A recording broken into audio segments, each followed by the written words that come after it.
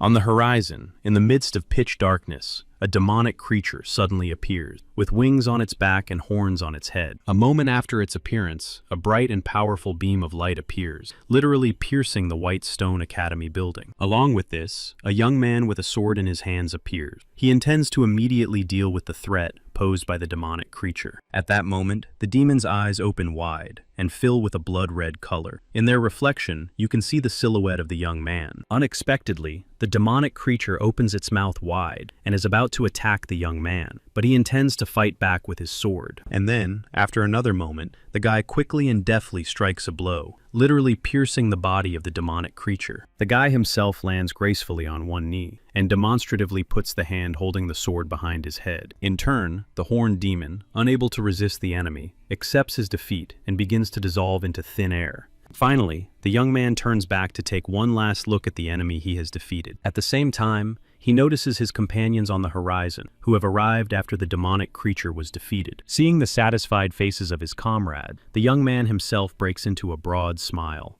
as if he cannot contain it. He remembers that he had to return to the academy, and that he never expected to make friends with everyone who has now come to celebrate his victory. Some time passes, and another rainy and cloudy day arrives. Raindrops envelop the academy and then run down its walls. The guy enters the academy with two girls and notices a fire burning in front of him, with someone else standing in it. On the other side of him stands a blonde guy who has taken certain measures to stop his guests. Standing confidently in front of the staircase, the blonde guy holds a dagger in his hand and says that the guys will not go any further. Remembering that the blonde guy is the protagonist, the dark-haired boy immediately grabs his sword. He knows the name of his opponent, Ed Rotetailor, and now he is heading towards him to begin the confrontation. Waving his sword in front of him, the boy shouts loudly that his name is Taylor McClure. Ed Rotetailor, in turn, continues to stand impassively by the stairwell, waiting for Taylor McClure's attack. Taylor McClure himself is increasingly filled with a thirst for revenge, and swings his sword again at the blonde boy. At that moment,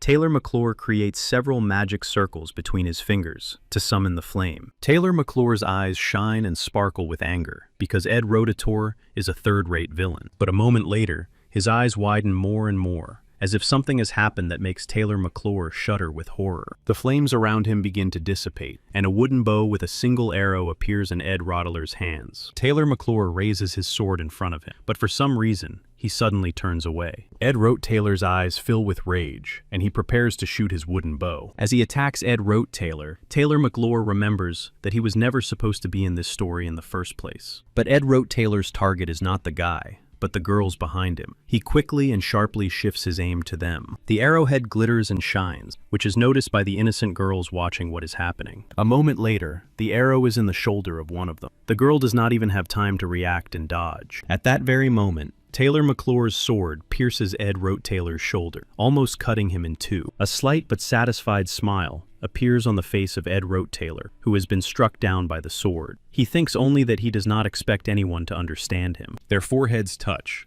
and the men find themselves face to face. Ed Rotetailor knows that what the protagonist cannot do, a third-rate villain can. At that moment, the outline of a demonic creature appears behind the unharmed girl, and the entire space around them is enveloped in dark energy. At the same time, two more girls suddenly appear from the blazing flames. One of them is dressed in a school uniform, while the other looks more like a nun. Along with everyone else, a young witch who wields the powers of lightning and thunderstorms also arrives. At that very moment, a huge black dragon appears under the cover of the night sky above the academy and begins to cast a dark spell. Meanwhile, blue-eyed, blonde-haired Ed Rotetailor realizes that at this moment, he simply must survive in order to achieve certain heights. The darkness thickens over the academy, and bright, blazing lightning flashes brightly in the night sky. By the way, Ed Rotetailor is the high-born son of a noble family. One day, sitting on his bed, he receives a letter, which he immediately reads. Leaning his forehead on his fingers, Ed Rotetailor reads that his own family has disowned him. He believes that life is mocking him. Ultimately, everything leads to Ed Rotetailor's belongings being packed up, and him being literally kicked out of the house. Everyone around him mocks him, and discusses how his family has disowned him, and, on top of that,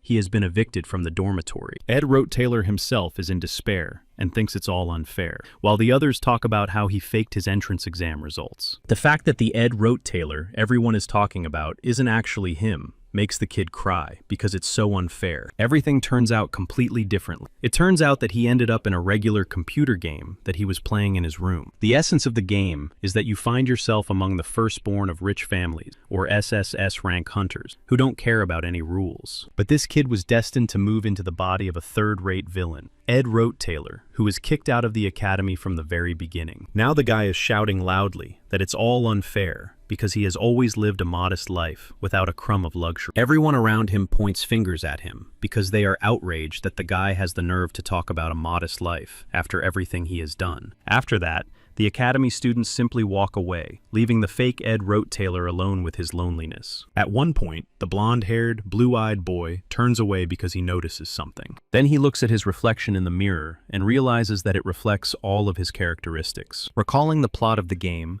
the boy realizes that Ed Taylor has always been a beaten and humiliated villain, whom he himself does not really remember. Suddenly, his memories become clear, and the boy remembers what actually happened to Ed Taylor. That same Ed Taylor, being old at the end of the game, ended up simply begging on the street like the lowest of the low. The fact that Ed Taylor survived the game at all makes the boy sink even deeper into despair and hopelessness. But then the guy collects his thoughts and confidently gets up from the bench. He realizes that he is not going to give up and will definitely get back on his feet. The academy from which he was expelled resembles a whole city surrounded on all sides by high hills. To the northeast of it is a wild forest. The guy goes there to escape the prying eyes of his classmates, but ends up getting lost. Tiredly closing his eyes, the guy remembers that Ed Taylor's renunciation of his family was a key turning point in the game's scenario. In the world of this game, the Sylvania Academy is extremely prestigious and has its own coat of arms. Recalling the territory of this huge academy, the guy also remembers that he has the knowledge he needs to succeed in life. Sorting through his thoughts, the guy begins to write the word graduate in the sand with a stick, because now that is his goal, so that he can live a luxurious and wealthy life later. His eyes light up with a bright blue glow, and he thinks about how he can pay for the semester in advance. But at the same time,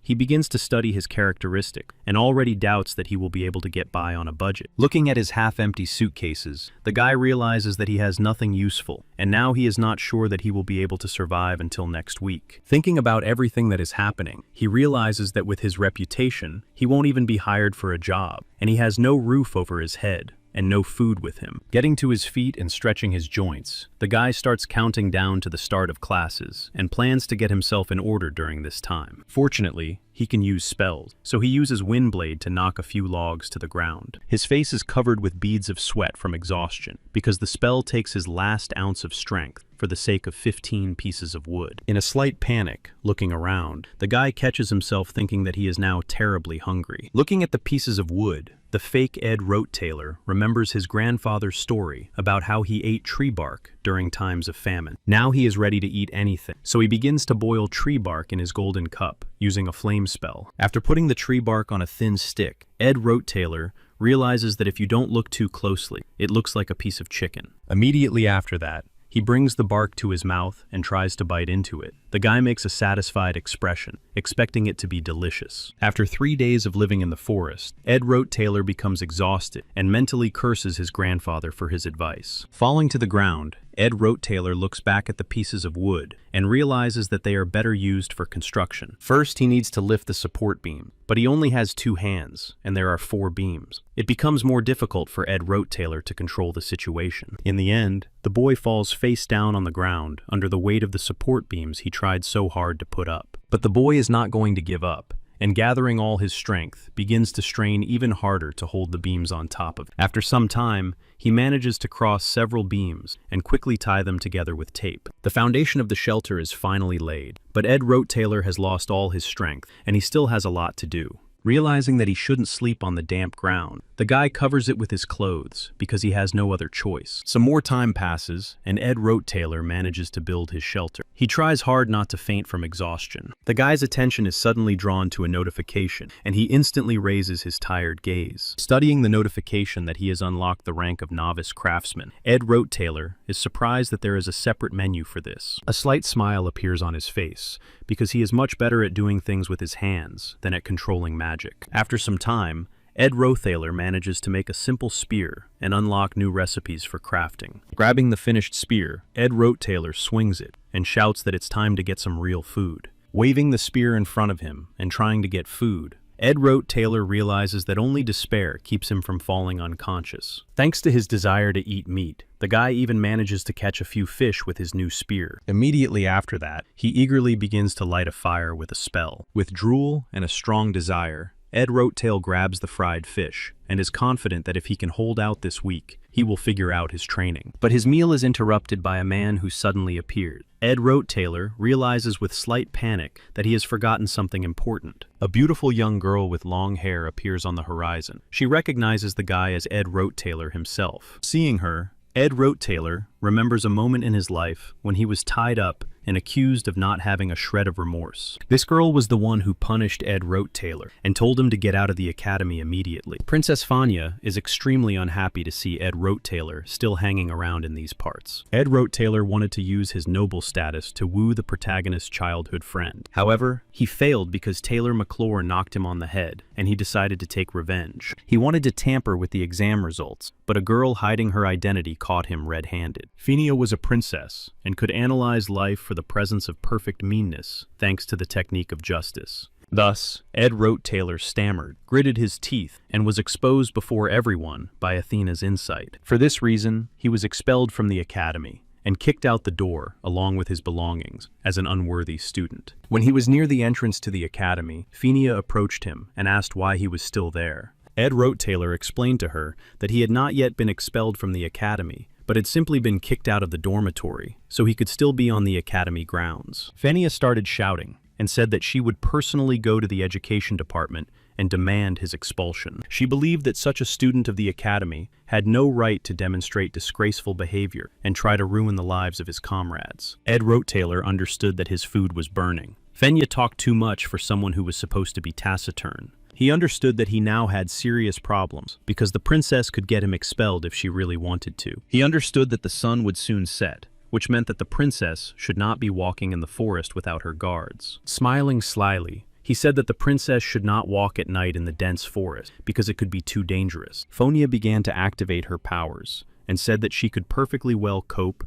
and stand up for herself on her own. However, to her great surprise, the young man knelt before her and said that he wanted to thank her for her attention. Using her insight technique, Fonia was surprised because there was not a hint of falsehood in the Rottweiler's words. The Rottweiler family was very influential because they exploited people and conducted various experiments in search of eternal life. However, in the eyes of the protagonists, this family had no right to exist and needed to be killed. At that moment, the system notified him that his fish had burned and was unfit for consumption. He understood that he was still alive, which meant he had to convince the princess that she was wrong without resorting to lies. Otherwise, he could really be expelled from the academy, and then his life would simply be over. He understood that he should have been expelled a week before the start of classes, so he didn't understand why the princess had come to the forest. Getting up from his knees, Ed Rothaler realized that since she had come without guards, she was simply taking a test to determine her class. This class placement test was created by Professor Glass and required finding magical beads hidden in the forest. Fonia understood that her former classmate simply wanted to resort to flattery and had not changed at all. However, to her surprise, Ed Rothaler approached her and said that without his help, she would not be able to cope and would not be admitted to Class A. The princess was confused, and he told her that she should not go to the river in the southeast of the forest. However, it was in that very place that there was a branchy tree that was the guardian tree of Merida. It was there, under the roots of the trees, that a small gift in the form of a single magic bead was hidden. Fonia decided to check, and indeed, when she reached the required place, she found the magic bead. Just 3 days ago, Ed Rothaler was nothing but a liar and a charlatan, and everyone knew it. However, after only 3 days, he had changed dramatically and began to behave differently. Fenia held the magic bead in her hands and thought that perhaps she had been wrong about him. Meanwhile, the class placement test had come to an end. The magic professor carefully examined his students and asked them to show the magic beads they had found. All the students happily began to show off various items, saying that they had worked very hard. However, this test required not only finding a magic bead, but also determining the examiner's intentions. The professor of magic understood that 3 magic beads with weak potential were needed for enrollment in the class. So one student who managed to find a magic bead with low potential was Zach. The second student to be enrolled in the required class with honors was Laura, who completed the task. Glass announced that the third student had found the secret bead with the highest magical potential. He said that this student would definitely become much better than everyone else, and pointed to Princess Phoenia. Meanwhile, Ed Rote-Taylor was trying to make a new fishing rod to catch fish because he wanted to eat. The primitive fishing rod was made from a stick cut from a branch, and thread was used as fishing line. The hook was a small nail. He understood that Princess Phoenia had been very perceptive since birth and could see right through the sophists. As he cast his fishing rod into the water, he realized that this was precisely why he had to tell the truth in order to keep his place. He knew that if she failed the exam and ended up in a worse class, she would simply become the Princess of Love. Therefore, she simply had to find the golden bead in order to be in the best class, Class A. It was then that the narrative could deviate from the original script, and the opportunity to change everything would arise. Ed Rote-Taylor understood that if he managed to avoid expulsion from the academy, all his knowledge would simply become useless. He understood that Phoenia was not always the best student, and would have to go through a lot of trials. At this point in the original story, Lucy Merrill was the best student in the school. Therefore, he understood that he had no right to remain the same without making any serious changes in his behavior. Thanks to her innate ability to see through things, the princess could always discover the truth, regardless of the situation. Therefore, she was surprised that Ed Rote-Taylor did not lie, and hinted that the magic beads were under the roots of the tree. Holding the magic bead in her hands, she understood that it was not really a gift. Ed Rote-Taylor could not understand why the princess was hiding her identity and had been condemned by the public. Just by looking at the bead, she realized that thanks to it, she could become the best student in school, but she did not accept the golden bead. This was because she wanted to do everything herself. She did not find this bead on her own, but simply followed instructions. He understood that Phoenia would still only follow the path she could walk herself, and would not dare to take the magic bead. Therefore, remembering the conversation about how she would not be able to cope without him, he realized that it was just a decoy. At the same time, it did not matter whether it was true or false, because the princess could easily determine that. Ed Rote-Taylor was sure that the princess had failed the test, but she wanted to prove him wrong and rub his nose in it. However, he really hadn't lied to her, which was precisely why she couldn't get into Class A. The princess couldn't do anything about it, so she promised herself that she would always keep an eye on her potential classmate. Meanwhile, Ed Rote-Taylor was delighted because, after a long time, he had managed to catch a beautiful big fish again. The sun began to rise above the mountains, and a beautiful dawn was approaching, heralding the beginning of a wonderful day. Ed Rote-Taylor ran quickly because he knew that in order to make it to class on time, he would have to rush to the academy early in the morning. He tried very hard to make it to class on time, so his morning run was very fast, and he even broke a sweat from running so fast. There were many students at the Sylvania Academy, and they were all walking around the square waiting for the start of the academic year. The professors greeted the students and were very happy about the opening of the new academic year. All the students whispered among themselves, and were surprised that Ed Rote-Taylor had the audacity to show up at the opening ceremony. However, he paid no attention to them and simply ate his steak calmly, observing all the rules of table manners. He understood that he simply had to make every effort to stay at this academy. He ate several plates because he hadn't eaten in a long time and was very hungry, so he tried not to pay attention to anyone. The students were surprised that Ed Rote-Taylor looked different and even ate with good manners. The female students decided not to pay any attention to him and went to the table where the best desserts were. One of the girls looked at the Rottweiler and thought about it because everything seemed strange. She did not understand how this could be possible because the person in front of her was indeed a completely different person. Our hero hurried, realizing that he had a long way to go to the academy. Today was the first day of classes and the beginning of the academic year at the Sylvania Academy. The rector of the academy announced that a new semester was beginning, and that he was very happy to see everyone who had honed their skills. However, on his very first day at the academy, he was summoned to the dean's office and almost expelled because of his misconduct during the preparatory period. The dean said that Phoenia had told him everything, and that he had decided to expel him, but he was willing to give him a chance. Ed Rote-Taylor understood that he couldn't stray from the original plot of the script, so he had to try hard. He understood that he would have to train a lot in order to acquire the skills necessary for survival. Ed Rote-Taylor knew that a bow was not the ideal training tool, but he had no other choice. However, he still had no other option, so he had to learn how to use a bow and not break the bowstring. Therefore, he adapted to making good quality arrows so that he could later cast magic spells on them. So after class, he always went to the forest and trained his skills as a swordsman and archer to become a professional. However, during one of his training sessions, he realized that one of the students was reading books under a tree. It was Yanika, who was a rework and was the best in the whole class, and possessed the abilities of a spiritual sorceress. At some point, she noticed that she was being watched, and decided to return to see if she was safe. Suddenly, she realized that the funny boy Mariel had told her about was standing in front of her. Yanika Phylover was very friendly and said that she was also a sophomore, so she suggested that they become friends. Seeing her companion's reaction, she realized that he did not expect her to already know about him, so she decided to try to befriend him. Then she explained that the mistress of the forest, who lived in the spirit tree, often talked to her and told her everything. Smiling, the girl replied that Mariel watched over the entire forest and knew everything about uninvited guests. Ed Taylor realized that he really was an uninvited guest because he had killed many animals and cut down many trees. Yanika Phylover asked her interlocutor not to worry about anything because in the animal world, they also often ate each other. Ed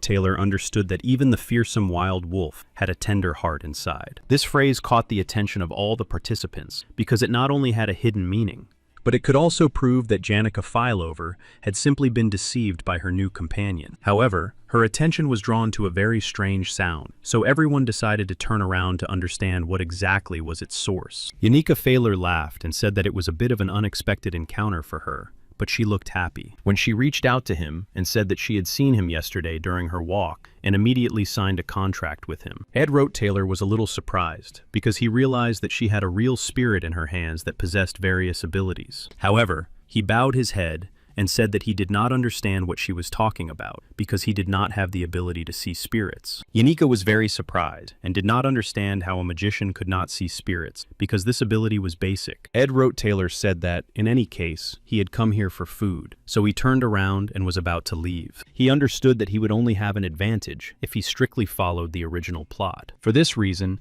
he understood that he should not get close to Janica, who was an important character, under any circumstance. The girl was left alone and sadly watched her companion, whom she never got to know, walk away. She remembered his phrase that even a fearsome wild wolf had a tender heart inside. Then she realized that Mariel was right, and that the guy was indeed very interesting. Activating her wolf spirit, she was curious how a person who could not see spirits knew this. Yanika Phylover was upset. She had turned to her new companion with all her heart, but he only replied curtly and left. On the other hand, she understood that they would still cross paths at the Academy of Magicians anyway. This meant that she would surely be able to learn much more about him, but just later. Therefore, she decided to simply follow him in order to gather as much information as possible. Ed Taylor continued on his way because he knew he lived very far from the academy. He understood that he had to get up very early and go to bed very late in order to make it to the academy on time. He also tried very hard and often stayed in the academy library to improve his mental skills. On his way home, he had to stop at the lake and wash his sweaty clothes. He also checked his supplies of wood, water, and food every day to make sure he would have dinner tomorrow. However, he was not worried about that at all, but rather that he was constantly being watched and felt like he was being followed every day.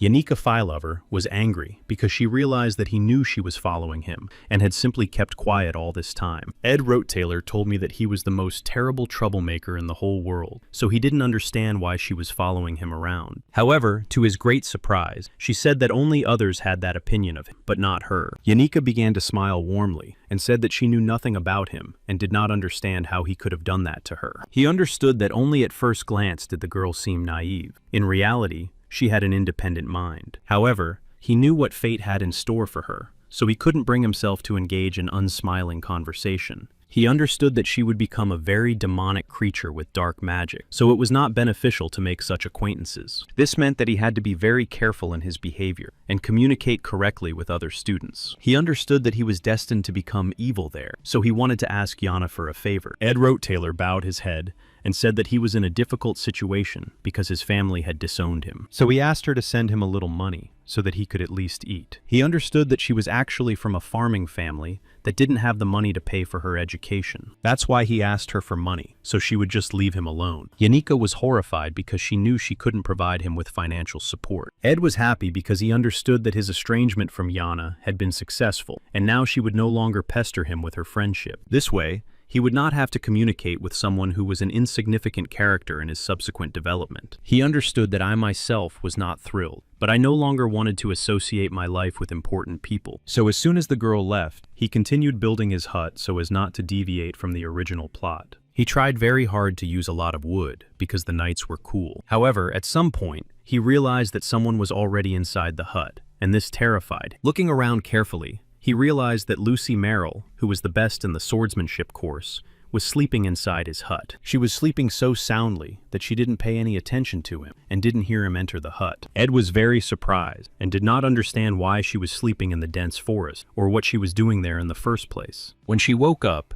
Lucy Merrill said that he was making a lot of noise and woke her up for no reason, which she did not like. Ed wrote Taylor was surprised that she was in his hut, but was unhappy with his presence. However, Lucy Merrill said that it wasn't him who was shouting, but the wolf, which was the size of a house and was standing behind him. Ed wrote Taylor was very surprised, and Lucy Merrill pointed behind him and said that the wolf was constantly saying something. Ed Rothaler turned around to see if there really was some kind of spiritual being behind him. Lucy Merrill said that the wolf kept saying that he had to save Janina at all costs. He realized that there really was a huge ghostly wolf behind him, which was a magical spirit. However, he found it strange that it asked him to save Janina from whatever might happen. So he pretended not to hear anything, then simply crouched down and tried to free his hut. He found it very strange that the spirit had decided to talk to him, because nothing like that had ever happened before. He understood that he hadn't seen Janina in a very long time, and was sure that he was done communicating with her. At one point, he even convinced himself that he had simply gotten rid of her and did not want to encounter her again. Looking at Lucy Merrill, he realized that she had fallen asleep in his hut again and did not understand why she was sleeping there. He began to yell at her to stop sleeping in his house,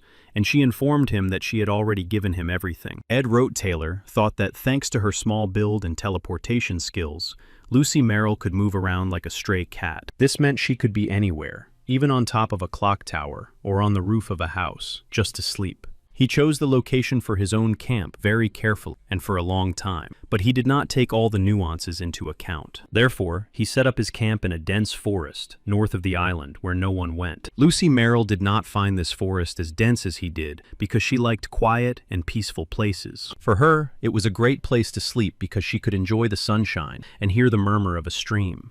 This meant that Ed wrote Taylor himself was to blame for setting up camp in such a place. So the next day, he realized that he urgently needed to come up with something and find a more secluded place to spend the night. He thought about mixing 5 or 6 magic spells to completely change Lucy Merrill's body. The system notified him of a new addition, and now he had access to a trap using a rope loop and a very elastic branch. Lucy sat down next to him and asked if she could have some dried meat because she was hungry too. Ed wrote Taylor was very angry because he realized that Lucy Merrill had already come to his camp twice and crossed all boundaries. He knew he had to come up with something quickly because he had seen many strategies and none of them had helped defeat Lucy Merrill. While he was thinking about it, Lucy Merrill simply took some dried meat and started eating without waiting for his permission. He realized that he needed to come up with something urgently to make her leave, and reminded her of the maids who might be looking for her. To his surprise, Lucy Merrill's face and color completely changed, after which she even stopped and thought. She said that she remembered something, that she had very urgent and important business, so she had to run. Then she simply said goodbye to him and teleported away very quickly. Ed wrote Taylor watched her leave and realized that there was an application in the settings book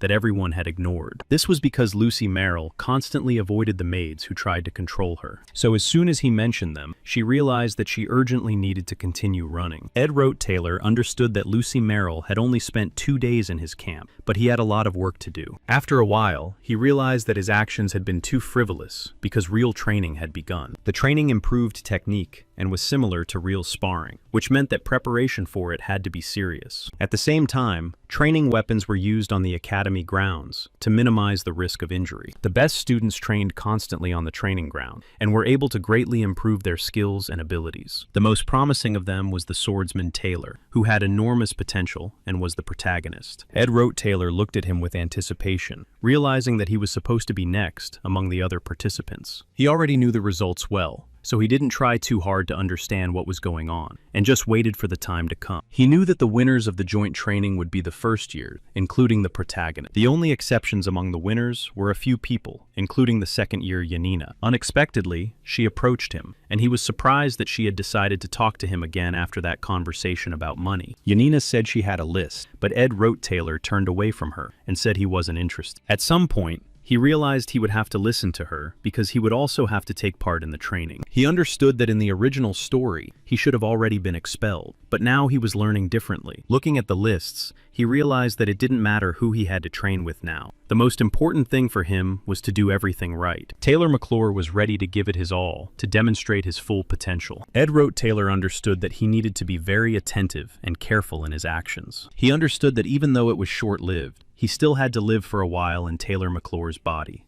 Ed Wrote Taylor lived through several storylines, and there was not a single one where Taylor existed without sweat and tears. He understood that he wanted to live this life for himself, but he couldn't stop worrying about Taylor. However, his attention was diverted because Lucy Merrill was urgently being called over the loudspeaker. Lucy Merrill was invited to come out to the arena for training. Ed Wrote Taylor didn't understand where she could have gone. In fact, as always, she was just sleeping in a secluded place, and she was told that she had to train first and then rest. It was better for Lucy Merrill, a freshman, to face Taylor at that moment. Taylor was the protagonist of this story, and he was also a natural swordsman, so everything had to go according to plan. He had never held a sword before, but with his first swing, he was able to attack Lucy Merrill's magic field. Lucy Merrill was very surprised because it was the first time anyone had managed to block her unblockable attack. Having caught her off guard, Taylor didn't want to waste any time and prepared for his next attack. In a fit of fear, Lucy Merrill simply began to attack him with electric lightning, not understanding what she was doing. Because of this,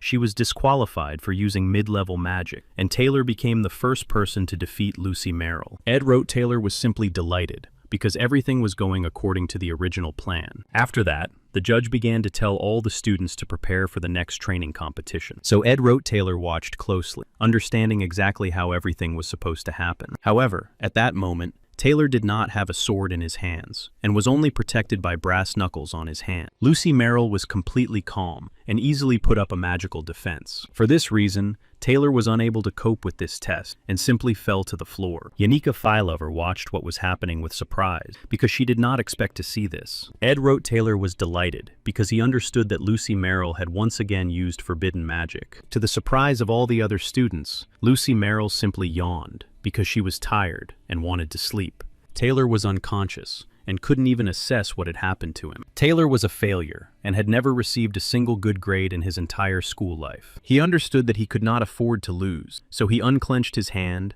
and grabbed his sword to try to attack. And while he was surrounded by bitter sympathy from the other students, he tried to get up. Ed Wrote Taylor understood that even in such a disgusting situation, Taylor did not lose face. He really did not lose hope, and really wanted to defeat the mage Lucy Merrill. Ed Wrote Taylor looked at him and believed in him. He knew that he would succeed and be able to win. At that moment, Taylor really began to run in order to attack his opponent with his sword. Lucy was very surprised because she was not ready for such a quick attack and was a little worried. Ed Wrote Taylor expected Lucy Merrill to attack him with lightning, but the blade stopped the ghostly spirit. The ghostly spirit wolf began to completely wrap itself around the sword blade to stop it. Taylor was confused and did not understand what was happening and how this was possible. A huge wolf with sharp teeth began to appear in front of him. The wind began to swirl into a huge tornado, and Taylor did not immediately understand what had happened. Ed Wrote Taylor was very surprised because everything did not go according to the scenario he remembered. So Taylor found himself pressed against the wall of one of the balconies present during the students' training. He looked closely at Lucy Merrill and realized that she had used wind magic instead of lightning. The judge immediately came out to the arena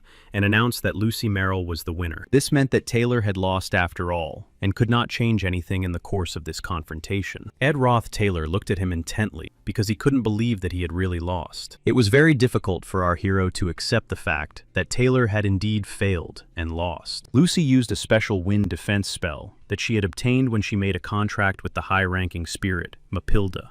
He understood that something had to be done, because in the original scenario, Lucy and Marilda did not interact at all. However, Lucy visited his camp and he needed to make a contract in order to become stronger. The examiner announced that the next participants would be Ed Taylor and the esteemed Princess Phonia Elias Clowell. The princess was already standing in front of him and talking about how he had caused her some trouble last time. However, Ed just ran past her and didn't listen at all because he understood that everything had gone completely differently from the script. The princess was very surprised and couldn't understand why her opponent had just run past her. Ed understood that Taylor had lost only because of him, because he wasn't supposed to be on the grounds of the Sylvania Academy in the first place. He wasn't sure that his actions made any sense now, so he decided to catch up with Taylor McLaughlin. Taylor was confused. He didn't understand why the participant who was expected in the arena had decided to run after him. Taylor began to shout at Taylor not to give up, not to be ashamed, and most importantly, not to give up and to continue his training. He shouted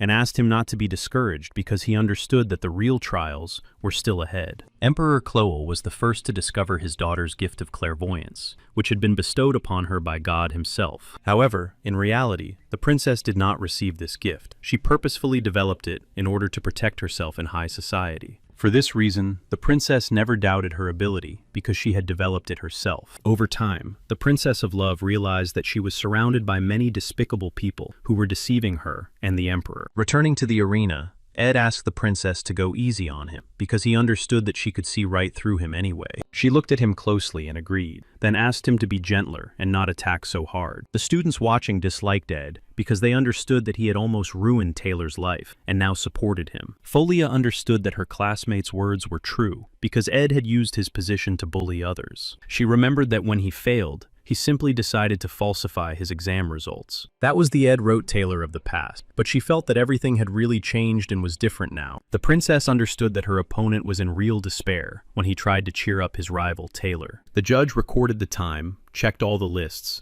and announced that the princess and Ed could begin their confrontation. Ed was surprised because instead of attacking, the princess said that it was really difficult for her to understand him. Preparing for the attack, she announced that this confrontation would put an end to their relationship once and for all. A large whirlwind of magical power headed directly toward Ed, who could use fire and wind magic. The princess looked her opponent straight in the eye because she was curious to know what he would choose as his defense. She wanted to cast aside all her feelings because she was really tired and wanted to throw the young man out of her heart. Her magical power hit the young gentleman directly, who offered no resistance. The quality of Taylor's attack sent him flying in the opposite direction, and he simply fell to the floor. He offered no resistance whatsoever, and did not even try to defend himself, simply announcing that he was surrendering. Folia couldn't believe what was happening, so she decided to clarify what exactly he had said and why he had decided to give up so easily. She looked him in the eyes and didn't understand why he hadn't blocked the attack, since he had clearly seen its trajectory. Those present began to laugh at him and say that even Taylor had actually lasted longer. Ed approached the princess and said that the confrontation had indeed been worthy and that he had learned a lot.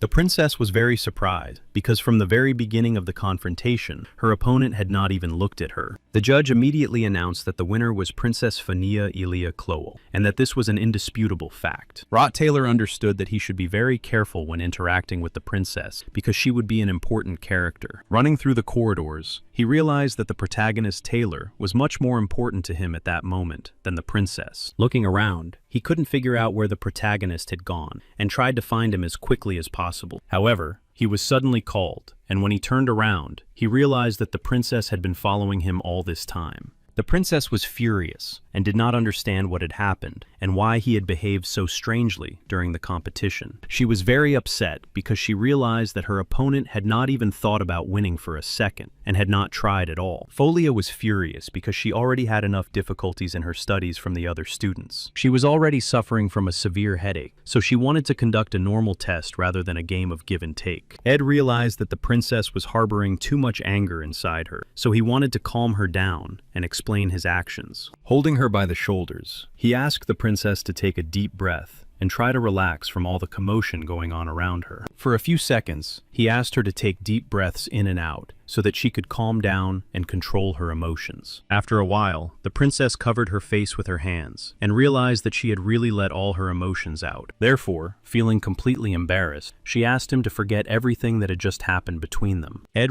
Taylor let her go and wanted to leave because he really had more important things to do. The princess apologized to him, saying that her behavior was due to the fact that she had spent a long time in the palace. She decided that Ed had destroyed all ties with his family because he had learned about their terrible secret. She also suggested that he had been tormenting Taylor because he needed a reason to disown him. He understood that she was absolutely right, but he had to open this Pandora's box much later, so he pretended not to understand. Phineas was furious and didn't understand why he had encouraged a person who had almost been expelled because of him. Ed wanted to end the conversation as quickly as possible, so he said that he was just hoping that people would start to see him differently. He understood that Phineas' ability to see through people could easily detect lies, but he just kept lying. The princess was completely sure that she was being deceived, but she couldn't do anything about it. Rage completely enveloped her body, and she could no longer control her anger. At some point, she realized that she really had no evidence to the contrary, so she simply let Ed go. The princess understood that he had already pierced a hole in the door with his gaze, and said that she would no longer distract him from his important business. Ed thanked her kindly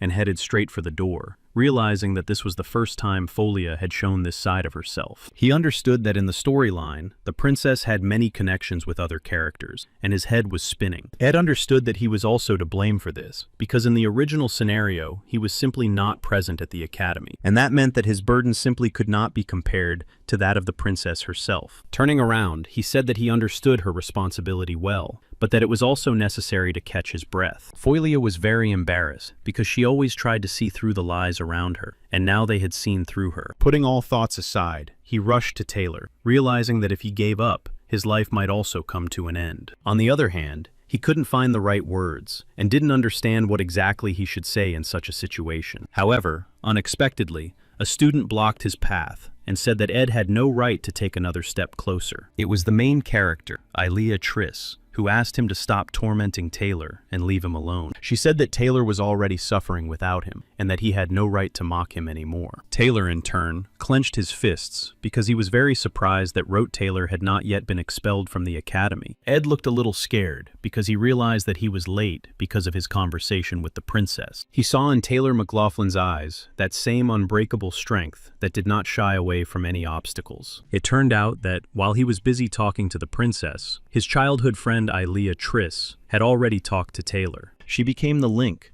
and supported her childhood friend so that he would not get discouraged and continue training. However, Taylor could not understand why Ed had come here and what exactly he needed from him. Ed understood that he had indeed gone through a lot of hardship with Taylor and had always continued to root for him and worry about him. So he turned away and said that he wasn't playing any games and wanted to be more honest with him. In the previous storyline, he had simply shifted all his duties and responsibility for what was happening onto Taylor, which had broken him. However, now everything had to be different, and he was glad that everything was really okay with Taylor, with whom they had gone through fire and water. He simply didn't need anything more, so he turned around and decided to leave the room, so as not to take part in this. Taylor and Ilea were confused, and didn't understand what Ed Rothweiler was trying to demonstrate with this gesture. They stared at his back, and didn't understand why he was acting so strangely, as if he were trying to play the tough guy. Ed felt something strange, and decided to turn around to understand what exactly had caused these feelings in him. The entire space began to glow with a fiery light that emanated directly from the hall where the arena was located. In the original story, everyone would have seen this event because they were still inside the building. It was on this scale that the Battle of the Golden Child, Loratel, took place, who did not spare her strength at all. The confrontation was very difficult, and simply amazed with its scale, techniques, and tricks. This was because her opponent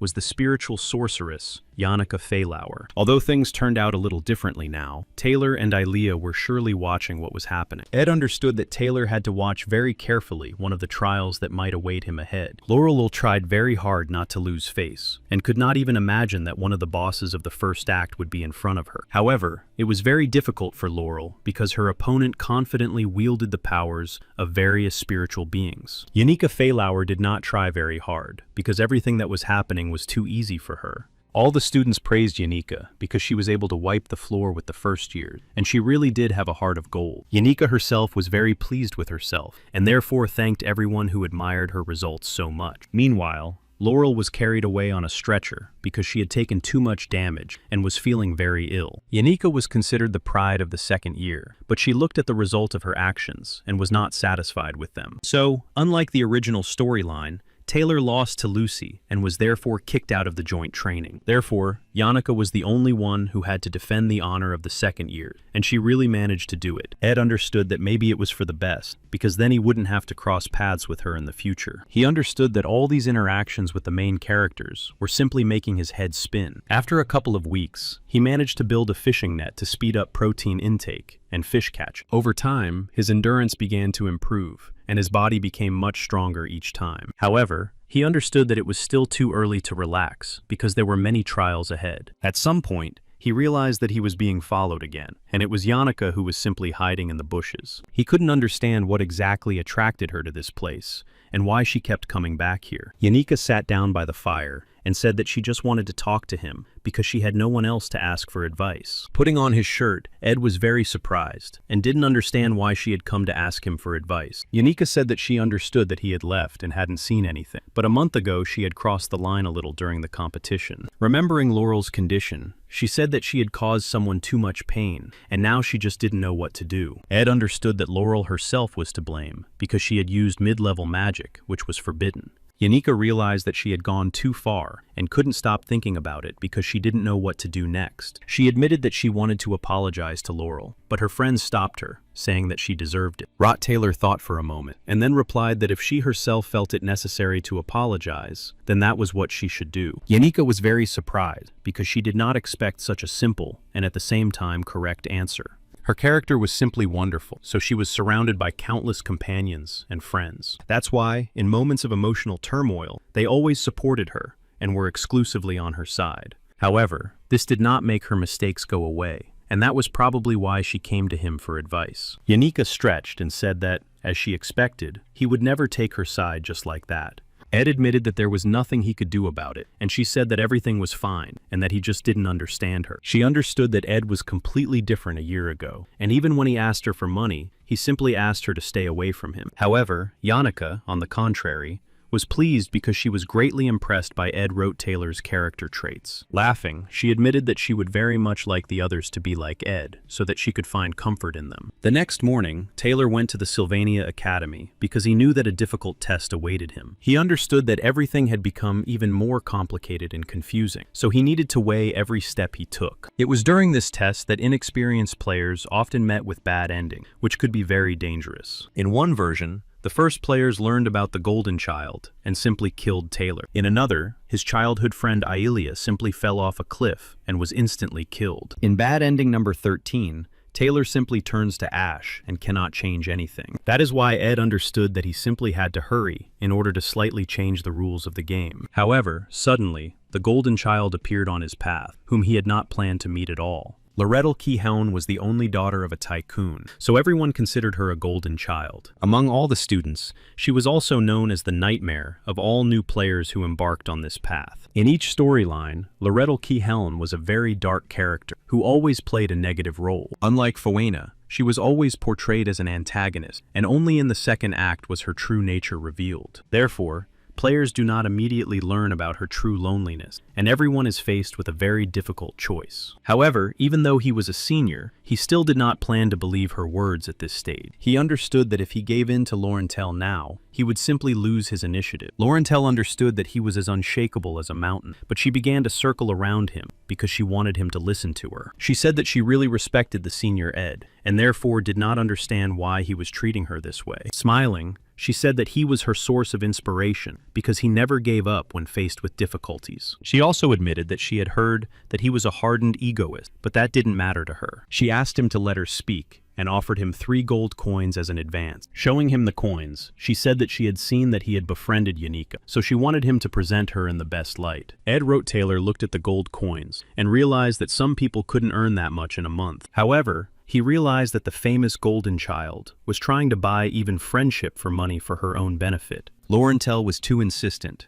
and put the coins in his pocket so that he would not be shy and take his advance payment. He understood that it was she who, according to the plot, had to fight Princess Foenia for the right to rule the academy. This meant it would be much quicker for him to make allies, so he held out his hand and offered to shake hers. Laurentil realized that her plan had succeeded, and happily held out her hand to seal the agreement with a handshake. Ed understood that a fleeting period of poverty was enough to completely break the golden child's spirit. It was people like this who would easily sell their families and friends for a handful of coins. Ed knew very well that it was too easy and simple to manipulate those who were in a state of despair, so he simply handed her back the 3 gold coins with a handshake because he didn't want to start by groveling. Laurentil clutched the coins in her hands and said that he was indeed a very interesting person. Rot Taylor understood that if he took this huge amount of money, his life could become easier. However, he was even afraid to imagine what might await him if he got involved in this adventure with Yannicka. The fact that Ed had rejected her so sharply did not offend Laurentil Cahelm at all. She was a true businesswoman and always skillfully weighed the pros and cons, so she went to Yannicka that night. Yannicka looked closely at Laurentil and said that it was very unusual for her to see Laurentil with her hair down. In fact, Lauren's mind was ablaze with the idea of recruiting Yannicka Feelover to her side. Lauren understood that many people were criticizing her because she had used a forbidden mid-level spell during training. She looked Yannicka in the eyes and said that she understood that too much time had passed, but she wanted to apologize for her actions. While treating her wounds, she said that Yannicka shouldn't worry about her because everything would soon be over.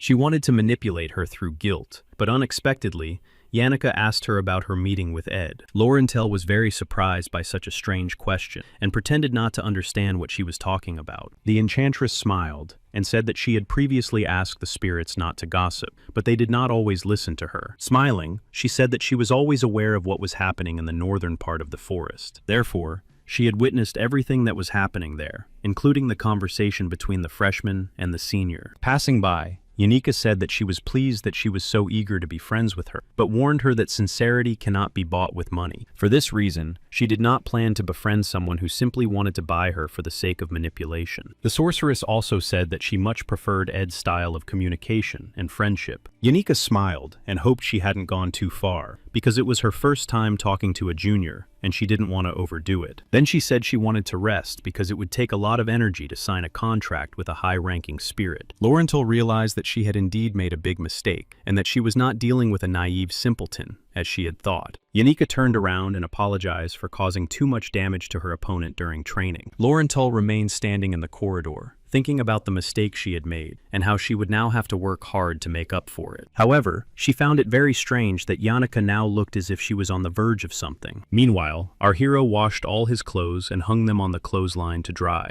One of the maids decided to visit him and couldn't understand why the laundry smelled so bad, so she immediately began to take down all the laundry to wash it again. And Ed didn't understand what was going on because he had just hung it all up. Looking around, he tried to figure out who else was there and what had happened. Belmaya was the senior maid of the Ophelia dormitory, which was the best dormitory in all of Sylvania. It was Belle who had literally thrown him out of the dormitory by the scruff of his neck. Belle looked around carefully because Mrs. Yannicka had told her where Rot Taylor had settled. Looking at everything with contempt, she said she was a little surprised that he had settled in such a strange place in the deep forest. After thinking for a moment, she said she was very glad that he had managed to settle down, even in such a strange place. The maids of the most luxurious building, a Phyllis, were the elite and performed all their household duties impossibly well. Therefore, Ed did not listen to her at all, because his eyes were fixed on the basket that might contain the finest delicacies and treats. He was even a little curious about what role Belle Maya might play in the current storyline. Belle said that she didn't care how he had changed, and that he could continue to be rude to her as he had been before. Ed smiled and said that he couldn't allow himself to be rude to a maid who worked hard and didn't spare herself. He understood that she had a magic basket in her hand, and he really wanted to befriend this secondary character. It was Belle Maya who told him in great detail about the berries, mushrooms,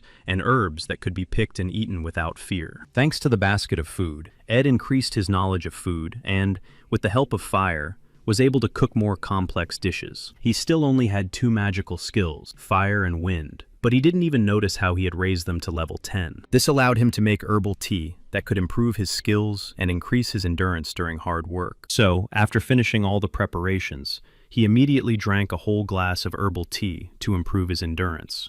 To his great surprise, he had already managed to finish all his chores and prepare the firewood, and the sun had not yet set. Inhaling the vapors of the freshly brewed tea, he realized that everything was not so bad after all, which meant he had nothing to complain about. However, he suddenly saw something in the sky that began to glow brightly and fall rapidly. Everything around him began to collapse from the force of the impact, and nothing remained of the perfectly constructed camp. Ed Rottweiler was confused and couldn't understand what had happened and what to do about it. He was very upset and realized that his camp had been completely destroyed, and now he would have to do something about it. To his great surprise, he saw Lucy sitting in the crater that had formed and saying that she had almost hurt herself. Ed looked closely at Lucy and didn't understand what had happened and why she had completely destroyed all his work. He didn't understand who could possibly oppose the most powerful mage in the world and was surprised when she said it was Belle Maya. Lucy explained that she had planned to skip class as usual because she wanted to sleep, but she ran into the best maid. She realized that the maid looked even more ferocious than usual, so she had no choice but to teleport away. Ed looked around and realized that everything around him was completely destroyed and could not be easily repaired. He was very angry at Lucy and Belle Maya, who wanted to give her a real beating. Lucy decided to ask if he had any beef jerky, and Ed replied that she had actually destroyed everything. Realizing that he had managed to hit her in the head, he didn't understand why she hadn't used a protective spell. Lucy was indeed in a lot of pain, and said that she had no mana left and couldn't use magic yet. However, she was confused because she looked at the student and saw that his face was changing dramatically. Rottweiler was delighted that the great mage was defenseless and decided to give her a few slaps for destroying his house. He understood that he would need a stronger house, which meant it should be built from solid wood. He went to the library to learn how to properly process wood. However, he became so engrossed in reading that he did not even notice how time had flown by, and the library was about to close. First-year student Elka Islin informed him that the library was closing, and, seeing his efforts, admitted that he motivated her to study. Looking at the student, he realized that she was begging him to give her his name in response to her introduction. Ed understood how things could turn out, but still decided to introduce himself because he realized that the student would not leave. Hearing the student's name, the girl immediately remembered that this young man had a very bad reputation and rumors. However, to his great surprise, she began to say that she was very surprised because he had devoured many books in one evening. Elka began to smile broadly and said that most likely the rumors simply could not be trusted. Ed understood that he knew one person with the same genuine sincerity that flattered him. Elka said that she would keep her fingers crossed for him and believed that he would be able to change his reputation. After that, Elka waved to him and said that she would tidy up the library a little and then go to the dormitory. Suddenly, something started to happen, and the entire library building began to shake violently, as if there had been a real earthquake. Elka was very surprised and could not understand what had happened, and tried to assess the situation. The books could no longer stay on the shelves, and began to fall rapidly, completely covering the floor and the students. Thus began the final chapter, the battle with Glasskin, which was the beginning of hell in all the storyline. Thanks to the efforts of Taylor and his friend, they managed to gather all the students in a temporary camp fairly quickly. About 2 hours had passed since the unexpected incident, and everyone was discussing what could have happened. After carefully examining the open portal, they realized that it was marked with the runes of the most powerful spirit of darkness, Glasskin. Phonia thoroughly analyzed the current situation and realized that only one person could have summoned a spirit of this level. She understood that they would most likely have to face a second-year honor student who had succumbed to the influence of the dark spirit, Yanika. All the students understood that they had very little time, and if Ilika was right, the barrier would not hold for long. Taylor McClure said that they should immediately contact the student center to request help. Captain Clare of the Royal Guard said that they would have to decide everything on their own, because the director was not at the academy at the moment. Then they realized that they should join forces to defeat the high-ranking spirit. The sullen Clebius Nortondale was a freshman and was against it because he was very scared. His concerns were related to the fact that, to begin with, they would have to deal with the low-ranking monsters that Yannicka had summoned. Along with Yannicka was the high-ranking spirit of darkness, the Losfer, who was a very strong and dangerous spirit. However, there was another high-ranking angry spirit of fire, Tarkin, who possessed enormous destructive power. Clebius did not want to take part in all this because he understood that they would all simply be killed. The disciples were confused because they understood that Yanika was very strong, but she couldn't do all this on her own. Then they suggested that it was most likely the work of Velisfer, with Yannika acting only as a conduit for his powers. This was because the spirits of darkness were natural enemies of the spirit summoner. Therefore, Yanika herself most likely fell into the trap of the demons, but this was also too strange. However, no one could understand how Yanika managed to subdue Velosphere, and it remained unknown to everyone. After preliminary discussions, all the students understood that at this point, only one person could make a decision. Therefore, everyone turned their attention to Princess Fenya,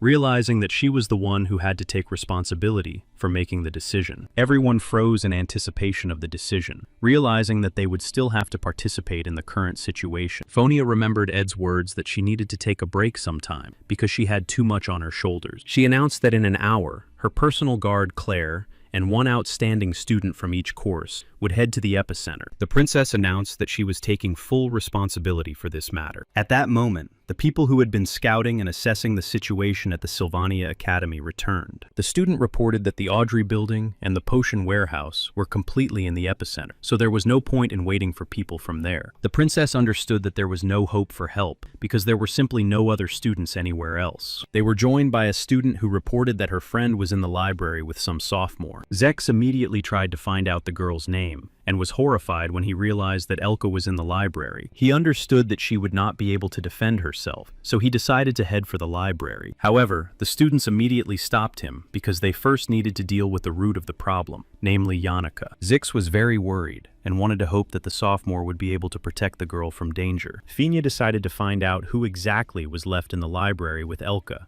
to see if they needed help. Zykes was very impatient and immediately began to question the freshman, realizing that she was clearly not telling him everything. However, when he heard that Ed Rote-Taylor was in the library, his anger filled his body even more. The student apologized and said that she didn't want to have anything to do with Ed, so she dumped everything on Elka. All the students were confused because they understood that Rote-Taylor had a very bad reputation. They themselves were not thrilled that such a person was alone in the library with Elka. The princess tried to bring Zex to his senses because she understood that they really needed him in the current situation. Fonia and Loratel tried to stop Zix because he was a very powerful mage and they would not be able to cope without him. The princess looked Zex in the eyes and asked him to just believe in Ed Rote-Taylor and that he had changed. Meanwhile, the magical field began to change, and everything around was enveloped in dark energy, emanating from the portal. All the students froze, because they realized they had never seen anything like this before, and couldn't understand what to do in such a situation. Laurentel and Fonia also stopped because they didn't understand how Yannicka could have pulled this off. Zex also stopped because he was trying to calm down and assess the situation. He couldn't wait any longer, so he pushed everyone away and immediately headed for the library to save Elka. The first-level demons began to actively penetrate the space in order to carry out their mission. Zix easily passed through the first-level monsters, attacking them because he was worried that Ed might harm Elka. He was furious and knew that he would be crushed to dust if anything happened to Elka. Zix's life had been very difficult, and he was better known among people as the Grass Spear. His journey began in the pastures of a lawless land that even the Empire could not subdue. It was in this land that one always had to be careful, because one could lose one's life at any moment. Zix came from this very region, and at the age of 18, he was completely on his own. At that time, he did not yet know how to earn money, but he already knew how to obtain supplies from dead animals along the way. All the inhabitants looked at the young Zix and understood that he was the offspring of barbarians, so they tried not to communicate with him. Unexpectedly,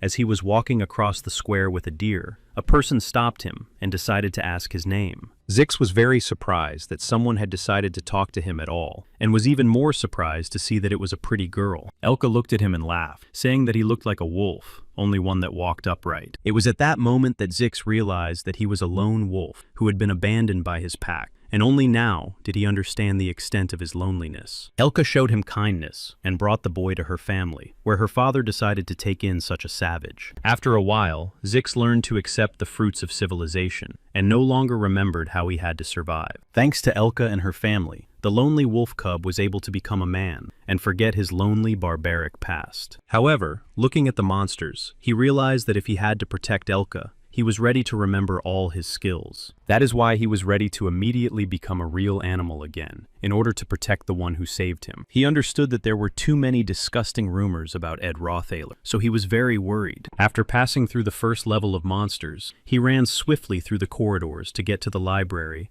as quickly as possible. The Sylvania Academy library was enormous, so Zex tried to move very quickly. Rushing through the corridors, he suddenly saw Ed Taylor, who had been injured and was sitting on the floor in the corridor. Zex grabbed him and started shouting, asking where Elka was, what he had done to her, and, most importantly, what condition she was in. Learning that Elka was in the reading room on the 3rd floor, Zex threw Ed aside and immediately headed there. Reaching the reading room on the 3rd floor, he immediately opened the door and began searching for the first-year student. Elka was lying on the floor, sleeping peacefully, her legs covered with a sophomore's jacket. Zix made sure that she was just asleep and was immediately relieved to know that she was safe. However, looking around, he was very surprised because the bookcases stood around Elka like a barricade. He noticed that the windows were tightly curtained so that evil spirits could not see inside. Nearby was a note saying that she should not worry or scream so as not to attract the attention of evil spirits. Zix put all the pieces together and realized that someone had taken great care to ensure Elka's safety and had put a lot of effort into it. Examining the jacket she was covered with, he realized that there were traces of blood on it that did not belong to Elka. Then he realized that it was most likely Ed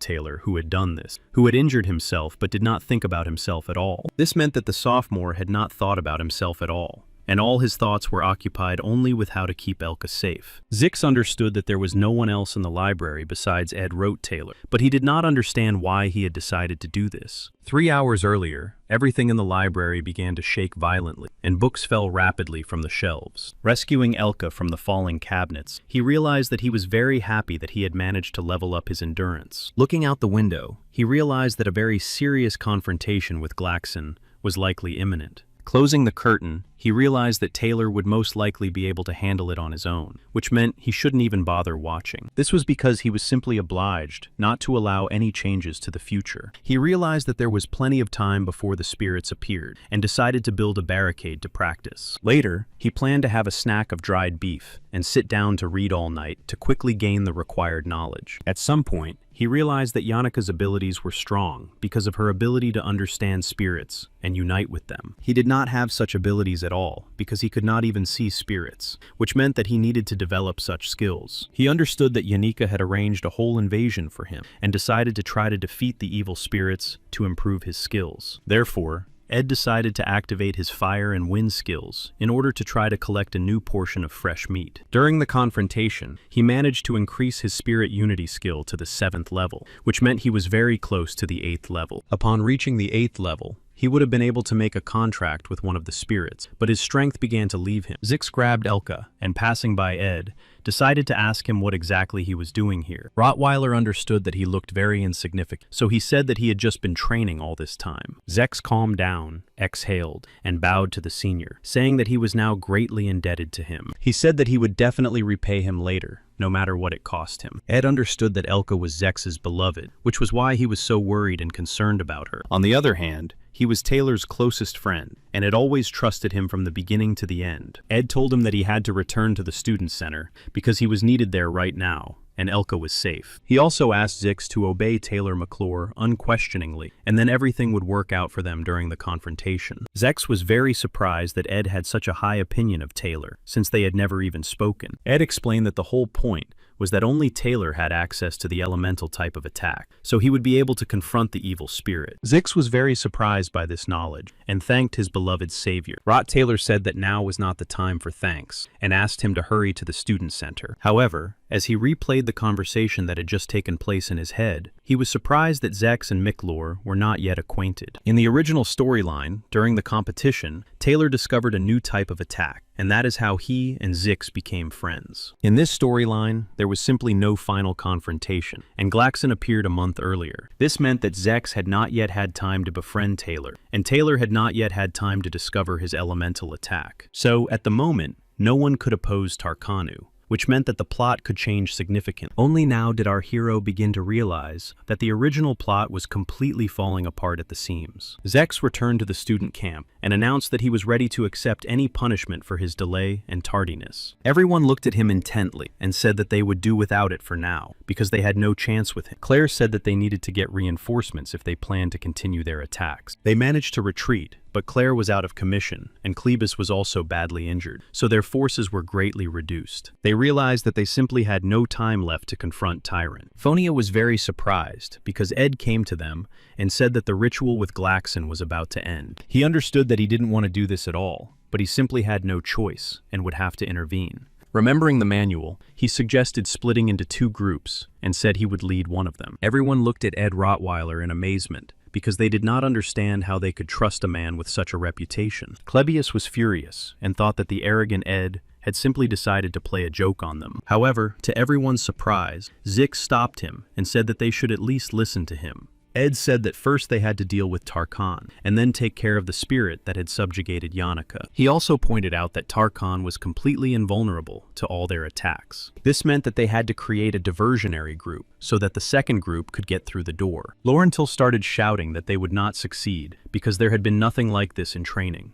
And if the first group failed, the second group would have to deal with 2 powerful spirits at once. Ed calmly replied that they should only worry about the risks when there were other options. Zik sided with Ed and said that all they had to do was decide who to assign to the diversion group. Laurentil understood that, in other words, they had to choose those who were most likely to lose their lives. Taylor raised his hand and announced that he was ready to lead the first group to provide assistance. Ed refused and said that they weren't choosing sheep for slaughter, so he would be needed in the group opposing Yannicka. He said that the groups didn't have to be equal, and that Lorettel and Klebius would be enough to distract Tyrant. The students were horrified and began to say that they would simply refuse because they didn't want to take part in all this. Klebius was terrified because he realized that he would have to be on the same team as Ed Rottweiler, which was simply impossible. Ed realized that they simply did not have time for argument, and suddenly he heard the voice of Princess Foena. She said that she still did not understand his intentions, but she did not see any flaws in his plan. So as the Princess of the Empire, she gave the order. The first group was to consist of Taylor, Zix, Alvira, Ilea, and herself, in order to deal with Yannicka. The second group was to consist of Rottweiler, Klebius, and Loretel,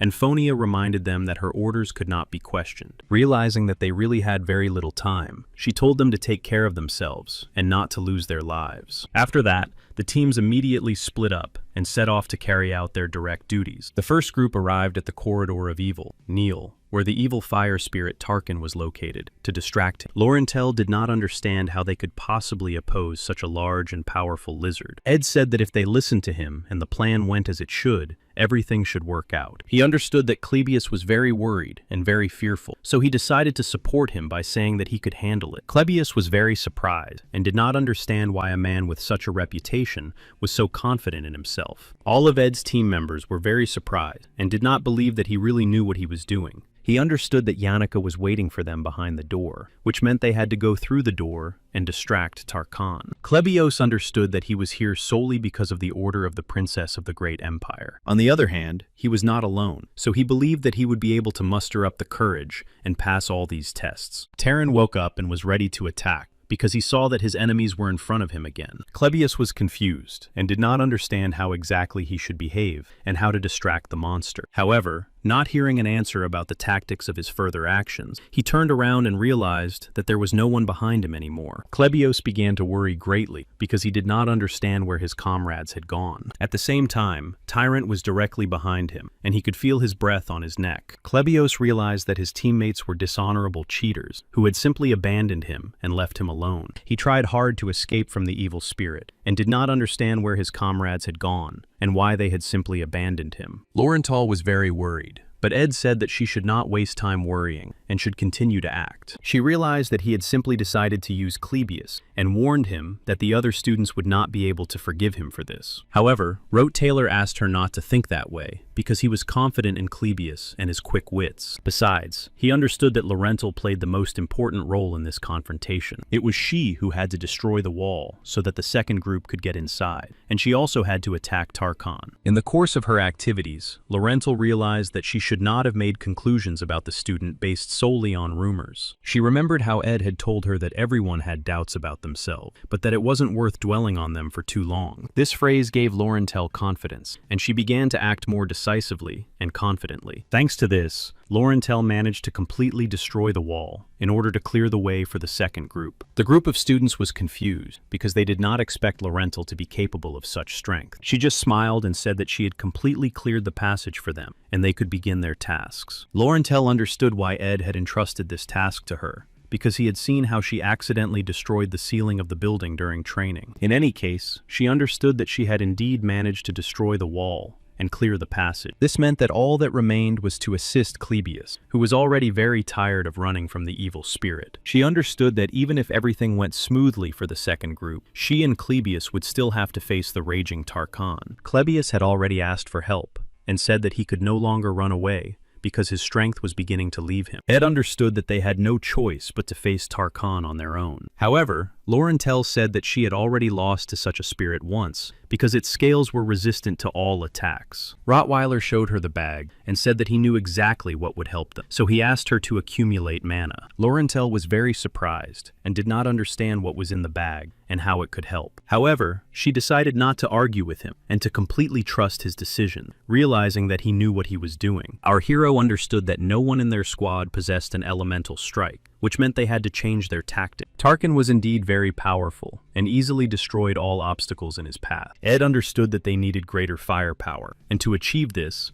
a number of additional conditions had to be met. Therefore, he actively began to recall the guide to the story branches to understand exactly how to proceed. To begin with, he found Lucy, who was sleeping quietly and peacefully on the floor like a regular street cat. Since he had already gone through all the additional branches too many times, he easily found Lucy sleeping on the roof of the Oval building. This turning point was related to the fact that Lucy accidentally destroyed Ed's camp and was now sleeping on the roof of one of the buildings. She ran away only because Belle looked very angry, and she didn't want to meet her. Lucy smelled dried beef, which immediately woke her up, and she looked around with interest. Rottweiler showed her that he had a lot of her favorite beef in his bag. He immediately stuffed all the beef he had into her mouth, so that she could quickly regain her strength. Then he turned Lucy around and told her that her new target was the fiery lizard on the opposite side. He wasn't sure he could throw Lucy exactly where he wanted, but he had no other options. During the flight, Lucy tried hard to chew the meat, but did not understand what had happened. As she approached the enemy, she realized that Ed had awakened her and fed her so that she could confront the evil spirit. Realizing during the flight what she had to do, she understood that Ed had treated her like a real jerk. Rottweiler stood on the balcony and watched closely to understand his next steps. Lucy activated her highest level of electrokinesis to use the heavenly punishment technique. The attack was very powerful and had enormous destructive force and great potential. Loretto quickly built a protective sphere to try to protect herself and Calebius. The destructive wave spread rapidly around them, and Ed grabbed the railing to keep himself in place. He understood that in a sense, this was a decisive moment, because Tarkan was a high-ranking evil spirit. Thanks to Lucy's attack, Tarkan was electrically charged, and now his protective field was disrupted. Ed understood that now he could earn a lot of experience points for his attack, and he didn't want to miss this opportunity. Yanika remembered how much her mother loved her, and was always proud of her successes and believed in her. All the students wanted to be friends with her because she had such a wonderful personality. Many considered her the most outstanding representative of the second year, but now she was alone with her spirits and demons. The best students from all courses and departments, who had previously wanted to be friends with her, were now against her. Under the control of the evil spirit, she remembered that she had to smile because she had always been polite before. The evil spirit completely controlled Yannika's power and used her as his personal puppet. Yanika herself was a hostage to the situation, and she did not want it to happen this way at all. The students understood that the confrontation would be too difficult and thought about how to destroy the connection between the spirit and the sophomore. Ed understood that everything had already begun in Noel's Hall, and that by dawn, everything should have come to an end. Fortunately, he also did not plan to waste time, and wanted to collect as many coveted skill development points as possible. Returning to the students in his group, he asked Laurentel to give a full report on the current situation. She explained that she had already spent all her mana, and that at the moment, all hope rested solely on Calebius. Lucy had also used up almost all of her strength, so she set up a protective field and went to sleep. However, to her great surprise, Ed announced that he would now act on his own, because he understood what needed to be done. Seeing Calebius, they both realized that they shouldn't place too much hope in him because he was already ready to give up. Ed told Laurentel that he trusted her with his life and asked her to protect him from the monster's attacks. She was very surprised because he said such things so easily while blindly surrendering himself to fate. Rottweiler turned around and told her that she had misunderstood him completely. He was not surrendering himself to fate, but investing in it. Laurentel was simply delighted and said that she would gladly repay him and protect him from the attacks of the fire-breathing Tarkin. Calabius shouted that he simply couldn't take it anymore, and Ed wrote Taylor confidently took his place under Laurentel's protection. Tarkin was furious because he really didn't like being constantly disturbed and wanted to end everything as quickly as possible, so he flew rapidly towards the next student who was heading in his direction. Ed activated his wind magic and realized that it was still too early and he needed to get closer. Suddenly, he heard Calabius scream as he looked at a huge red hand and didn't understand what it was. Ed realized that it was Glaskin's right hand, which meant that Taylor's squad was already close to victory. He understood that this was very good news, but the timing was not right at all. Tarkin paid no attention to what was happening and continued to form his magical attack. But Ed was happy to see that the dragon's attack was stopped by a large ice rock. This meant that even in such a critical situation, Laurentel simply did not allow any mistakes. While Tarkin was confused by Laurentel's clear and quick actions, Ed began to read the spell. He had used it many times before, and it was thanks to the wind blade that he managed to sever the evil spirit's head. That was how he managed to deliver the decisive blow, and the powerful evil spirit Tarkin was completely defeated. The system immediately notified that the young master had greatly improved his skills and could now enter into a contract with a spiritual being. Meanwhile, the demonic creature's right hand had already completely penetrated this world. Taylor actively resisted the demonic spirit and managed to completely destroy it. During the confrontation, he worked very hard, and his hair even changed color, turning him into a real swordsman. Looking around, everyone realized that the confrontation was indeed coming to its logical conclusion. At dawn, the entire student council gathered under a tree to discuss everything that had happened. Laurentel was surprised by Ed's calmness, who was one step away from eternal sleep but looked very calm. Laurentel Cahome was delighted with his heroism and reached out to him to try to make friends. Ed was a little surprised and reached out to her, saying that he was a little confused by the strangeness of her behavior. Looking at his hand, he realized that she had managed to give him the 3 gold coins he had refused to take earlier. She laughed, realizing that he simply hadn't expected this, and told him that now he owed her a favor. Laurentel smiled and said that they would definitely see each other again, because this was not the end of the story. After her, the swordsman Taylor approached him and said that he continued to despise him for reasons known to everyone. Ed looked at him closely because he realized that he had planned to avoid the main characters, but everything had not gone according to plan. Unexpectedly, Taylor bowed before him and said that he would still be indebted to him and thanked him for his help. Calabius was horrified and couldn't understand why everyone was so grateful to such a terrible person. However, to his great surprise, the rest of the group asked Calabius to just be quiet. The princess said that Rotilar had indeed done a lot for them, and that she could personally recommend him. Ed said he didn't want to be praised because Lucy and Taylor had made a big contribution. Alvira began to sneer, not understanding why Ed had decided to suck up so much, since everyone knew it was his plan. However, Zix stopped her and said she should show more respect to the senior student. Ed smiled because he understood that he didn't want to influence the original script, but now he saw them all together, and his heart felt warm. This was because he had watched each of their life paths countless times. Taylor grew stronger after each trial,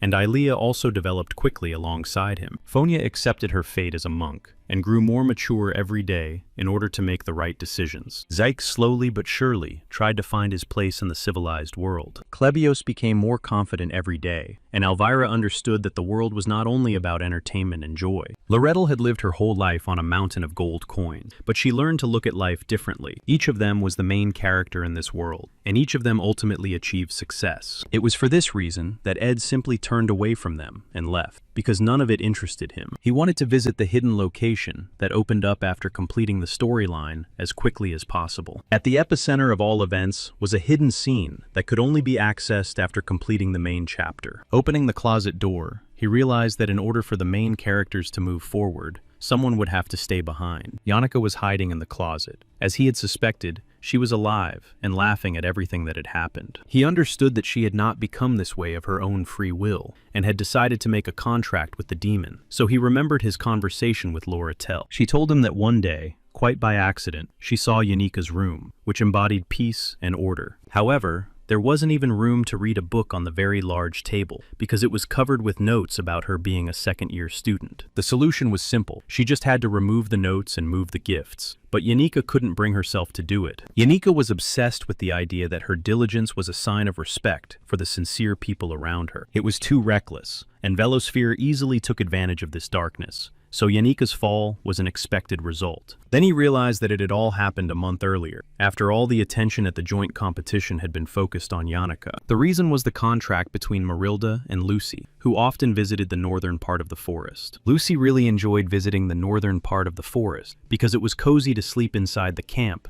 that had been built there. The camp was set up by the character who was supposed to leave the academy at the beginning of the first act. Yanika said that the closet was very cozy, and she was upset that everyone had forgotten about her because of all the commotion. She admitted that she was ready to burst into tears right then and there, because she realized that all her popularity had completely disappeared. Rottweiler looked at her and thought about what he should do in this situation. Then he remembered the request of the wolf spirit, who asked him to save Yanika at any cost. He understood that he was the only one who behaved impartially, and therefore Yanika could rely solely on him. Yanika failed, and in her haste to sign the contract, became easy prey for the evil spirits who completely destroyed the building. Therefore, she studied magic every day until late at night, so as not to let anyone down and to be the best. She always smiled at everyone who supported her, but deep down, it was very hard and difficult for her. Even in such a difficult moment of failure, Yanika tried not to show her feelings and smiled sweetly. Ed didn't know how much his words could help her, but he still told her that she had done a great job. He understood that the main characters, whom everyone had begun to love and praise, had taken the stage. Only he knew that it was very dark and quiet behind the scene, so he came to Yanika to support her. Yanika said nothing more, and did not smile because tears began to flow from her eyes, filling the void. Rottweiler understood that he had seen the end of the first act countless times, but he had never seen anything like this before. However,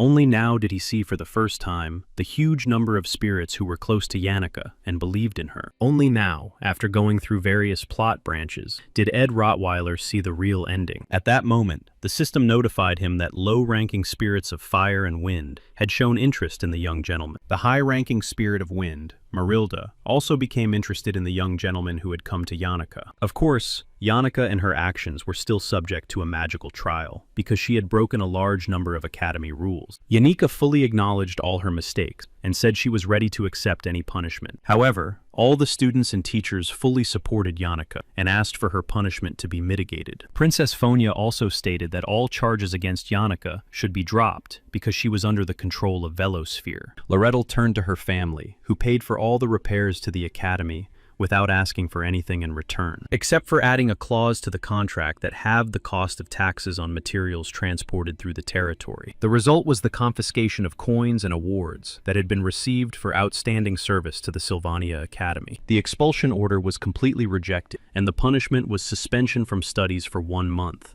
Everyone present in the courtroom was very happy with such a lenient punishment because they were worried about their friend. However, Yanika looked very depressed because she was very upset about everything that had happened. Her friends understood that this was their chance to step in, and they organized a large tea party. They understood that they had to be very careful not to remind Janica of Glascona and upset her even more. Anis and Clara really wanted to support their friend and help her return to normal life. Yanika fixed her hair and decided to ask them what exactly was the difference between infatuation and love. Clara and Anis were very surprised because they did not expect the conversation to turn to this topic. Yanika said shyly that she was just asked by a friend who had a very strange dream. In the dream, Yanika was sitting in a meadow picking flowers to make a beautiful bouquet. Then Ed Taylor, who looked more like a prince, rode up to her on a beautiful white horse. In the dream, she was very happy to see him and gave him a freshly woven wreath of wildflowers. After that, they ran happily through the fields and meadows and had a good time together. After telling her dream, Yanika said that her friend had been dreaming it every day for several days. Clara was very surprised because Yanika had been in isolation for 10 days and her friends were not there. Anis said that she had forgotten to help the professor and had simply run away, while Yanika said that she had seen his face several times. Clara realized that she was completely alone and that she would have to act gently and carefully so as not to hurt her friend's feelings. She understood that Yanika Filover's love story was now pointless and asked her to take everything easier. Clara said that love and hate were feelings shrouded in mystery. Yanika realized that Clara was right and that she should be honest about her emotions with her friends. This meant that in order not to completely ruin her reputation, she should stop talking about such topics. Yanika said that she had to return to the Ophelia Pavilion to give a report because she had been suspended from classes. Clara understood that she shouldn't go anywhere yet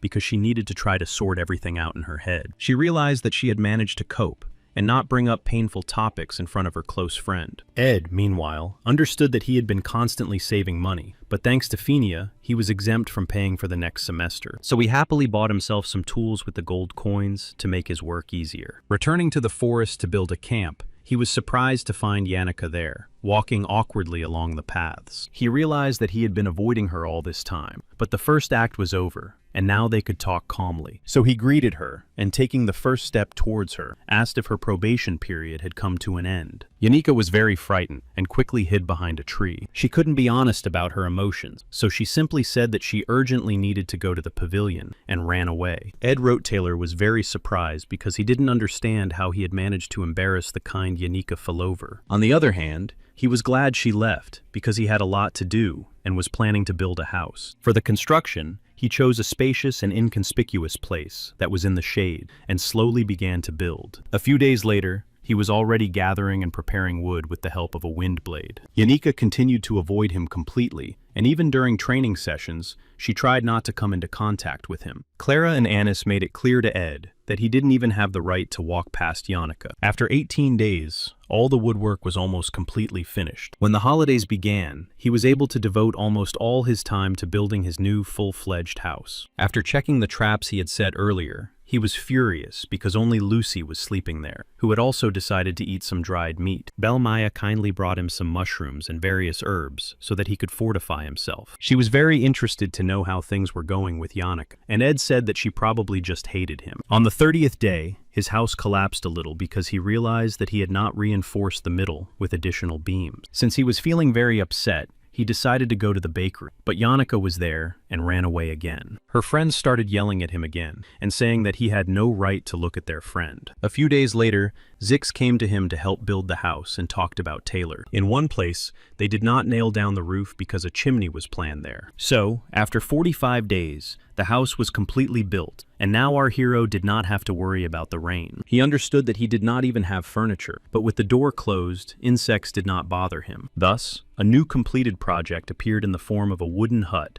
made of logs stacked on top of each other. The construction was completely finished, and his skills had improved significantly. He was very happy that he finally had a real house, and didn't even notice that Yannicka was watching him. Yannicka was very shy, but couldn't do anything about it, so she just stood and watched him. Ed realized that he had already finished even the fireplace, and that it would be nice to build a fence around his house as well. Lucy was sleeping peacefully on his roof, even though he tried to explain to her that his house was not a tower for her to sleep in. However, a familiar voice from nearby caught his attention, so he decided to turn around after all. To his great surprise, Yannicka was standing in front of him, greeting him and looking a little shy. Ed was very surprised and, looking at her, did not understand how she had managed to find his place of residence. When Belle was combing her hair before bed, she said that she had seen something truly amazing in the dense forest. They both talked about how they had accidentally found the hut in the forest during their usual walks. On the other hand, they understood that he had built the hut entirely on his own, and it looked simply amazing. Belle admitted that she would very much like to go inside to see how everything was arranged. Yannicka repeated her maid's words, saying that she was simply very interested to see how such a house was arranged inside. Ed was a little surprised, because he had built the house not long ago, and was sure that her spirits would have reported this event long ago. Yannicka began to get very nervous, and said that the spirits had told her, of course, but not very much. Yannicka, of course, began to worry, and did not tell everything that the spirits had told her, saying that they had only talked about the construction of the hut. The spirits, of course, made a daily report on all the movements of the young man, with whom she was deeply in love. However, she lied, and said that she did not communicate with the spirits very often, and certainly not about how and where he lived. Ed invited her to go inside the ordinary log cabin, so that she could appreciate his construction. Yannicka was simply delighted, and said that she would be happy to see his new hut, especially since he himself had invited her to come inside. The sun was setting, and the students continued to talk while Lucy slept peacefully on the roof. Yannicka said she was deeply indebted to the guys, because they had even lent her money so she could pay for her tuition. Ed listened attentively to her and her whole story, because he knew that in reality, everything was completely different. Then he told her that repaying debts is not always a prerequisite for a normal existence. He knew that everything had happened that way because other people had placed all their expectations and hopes on the student. Because of her constant feeling of debt,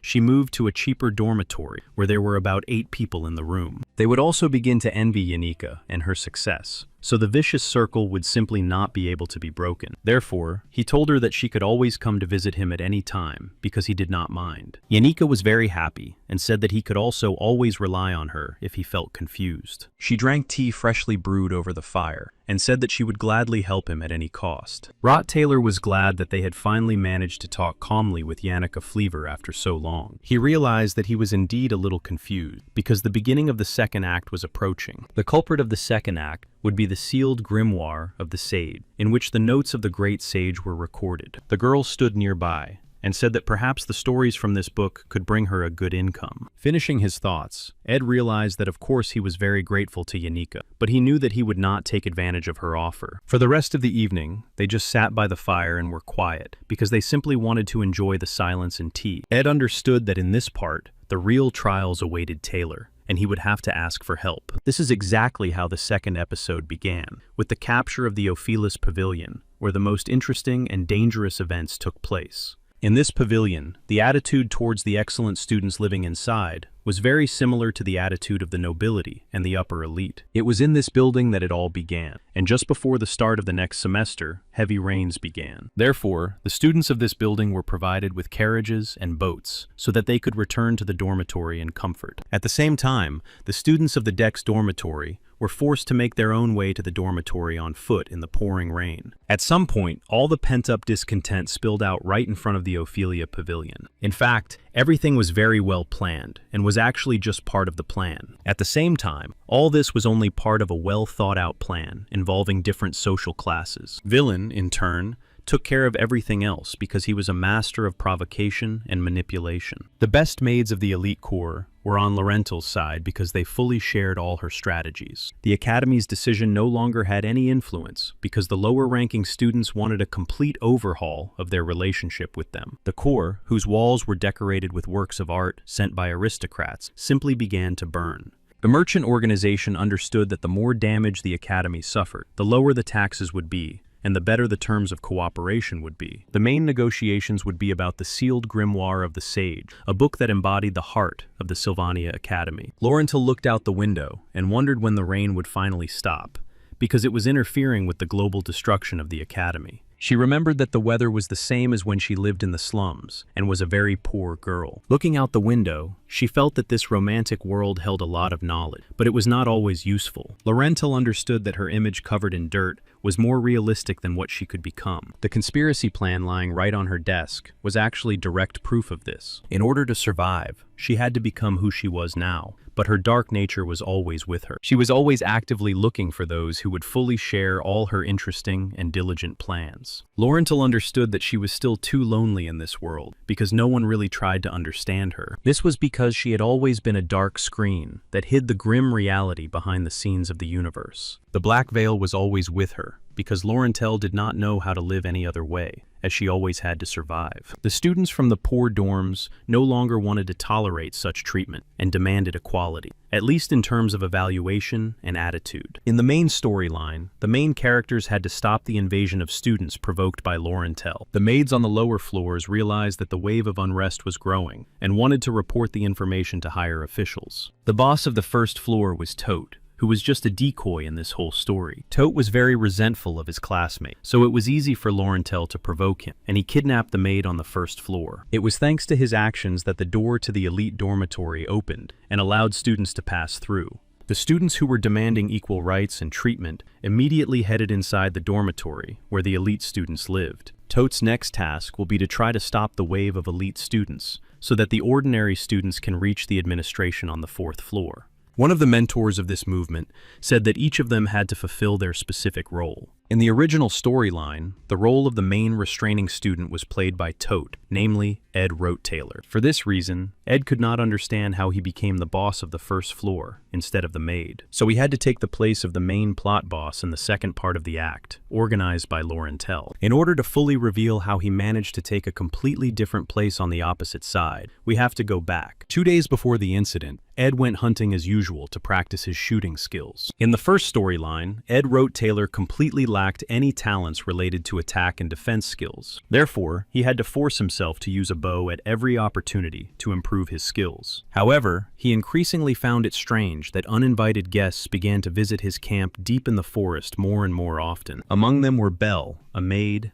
and Zix, a student of the sword-fighting faculty. He felt that the number of people who knew that he lived in the northern forests was growing every day. However, among all the other visitors, 3 deserved the most attention from him. The first was the incredibly talented magician Lucy, who came to his house whenever she felt like sleeping. Lucy was happy that Ed had a door, and suggested that he make a small spare entrance just for her. However, Ed had no desire to share his hut with Lucy, so he often threw her out onto the terrace. Lucy did not give up, and suggested that he make a window in the roof so that she could visit his house at any time. The second guest was Janika, who did not come as often, and always brought food or a whole basket of eggs with her. She added warm salt water to the eggs, and carefully walked on them to clean them. He was happy when Yannicka came to visit, because she always helped him with the housework and was very kind. However, sometimes he was surprised at how such a young girl could know so many household tricks. Sometimes it was difficult for him to understand her, because she would suddenly turn away, even though he hadn't said anything unusual to her. One day, Yannicka turned around and decided to ask how often Lucy came to visit him. The third guest was Laurentel, and that was why Ed decided to tell her everything. She was better known as the Golden Daughter, because everyone was used to her always having a small mountain of gold coins. She was the Black Veil of the second act, recruiting people who could be useful to the second act. Ed understood that he didn't want to get involved in all this, so he planned to simply refuse and not get involved with the Golden Child. However, things didn't go according to plan, and she had to ask him for help because Tote was out of commission. In the original story, it was Tote who was supposed to confront Taylor, but in this version, things turned out quite differently. Tote crossed the line and said that Taylor McClure was even worse than that insect Ed Rottweiler. It was this statement that led to an attack on his face, and Tote was completely knocked out. Zex simply couldn't control his anger, so he inflicted the maximum damage allowed on the academy grounds. Laurentil didn't know who Zex had decided to defend in this way, but no one had ever seen him so angry before. She explained to Ed that his task would be simple, as he would just need to break into the dormitory and open the door with a key. The Golden Child explained that she had chosen him because everyone else would simply report the information to the administration. Ed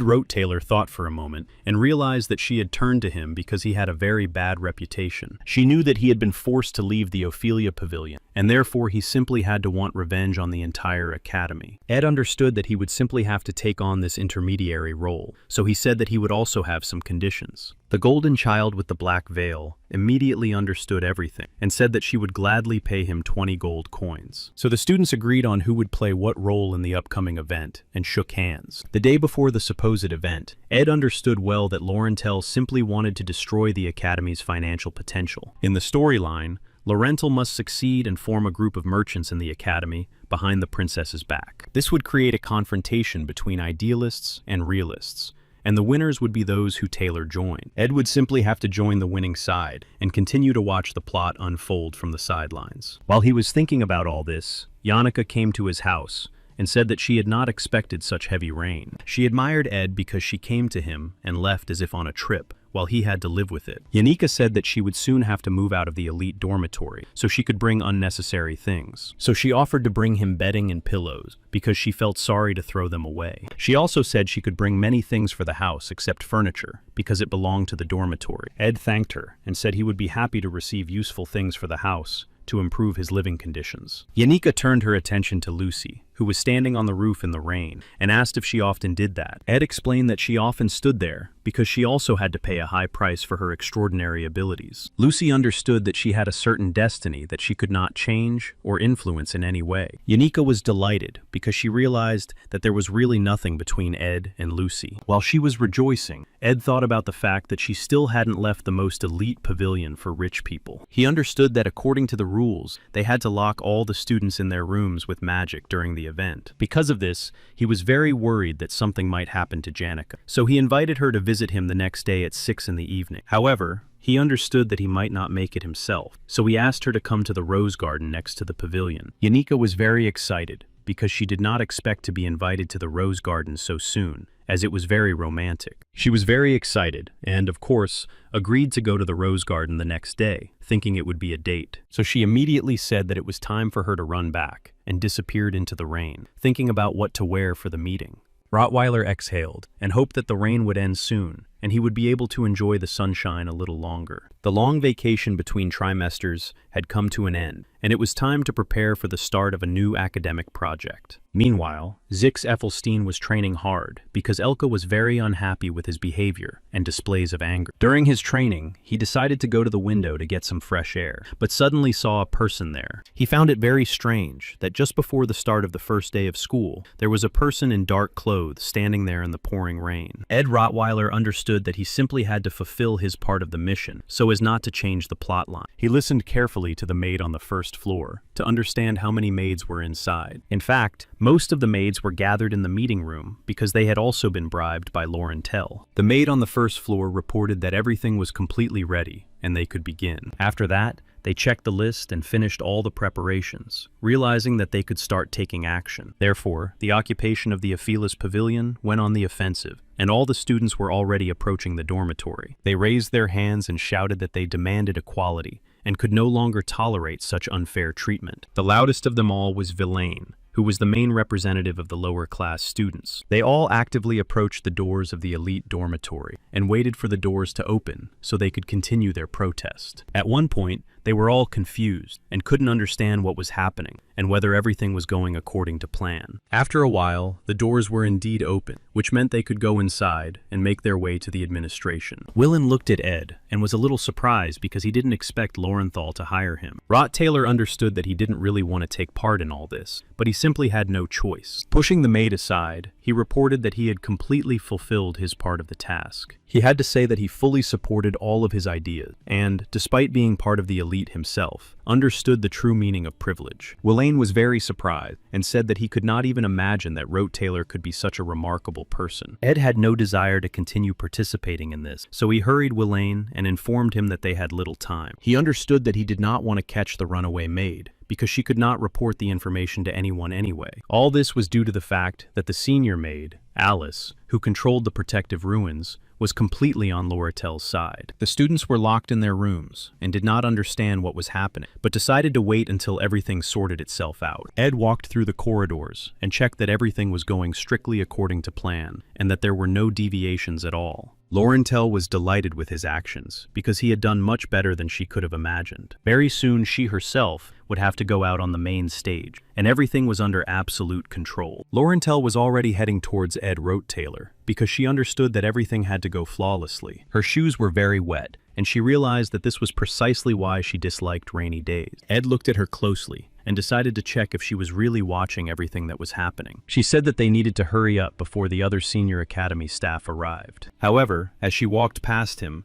she suddenly decided to ask him if he had ever had to take a person's life. After thinking for a moment, Rothaler told her that he had never had to take a person's life. Lorenthal laughed and said that she had never had to do such a thing either. However, she added that she had to do such things solely to earn the right to live. For this reason, she had to do very dirty things and completely destroy other people's lives. She admitted that she always justified her bad deeds by saying that she simply had no choice, but she understood that these were only excuses. It was because of such deeds that she was nicknamed the Golden Daughter and did not evoke any sympathy from anyone. However, she really wanted to be liked by at least one person, so she asked Ed if he could treat her well. Loneliness eventually overtakes all people, regardless of whether they are good or evil, so they seek out others like themselves. Rottweiler did not plan to become such a person, so he told her that one must always take responsibility for one's actions. Lorenthal did not respond because she realized that he was not ready to take her side and support her. She realized that she had been distracted by useless conversation and decided to continue with her business,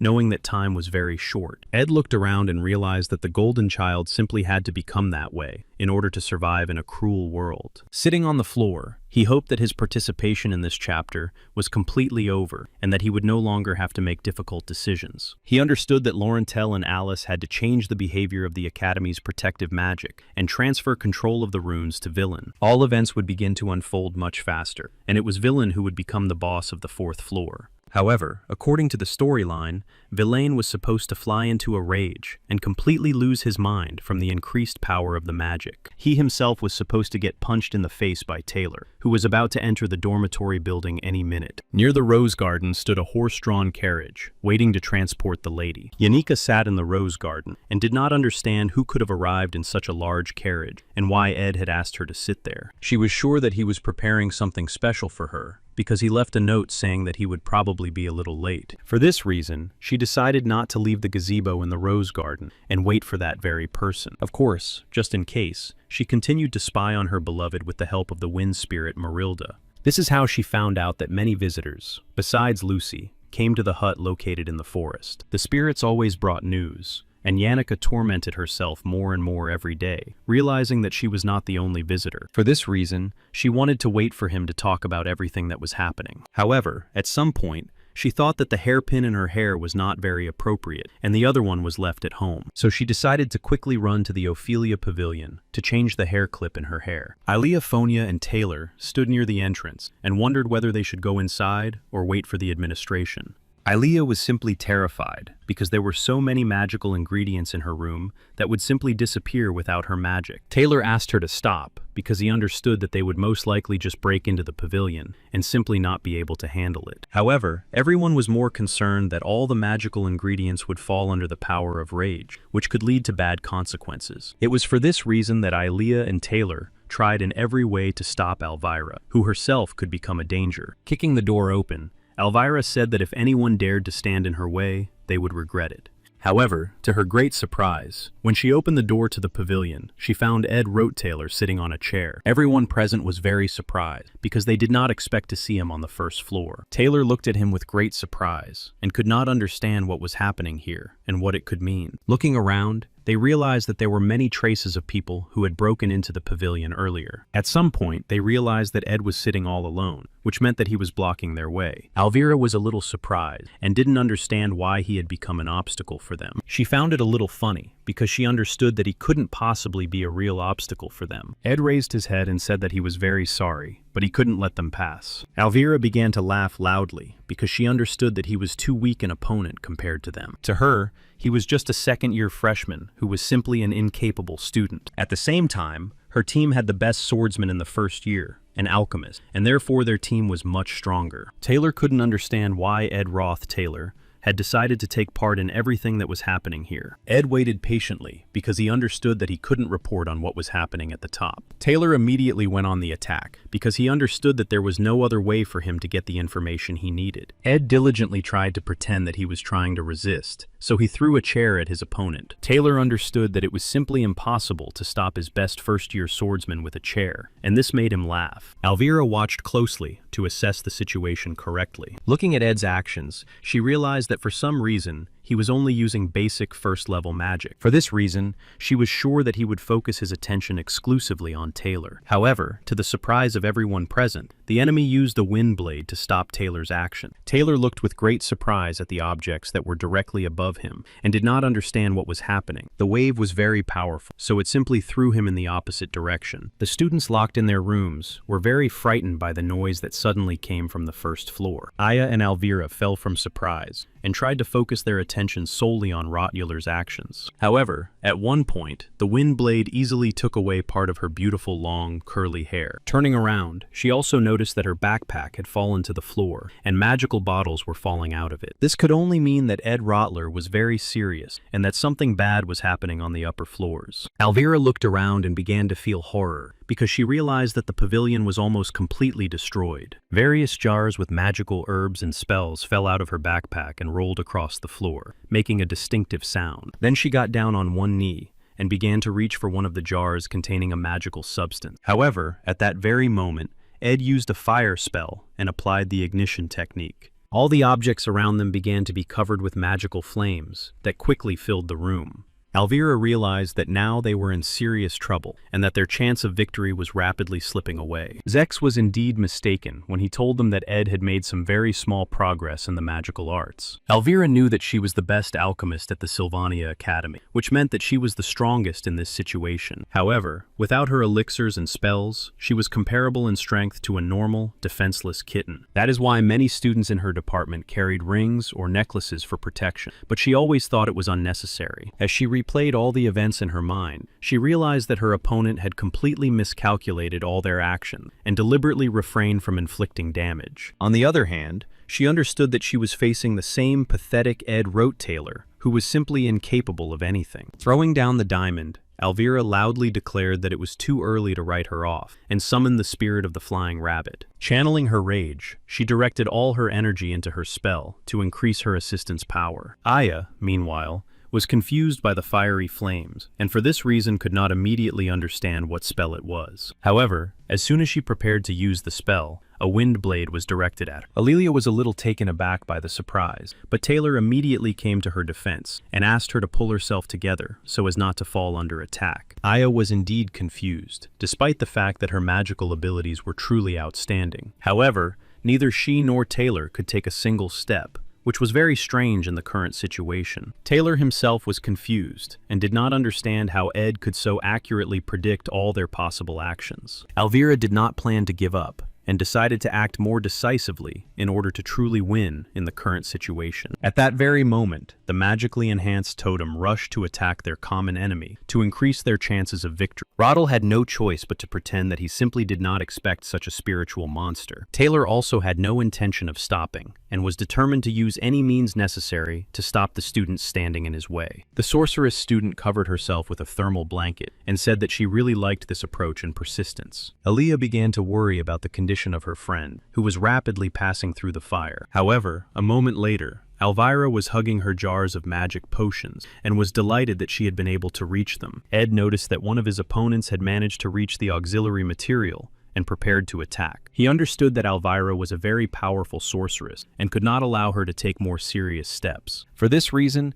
he ignored his opponent in the form of a spiritual monster and directed his wind attack towards Elvira. Elvira, in turn, understood that her opponent was indeed very well prepared, but she had a backup plan. She believed that her magic would completely neutralize her opponent, so she threw a magic potion at him. Upon colliding with the wind blade, the jar containing the magical ingredients began to completely disintegrate, which was not entirely planned. The reagent was supposed to mix with the released magical energy and create a new force of controlled magical flow. Ed dealt with the spiritual being and realized that Taylor was in a good position, and Elvira was able to get an extra flow of energy. Therefore, quite unexpectedly for everyone present, he simply began to run away from the first floor. On the way, he used his magical power to knock over a large cabinet in order to create a small obstacle course. A bucket of yellow liquid tipped over and began to spill directly onto the floor and carpets. The oil flowing out of the bucket easily absorbed the fiery energy, spreading a large flame. Taylor began to realize that the plan had indeed been very well thought out from the very beginning. However, he remembered that they were in a dormitory, so he decided to stop the flames using his swordsmanship technique. Elvira realized that this was most likely just a trap, so she asked Taylor to stop immediately. She understood that everything that was happening was very strange, because the windows were open to remove the smoke, and there were no flammable objects. This could only mean that everything that was happening around them was a well-thought-out plan by Ed Roth-Taylor. That's why Elvira screamed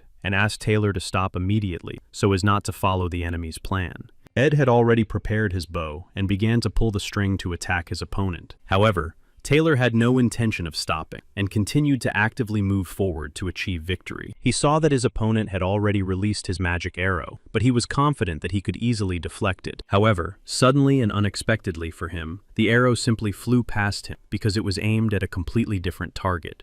Aaliyah couldn't believe her eyes because, based on the trajectory of the arrow, it was aimed directly at her. She was very confused and realized that she was completely unable to cast even a simple spell for her own protection. Elvira used the magic of her enchanted hand, which allowed her to pull small objects within her field of vision toward her. Then, grabbing the arrow, she examined it carefully and was very surprised to find that there was fabric on the tip. This further confirmed her theory that Ed wrote Taylor really did not want to harm them at all. Taylor had no intention of listening to anyone and continued to attack rapidly because he wanted to win. Ed knew clearly that he only needed to hold out for a certain amount of time to get out of this game. A little later, he heard a noise coming from the second floor, which meant that the second chapter of the storyline had begun. He knew clearly that the noise coming from above was made by the sullen Clebius, who had managed to escape from his room. Taking a deep breath, he simply stopped resisting and easily accepted Taylor's attack. Elvira watched what was happening with great surprise because she couldn't understand what it all meant. Looking closely at Ed's condition, she realized that he had deliberately given in at that very moment. Taylor thought Ed had simply gone mad, so he asked him to explain the reasons for his strange behavior. Everyone present felt very uncomfortable because they were sure that they had simply been played with.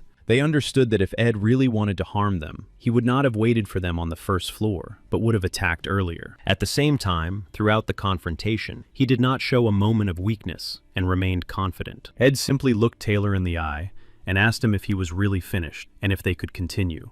Unexpectedly for those present, he announced that they should no longer pay attention to him and that they should go upstairs. Elvira couldn't understand why Ed Roth Taylor had simply let them win. She leaned over to Ed and told him that she wouldn't leave until he explained what was going on and why he had let them win. At that moment, Yannicka saw a crowd of students standing over her beloved and trying to harm him. Ed immediately turned his attention to her because he didn't understand why she had decided to leave the rose garden without permission. Yannicka was furious as she looked at the students, not understanding what they had done or why they were behaving so strangely. She had been actively observing Ed Roth Taylor's actions for a long time and understood that he could solve any problem on his own. And only after she saw him in such a depressed state did she realize how wrong she had been. Yannicka told him that she would help him at any cost, but he never asked for help. She realized that he just wanted to protect her from confrontation because she was already under strict supervision after the incident with Glaskin. She didn't know exactly what was going on, but she was completely sure that he just wanted to protect her from trouble while she was thinking about the hairpin. Taylor was very happy to see Yannicka because he hoped she would help free the other students. However, Elvira immediately realized that Yannicka was not really ready to take their side at that moment. Activating her power, Yannicka announced that she was not interested in their affairs because they did not concern her. Ed realized that everything had ultimately gone completely off plan and tried to stop Yannicka. Everyone else watched her actions closely because they could not understand her tactic. Yannicka was no longer listening to anyone. She was completely confident in her powers and abilities. In a few moments, many of the most powerful spiritual beings had already been summoned and surrounded their mistress. She just smiled kindly and asked Ed Roddy to wait a minute. Elvira informed Taylor that they had to leave because she realized that they simply could not cope with Yannicka. It was too difficult to resist the best second-year student in the entire faculty of magic. Yannicka immediately directed all her powerful, mid-level magical spirits towards her opponents. However, Taylor McClough understood that people's lives were in danger, so he had no intention of giving up. Taylor was destined to be a hero, so he stood his ground and had no intention of leaving, knowing that he had to protect the people. However, Ed suddenly grabbed him and told him that for the sake of everything sacred, he had to leave his position immediately. Pushing him aside, he said that he would take care of Yannicka himself, but that they should go to the second floor as planned. The team was very surprised because he had initially blocked their passage to the next floor. Elvira said that he simply would not be able to cope with so many spirits, especially in his condition. However, she was attacked in the head, so Ed Roth Taylor asked her to be more careful and move faster. Ed looked her straight in the eye and told her that she had to gather her ingredients and apologized for the backpack. She didn't understand why he was giving orders, but decided to play by his rules for now. After gathering all the necessary items, they immediately went to the second floor of the pavilion with Taylor. Yannicka didn't fully understand what was happening, and her eyes widened in surprise at the events unfolding before her. Ed calmly approached her, which seemed a little strange and surprising. She asked him to get out of her way because she wanted to deal with everyone and then heal him so that he would be healthy. However, he simply lowered her hand and told her that everything was fine, so he asked her to just stop. Then he very gently placed his hands on her shoulder, which greatly embarrassed the girl who had summoned the spirits. He asked her to recall the spirits because the wind was very strong and it was difficult for him to stand. Yannicka immediately began to recall her spirits because the wind was indeed very strong. Taylor, Aya, and Elvira were very surprised that Edu had actually actually managed to stop Yannicka and that she had recalled the spirits. Rot Taylor turned to them and asked them to hurry up and follow him upstairs. With his last ounce of strength, he told them that there was too little time left, so he asked them to move faster. After that, his strength simply left him, and he fell to the floor, exhausted and breathing very slowly. When he came to, he tried to explain to Yannicka that he had just gotten into a little trouble and didn't mean to let her down. He understood that he had fulfilled his role as the boss of the first floor, and now just wanted to go home and rest. Trying to get to his feet, he realized that his plan had not worked perfectly, but in any case, everything had gone more or less smoothly. However, Yannicka told him that while she was waiting for him in the garden, a large carriage with a golden crown had rushed past her. Ed immediately realized that it was most likely the most elite merchant, the fake father of Laurentel, who would simply disappear later. The Golden King Elt was not a very difficult boss, at least because his primary weakness was greed. However, according to the plot, he was supposed to arrive later, which meant that the scenario had changed direction again, and they would have to act blindly. Meanwhile, Laurentel shared her feelings with her governess Alice about how Ed had simply rejected her. Alice was a little surprised because she couldn't even imagine that the young lady could possibly like such a strange guy. Laurentel admitted that it wasn't about liking him, but about the fact that she could feel like herself in the present when she was with him. However, Ed simply rejected her without a shred of mercy and told her that she had to take responsibility for her action. Alice was the senior maid in the Ophelia Pavilion and had been working there for over 20 years. She started from scratch and took the position of an ordinary maid at the age of 15, after which she worked very hard. Laurentel had to spend a huge amount of money to win Alice over to her side. At the same time, the Golden Child did not consider any of these expenses unnecessary and was very happy that Alice was on her side. This was because she had finally managed to find someone just like herself. Only by being around such people could she completely avoid loneliness and feelings of being crushed. Having gone through a very difficult childhood as a street kid, Laurentel realized that if she didn't betray someone first, they would definitely betray her and hurt her. However, despite her kindness, she was the kind of person who could calmly attack first and was evil. It was for this reason that the Golden Child Laurentel became the secret villain in all the storylines. Walking through the corridors, she realized that everything was going according to plan, and now she had to hide in the utility room and pretend to be an innocent student. However, Alice unexpectedly announced that she also had something to say, after which she drew her sword. Activating her magic, she said that she had never been as evil as her young mistress. Meanwhile, Taylor managed to defeat the sullen Clebius and force him to join their group. Laundry Kelly was also unable to resist for long and apologized to Mistress Alice for letting everyone down. Everything was going too smoothly, and Taylor was glad that they would soon be able to stop the chaos. From the very beginning, everything had gone very well because only the boss of the first floor had proved to be a worthy opponent for them. As she climbed to the 4th level of the Ophelia Alvira Pavilion, she realized that something very scary was happening here. Students were running frantically through the corridors, screaming in fear and horror, not knowing how to behave in the situation. The boss of the 4th floor, hostage to the protective runes of Villain, said that he simply could not cope with such great power. With each passing minute, it became more and more difficult for him to control the protective runes that were protecting the students from uninvited guests. However, from the outside, he looked more like a defenseless child waving a loaded weapon than a villain.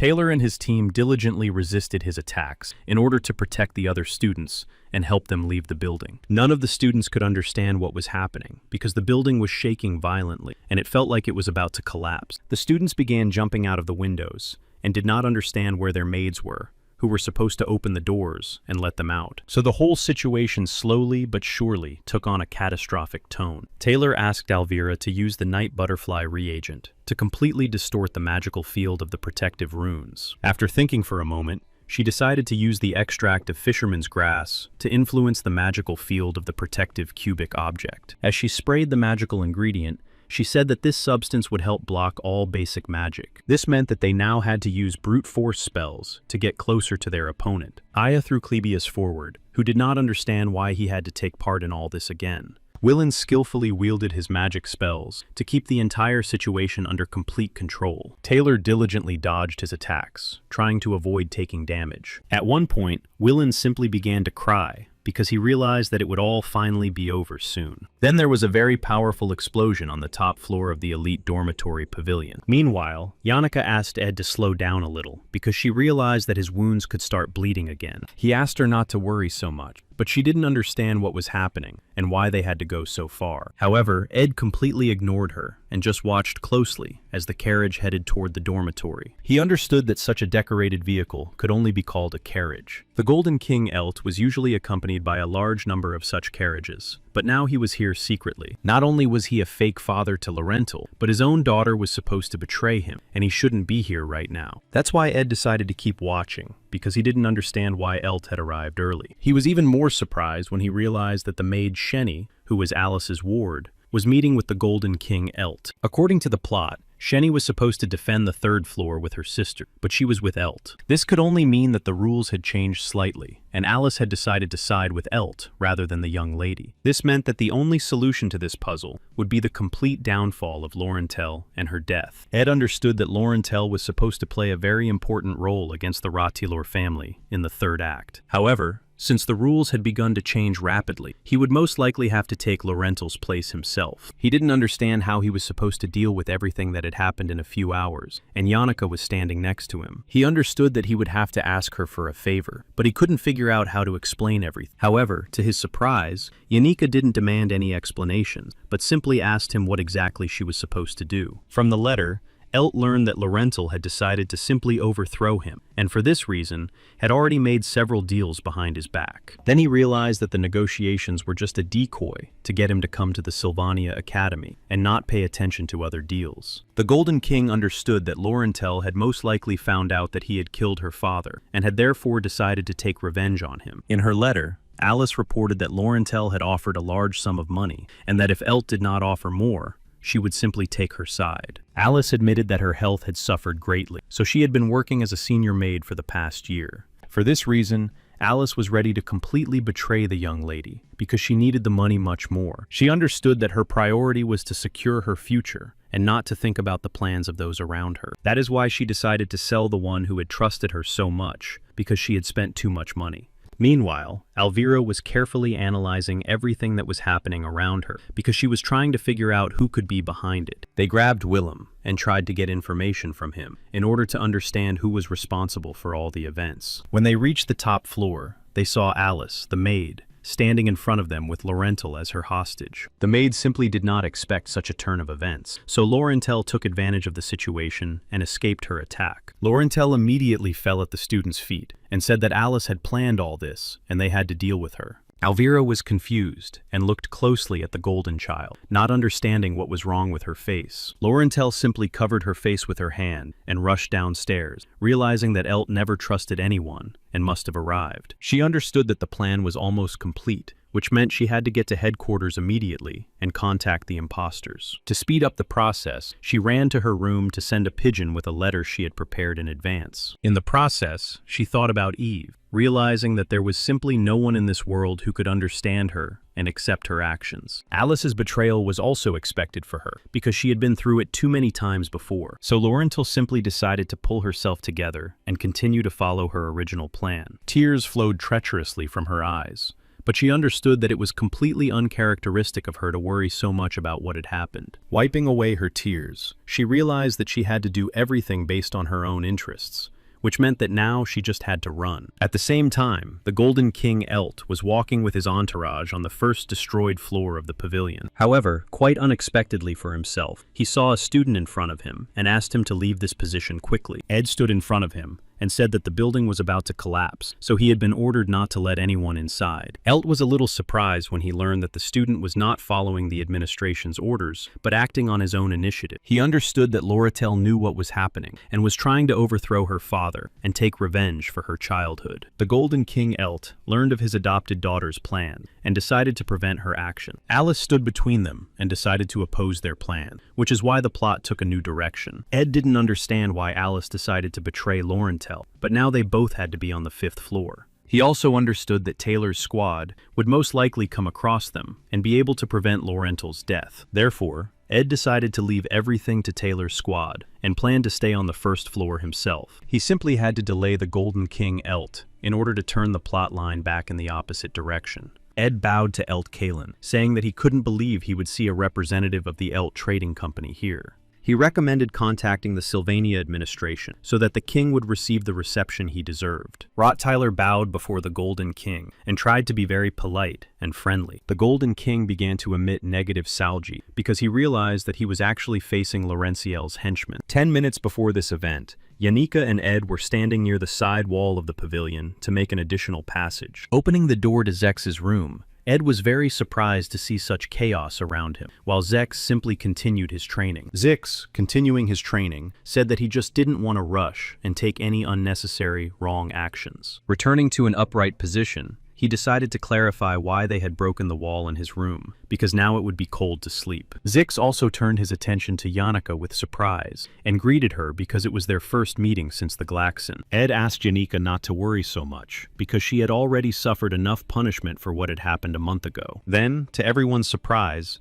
Zix decided to ask if they were dating and if they were a couple. Yanika couldn't hide her embarrassment and immediately started shouting that she and Ed had nothing to do with each other and that they weren't a couple. Ed said that it didn't bother him at all, but pointed out to Zix that his question was rude. Zix immediately bowed before them and asked for forgiveness because he hadn't thought that his question could be rude. However, he still couldn't understand why they had come to his room and even destroyed the wall. Ed looked at him intently and said that he would like to ask for his help in one matter and promised to reward him later. At that moment, the Golden King told Ed that it would be better for him to choose gratitude now than a few gold coins later. However, to Elt's great surprise, Ed said that he had not been offered any money, so he did not plan to leave. The Golden King was indeed very surprised, because he was convinced that his daughter was a real fox. With a wave of his hand, he activated his entire escort, who pointed their swords at the lone student. Our hero understood that such actions were to be expected, so he immediately ran towards his assistants. The Golden King ordered his assistants to act quickly and quietly so that the student could not simply run away. The first group of assistants was immediately attacked with wind magic, which knocked the weapons out of their hands. This was the result of an attack by Zix, who really wanted to help his friend who had saved Elka. Ed said he would return as soon as he checked the situation upstairs and reminded them that he would thank them later. Unika immediately summoned her spirits, and Zex thought with surprise that he was actually indebted to Ed. However, the Golden King was completely confident in the strength of his retinue and simply watched what was happening from the sidelines. Meanwhile, Ed ran swiftly through the corridors because he wanted to rectify the situation and put everything back in its place. He understood that he simply had to find Laurensaul to ask her about the current situation. Laurensaul was very puzzled when she saw Ed running down the corridor and looked at him with big questions in her eyes. Ed asked her if she could run because he knew he needed to get her out of the building. Sharo was the administrator at the reception desk of a trading company and always behaved well with Laurentel in order to get information for sales. Caden was an employee and also behaved well because the girl always gave him valuable advice about his work. Even the parrot Tiny loved his mistress very much because she always fed him only the best food. In Laurentel's world, any gesture of goodwill was always accompanied by something very significant and evil, as well as gold coins. Ed knew that Alice had betrayed Laurentel, but he understood that they had too little time to go into details. Laurentel understood that she had made a big mistake because she and Yannicka were completely different girls. She clearly saw Yannicka and Ed's meeting and understood that Yannicka was ready to do anything for him without asking for anything in return. For this reason, she thought that she too had a chance to count on a similar relationship, so she told Alice everything. However, Alice betrayed her, so all her hopes were shattered, and her plan began to fall apart before her eyes. She couldn't forget who she was, let alone count on such a simple and warm relationship. To carry out her own carefully thought-out plan, she had to bribe 5 people. At the same time, everyone betrayed her, so she couldn't trust the fallen nobleman Ed and believed that he wouldn't betray her. Therefore, she stopped and told him that she wouldn't be able to pay him 20 gold coins because the situation was very unstable. She was sure that he would also betray her, so she decided to tell him right away that she would not be able to pay him for his work. However, to her great surprise, he said that they had no time to pay her on the spot and that they had to run before Elt found her. Pulling her along, he said that they had to escape first and then think about their next steps. Loretto simply could not believe what was happening because trust and good deeds were too far from her own experience. As they ran forward rapidly, Rotilar asked her to tell him what was really going on. She explained that the price of armor had fallen sharply, and her father had decided to take advantage of this to manipulate the market. This required a lot of money, so he sent his daughter to steal a very expensive book belonging to a wise man. Ed realized that this was a classic scheme for controlling market prices by artificially inflating the price of goods. If all the calculations were correct, the merchants could make a huge profit from their machinations. However, the weak link in such a scheme was trust, because two merchants could start acting behind the third's back. The third merchant would then suffer heavy losses because he would have to sell cheaper than he had bought. It was for this reason that Laurentel had long been bribing people who were connected to the other two merchants. Then Ed realized that everything that was happening in Ophelis was just a distraction to sell the sage's book cheaply. Laurentel ran after him and could not understand how the fallen nobleman had managed to completely understand her plan. Ed looked closely and said that he understood everything, which meant that she had only one final step left to take. Laurentel said that she kept a carrier pigeon in her room, and that in order to send a message, she needed to get into the room. This meant that all she had to do was send the pigeon to the people she had bribed and hide until it was all over. However, she understood that her father was also very cunning and could easily take care of everyone she had bribed and who worked for her. She had to do everything in her power to put an end to all this. After thinking for a moment, Ed said that she should send the cart and go to the unfinished hut in the northern part of the forest. Laurentel said that it would be enough to write in a letter that the time had come and it was time to sell everything. Unexpectedly, Ed grabbed her again and said that someone was at the entrance, which meant that the plan had to be slightly adjusted. So he asked her to wait a little and then immediately go to the stables to hide in the forest. Ed asked Laurenthal to focus and be more serious and to stop daydreaming because they were talking about serious matters. Laurenthal realized that she could probably rely on him, but she couldn't understand why he had decided to help her in the first place. Ed wrote Taylor paused because such a simple question did not fit into his clear and well thought out plan of action. So he closed his eyes and said that he was helping her simply because he felt he had to. After that, he headed for her room to find a carrier pigeon and send a letter. Laurentel was left alone and sat down on the floor because she didn't understand how it all happened and why her perfect plan didn't work. Meanwhile, the maid Alice had a final confrontation with Taylor's team. On the first floor, Yanika, with the help of her magical spirits, and Zex, with the help of magic, confronted her father. However, the loudest sound was the sound of her own heart, which was ready to jump out of her chest. On the floor with the students' rooms was the dishwasher Shenny, who was surprised because she did not expect to see Master Ed. Ed wiped his face and realized that now, with this painstakingly calibrated attempt to overthrow the government, they were finally approaching the finale. The maid, Alice, was capable of bringing all the defensive runes into perfect order with just one assembled team. She was also a very outstanding swordswoman who could stand up to many students from different departments. She also possessed excellent mid-level magic skills, which made her a very strong and prepared opponent. However, all these achievements could not help her achieve victory over Taylor McClough. For the most part,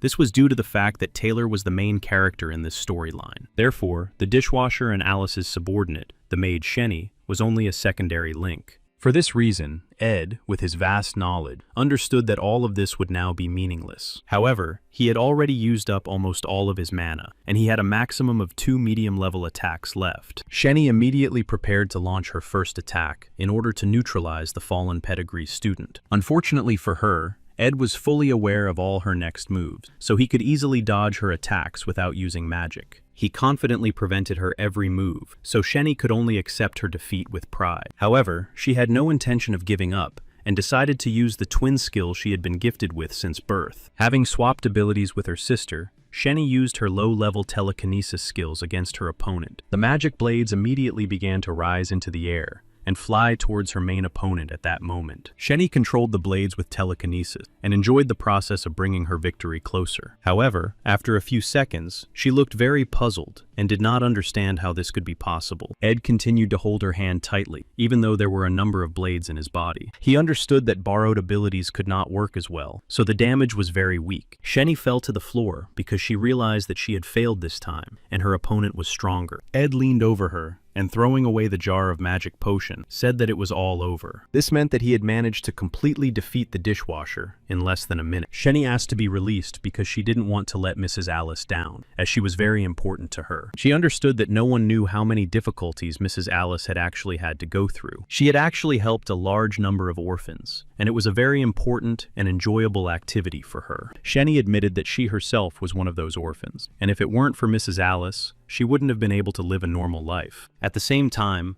Taylor went into sword mode and prepared to defeat the head maid of the campus. In those seconds, Alice began to realize that the last minutes of her life had truly begun. Ed understood that even if he knew nothing about Alice, it simply should not concern him. She told him that she would never forgive the young man for siding with Laurentel, who had simply betrayed everyone. Ed looked at Shenny without a hint of regret, because he knew absolutely nothing about these people and their life stories. On the other hand, he understood that there were a huge number of people in the world about whom he also knew nothing. He understood that Alice had spent her whole life helping orphans who had been abandoned in this world, and that she deserved to live. Our hero understood that nothing had changed for him after he took possession of this body. His main goal was to survive. Thanks to his victory over Shenny, he gained the ability to temporarily dull the pain of exhaustion and severe fatigue. Finally making his way into the Laurentel room, he noticed that the furniture around him was very expensive. Everything was neatly in its place, and there were many different papers on the table. Ed looked around and realized that everything was in the exceptional style of a golden child. When he reached a certain place in the room, he indeed found a cage with a hidden carrier pigeon. He wrote a letter saying that Elt would not be back for at least 3 days, and that it was time to sell everything, then sent the pigeon on its way. He himself felt too ill because, although his wounds were not deep, there were too many of them. On the other hand, he realized that he was just lucky that Yannicka and Zix had agreed to help him. The cart with Laurentel, who was not inside, was rushing directly into the mountain, and everything was going according to the original plan. So he headed for the hut in the forest, because that was where they were supposed to be waiting for him. However, as he approached his unworthy home, he found it very strange that Laurentel came out to meet him. As soon as she came a little closer to him, his eyes were filled with horror, because he realized he had made a mistake. Laurentel was holding a blade in her hand, and he realized how presumptuous he had been in the current situation. After all, only 5 people knew that she was guilty, and if they didn't, Elt would again agree to take her side. Among these 5 people, only Ed Rottweiler seemed to her to be the one person who simply could not be bribed. For this very reason, if she took Ed's life in the middle of the forest, where no one would see, her plan would surely succeed. It was Laurentel who was the real villain, and the one who was pulling the strings of her puppets all along. Ed realized that he had to come up with something quickly in order to survive, but his body was not in the best shape. Laurel was rapidly approaching him, confidently holding a blade in her hands, and he did not understand what he should do. However, instead of attacking, Laurel suddenly began to cut off a piece of fabric from her cloak. Then she began to bandage Ed's arm to stop the bleeding from his deep wounds. Ed was very confused, and Lori didn't understand why he had allowed himself to be wounded so badly. She also told him that she had built a fire because the rain had stopped and they needed to warm up. Smiling, she looked at him and said that she would like to warm up with him. Sitting by the fire, our hero decided to ask her if she had managed to do everything as they had agreed. Lorettel said that she had found a way to convince the stable boy to try to attract as much attention as possible. Our hero was a little worried, realizing that she was a real villain, but she was curious to see if she could completely win over Elt's company. Smiling, she said that she was now indebted to him for a long time. Ed just bowed his head. His reaction was very cold and sparse. A few minutes later, he told her that he just wanted to get his 20 gold coins, but he wasn't interested in anything else. Lorettel plucked up her courage and asked how close they were with Yannicka, because this moment was very interesting to her. Ed replied that she was just a very good person to him, someone he could rely on. The girl drank hot tea and realized that she could never be like Yannicka. At the same time, Elt left as soon as he received a report from his people that his daughter had left the pavilion. He didn't care what would happen inside the dormitory, but it was difficult for the students to control their subordinates. Instead of confronting him,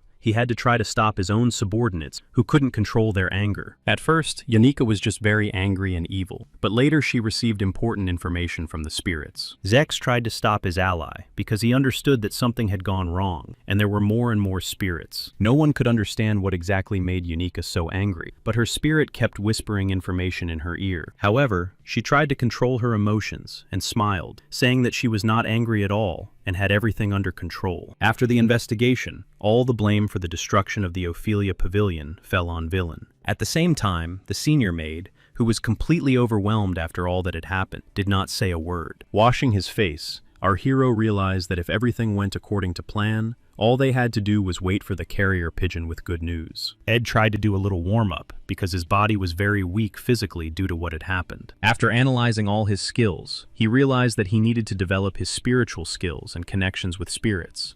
He realized that he needed to catch at least a low-level spirit in order to make a contract with it. At that moment, Yanika arrived. He was a little surprised by her arrival because he understood that she should have been in class. Yanika asked how Loretto was feeling, who had been sleeping and living in his hut all this time. Loretto understood that the situation with the pavilion had been resolved well, but she still had a lot of work to do. First of all, she had to convince the senior maid to turn back to her, which meant she would have to spend money. She had to stay in this hut for the next few days in order to receive news from the carrier pigeon from her father's organization headquarters. The girl felt very anxious, but she enjoyed watching her young master, who had saved her, work from the window. She understood that his selfless kindness and trust made her feel safe. Loretto was experiencing such feelings for the first time, so she did not want to share the young master with Yanika. She understood that the sorceress's life was already filled with attention and kindness from her family and friends. Yanika would probably not willingly give Ed to her, so they would have to compete, and that was Loratel's territory. A plan was already forming in her head, because she understood that all these days they had been alone, which was a big advantage. At first, she decided to use the standard approach and simply shower the young gentleman with gold coins. On the other hand, she understood that this was not the best idea because her finances were in dire straits. Yes, it would probably be wrong to say that she was paying him for liking her. She understood that all this was silly and strange, and out of desperation, she began to bang her head against the wall. However, her thoughts were suddenly interrupted by Lucy, who said that this was her place. Lucy entered the hut with a blanket and yawned as she walked toward the window. Leaning against the window, she said that this was the perfect spot for the sun to shine. However, just a few seconds later, the young gentleman woke her up, grabbed her, and carried her outside. Turning to his guest, he apologized to her, thinking that he had woken her up with his actions. Loretto was a little puzzled and surprised because she did not expect Lucy to be her rival. After thinking for a moment, she decided to clarify whether she was really a frequent guest here. Ed explained that he treated her as something inevitable, like a natural disaster. Loretto decided to take a different approach, and the next morning, after fixing her hair, she looked out the window to greet the young gentleman. However, contrary to her plans to be alone with him, she simply couldn't because Yanika was already visiting. She was upset by this because she did not want to share the young gentleman, her savior, with anyone else. Meanwhile, Lucy was still sleeping in the hut, sprawled on the floor with a piece of dried beef. Ed, meanwhile, was very enthusiastic and was busy pottery making in order to create a new object. With his ability to work with stone and his superior craftsmanship, he managed to create a brick. He immediately began to build a fireplace out of the brick, which he had been unable to build due to the incident that had occurred. As soon as the fireplace was assembled, he immediately set about making small kebabs, because he wanted to treat his guests. The three students sat down by the fire and began to eat the prepared kebabs, saying that everything was going according to plan. Loretto decided to clarify whether he wanted to receive some other items instead of the promised money. Ed thought about it because he might be better off with materials and tools. After thinking for a moment, he asked if there were any tools for magical engineering. Lori thought about it because such tools were available in the warehouse, but the young gentleman turned to his rival. He asked her for help in becoming his teacher, in concluding a contract with a mid-level spirit. After that, she decided to check his connection with the spirit, and asked him to concentrate on activating the spirit of the wind. Karis looked like a sparrow. Ed began to listen carefully to his words to understand what they were talking about. Karis began to shout that the young gentleman could not waste time on magical exercises because he needed to study. Yanika realized that her wind spirit was talking too much and decided to call him back. She was a little embarrassed because her spirit was very actively talking about the daily meetings dedicated to Ed. Lori leaned closer to them and decided to ask if they had finished their first training session. She said that they did indeed have magical tools for engineering, but they had to come to her organization. At the same time, she established rules that he had to visit her organization every 3 days. The girls began to argue among themselves because they did not want to share the only young gentleman who treated them well. Ed tried not to pay any attention to them and just continued to eat calmly. Their quarrel was interrupted by Belle, the maid, who came to the northern part of the forest to deliver some information. She bowed and began to apologize for such an unexpected visit, but reported that the situation was not very peaceful. Looking closely at the students, she announced that she had been appointed senior maid. Laurentel understood that Alice would never again have as much power as she had before. She hung up freshly washed laundry and shirts and said she wanted to talk to them. She remembered how Clara had told her in secret that her friend Yanika was in love with Ed Rottweiler. Clara was completely convinced that this was a big secret that no one could know about. At that moment, Belle wondered whether she should look surprised so as not to appear rude. She understood that Lady Clara was very concerned about her friend's mental and physical condition. She was frightened by the fact that Janica had started skipping classes and running to the northern part of the forest instead. They understood even less the behavior of the young gentleman, who pretended not to notice the girl's affection. Belle tried to explain that the young man was not cruel. He was simply in a position where he was not interested in relationships. However,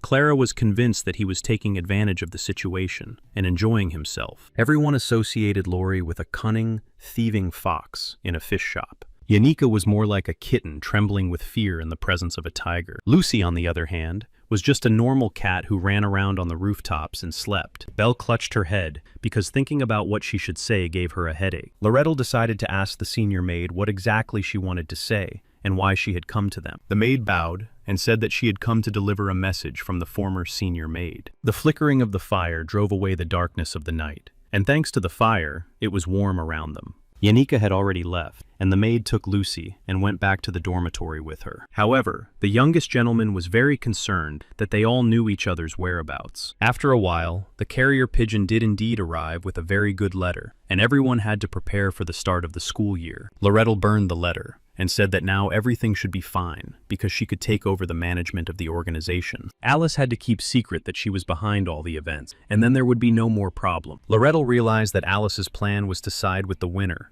whoever it might be. The former senior maid was unable to continue her work and support all the shelters she had been helping. She even risked her own life, but because of her lack of emotion, no one understood what she was risking. Only her assistants understood, in a sense, the situation the senior maid found herself in, and why she had made that choice. Ed understood that in the world of merchants, there was no place for concepts such as mutual understanding and trust. Loretto smiled and said that for now, she was ready to play along with the former head maid so that everything would remain in its place. Then she said it was time for her to go and asked him to visit the trade association office the following week. Ed handed her the torch and told her to be careful in the forest because there were many wild animals and monsters there. The girl began to approach him as closely as possible in order to take the torch from him. The young gentleman did not understand why she had frozen, and she replied that she had simply thought he was a little taller than she had imagined. The girl bowed her head and said that maybe she was rushing a little, but in order to win, you had to take risks. Grabbing him by the tie, she said that the essence of human relationships was fully revealed in the game of push and pull. The young man was a little confused and thought that she had simply decided to fix his tie because it was tied incorrectly. However, suddenly the girl began to pull very hard on his tie to make him lean toward her. Unexpectedly for him, Lori pulled him toward her and kissed him right on the lips. Smiling,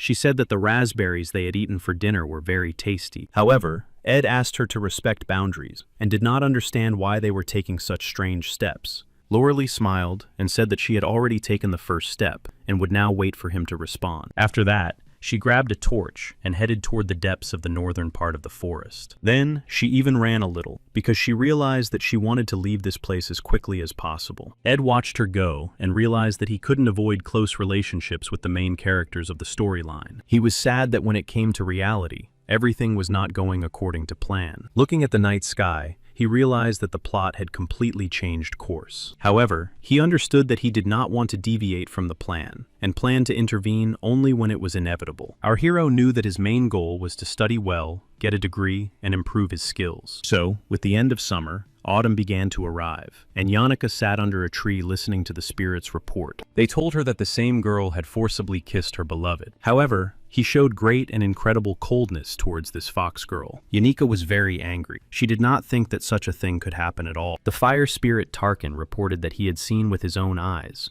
how the young gentleman was definitely keeping his distance. Yanika was very happy to hear this news. She was pleased that her beloved had rejected her rival. However, her spirits began to shout that she did not understand anything about human relationships, and that she should also take action. The other spirits even grabbed the spirit of fire to calm him down, and he stopped talking so much. They were surprised why the mistress did not want to have some kind of unique experience with the gentleman. I began to fix my hair and think about whether I really wanted him to feed her or she would feed him. However, at that moment, the young gentleman was feeding Lucy with a spoon to test his culinary skills. Lucy didn't want to offend the young gentleman, who kindly provided her with lodging and food every day. However, his food was very unpalatable, and she asked him to stop experimenting with her taste buds. Ed tried to develop his domestic skills and dexterity because his studies were his top priority. He could spend up to 5 or 6 hours developing his main skills, even instead of sleeping. In any case, in addition to studying, he always kept an eye on the most important characters, so as not to miss anything. Taylor continued to train hard on a daily basis, and Elvira helped him. Everything was fine with Princess Foena too, but he couldn't take his eyes off her because her confrontation was coming soon. He also had to be very careful in his behavior with the Golden Child, because the storyline had changed a bit.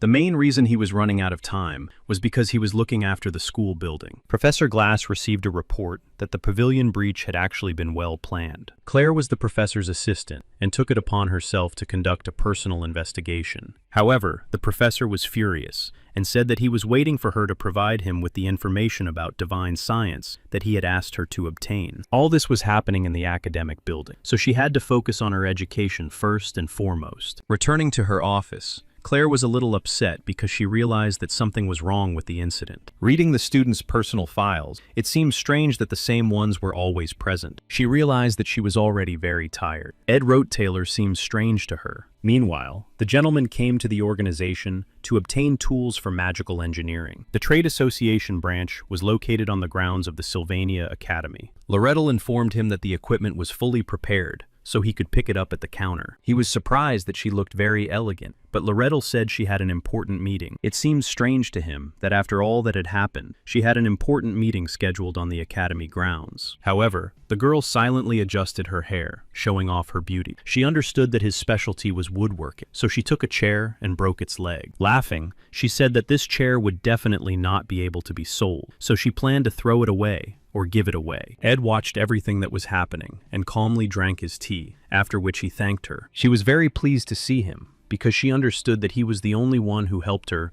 without asking for anything in return. Sitting down at the table next to him, she did not understand how he could constantly maintain such an indifferent and cold expression. Then she reminded him that she had already taken her first victorious step and waited for his response. Pointing her finger at him, she said that they saw him as a man, which meant that he should see her as a woman. She did all this only because she had her own motives and knew exactly what she wanted in return. Ed said he didn't want any response from her because he didn't get involved in confrontations if he knew he couldn't win. That's why he wasn't interested in what was happening, because he wanted to focus on his studies. Loretto continued to smile and said that one day she would not be the only one who would not hold back her feelings. She was completely confident that her seductive smile always had the same effect. That was the true nature of merchants. They never showed their true feelings.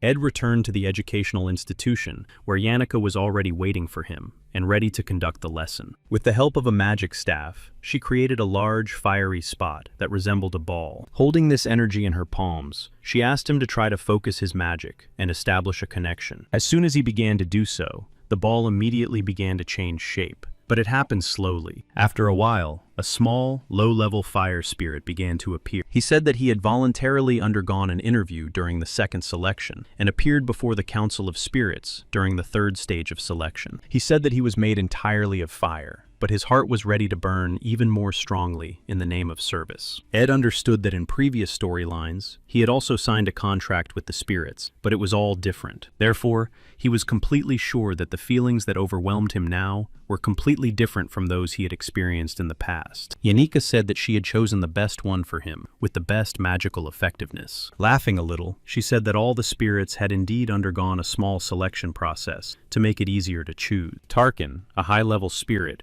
actively tested all the low-level spirits. After that, she handed Muga to Ed and said that she was sure they would become friends. Ed looked at his new companion with surprise, feeling the great warmth emanating from him. He understood that now he would be able to control his magical energy, and therefore control the power of his flame. Muga was completely ready to carry out any order. His master thought of him as a portable heater. Yannicka said she was very happy that her friend really liked the spirit she had chosen. She then said that she would definitely teach him spiritual connection and spirit sensation, so that he could learn to contract with other spirits. She also said that she had special items to help improve magical characteristics, which she wanted to bring next time. Then she suddenly said that she was a very busy girl, and many people were asking her for extra lessons, so it was a bit difficult for her to devote so much time to him. She remembered how all her spirits had told her that she should be calm and show him her love. Ed listened to her carefully and said that he really did accept her kindness as something he owed her, so he decided to pay her as a token of his gratitude. However,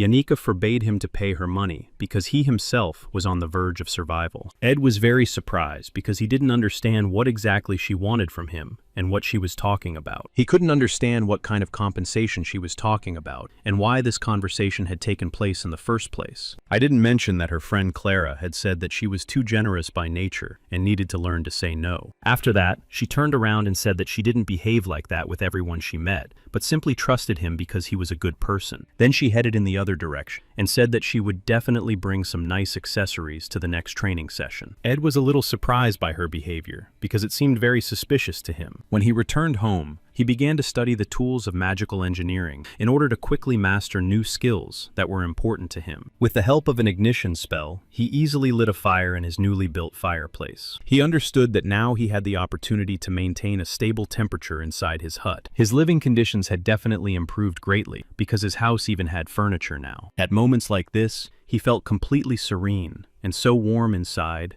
that he stopped thinking about everything. Looking out the window, he saw the moon and realized that it was already very late, which meant it was time to get ready for bed. Before going to sleep, he decided to check his traps. Claire, who was the professor's assistant, decided to check on how he was living. She understood that everyone involved in this case lived inside this pavilion except for him. She came to the forest only because she had heard many rumors that it was here that she could meet the young gentleman. Seeing him carrying Lucy on his shoulder and his prey in his other hand, Claire simply hid behind a tree. She was very surprised and did not understand what it was, because at that time, all the students were supposed to be asleep. She was even more surprised that he had Lucy on his shoulder, who, with her mighty power, was comparable to a great sage. Peeking out from behind the tree, she decided to take a closer look and realized with horror that it was indeed Lucy on the young gentleman's shoulder. Ed suspected that he was being followed at such a late hour and continued on his way. Covering her mouth with her hands, she tried not to move so as not to give away her location. She understood that her intuition had not failed her, which meant that she had the makings of a good detective. So she managed to reach the camp itself and looked around in amazement at the building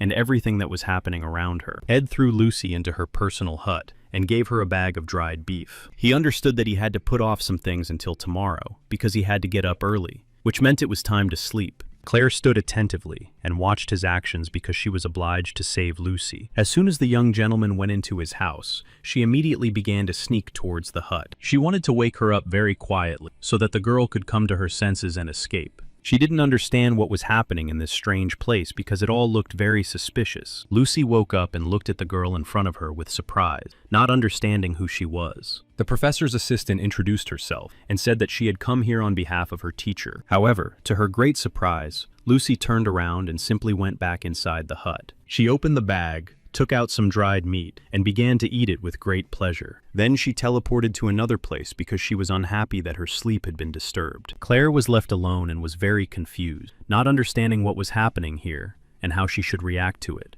On the other hand, it was all very suspicious, and so she realized that all her guesses were correct. She went to the professor to pass on information about the young man who had been disowned by his own family. Professor Glass, without looking up from his book, said that he was not interested in any of this. Then, the assistant reported that she had used magic to reveal the events that had taken place that day on the first floor of the dormitory. She was ready to declare with full responsibility that the memories stored in the magic ball would be able to alleviate her situation. She showed that on that very day, a student was sitting on the first floor who looked so confident, as if he had planned everything himself. She was sure that it was Ed who had planned all the events and even sat in the appropriate pose. She also reported that at night, she went into the forest and saw a young man carrying Lucy, who was unconscious, on his shoulder. The professor said that perhaps she was simply mistaken, as Lucy often slept anywhere. Therefore, the professor looked closely at his assistant and said that she should bring an explanatory note. On the other hand, he understood that all the events had actually been documented and that Taylor's team had indeed passed too quickly. At the same time, Taylor's team was very strong because it included the best female sorceress and a girl who could control magic. Therefore, it seemed strange that such a strong team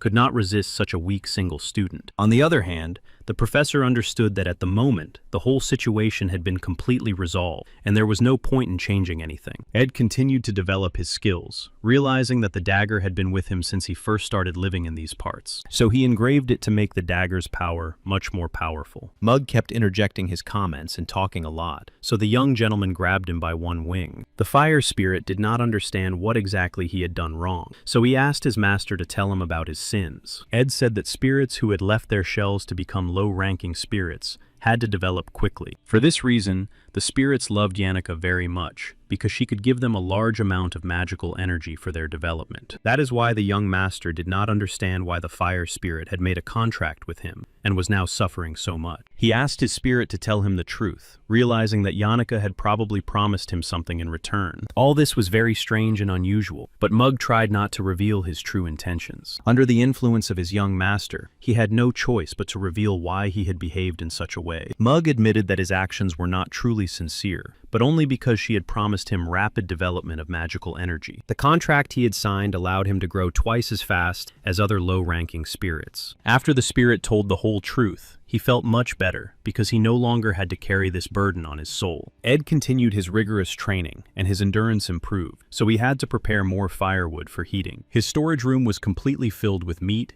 vegetables, spices, and other products, so he no longer needed to sleep on the street. Having devoted enough effort and time, he was able to easily cope with his studies, where the only important thing was memorizing theory. Every day was actually a test for him, and he couldn't say that everything came too easily to him. On the other hand, everything was definitely better than when he was just starting out, but suddenly he woke up. Yannicka looked at him with great surprise, and did not understand why he had fallen out of reality. He told her that he had simply been lost in thought, and had fallen out of what was happening around him for a moment, so nothing terrible had happened. He remembered that he had received 3 letters that could be very important and meaningful to him. The main events of the second act were the negotiations for the purchase of the great sage's book, which were currently underway. However, everything was going according to plan, because Krebin Rotalar was the head of his family in the sequence of these events. It was a little scary that he knew that the family always personally intervened in the negotiation process if things did not go as he wanted. Therefore, he understood that, no matter what, he simply had to remove the head of his family from this episode.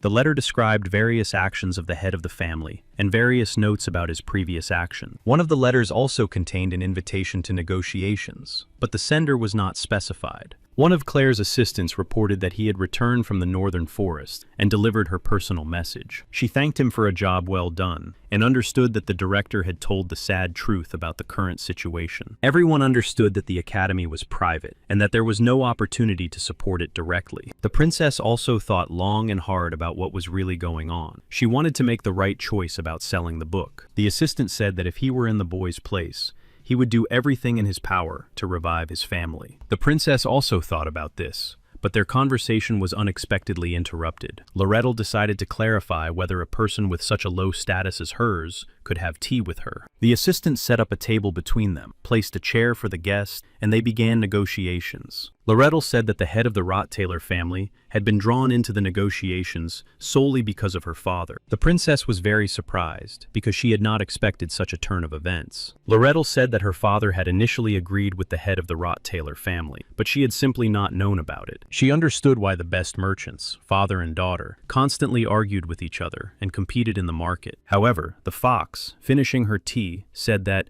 given all the circumstances, she did not want to get close to people who cooperated with her father. The princess did not understand why she had come, and told her all about it, but the fox replied that the enemy of her enemy was her friend. Loretto added that she was doing all this to protect her close friend Ed, who could suffer in this situation. She said that he had not lived with his family for a long time and had no connection with them, so she thought it was unfair to accuse him of such ties. She was surprised because the fox had never cared about anyone but herself. Therefore, the princess said that she had enough status to personally give orders to all the students at the academy. Loretto understood that the princess was not so simple because she too could control people. Through her tears, she began to laugh, saying that it was unclear who would use whom. Clark immediately jumped up, because he did not understand how Loretto could allow herself to behave this way in the presence of Princess Foena. Putting on the hood of her school robe, Lori said she was ready to give them sincere advice because they were allies. She said they should not underestimate Ed and try to use him because in the end,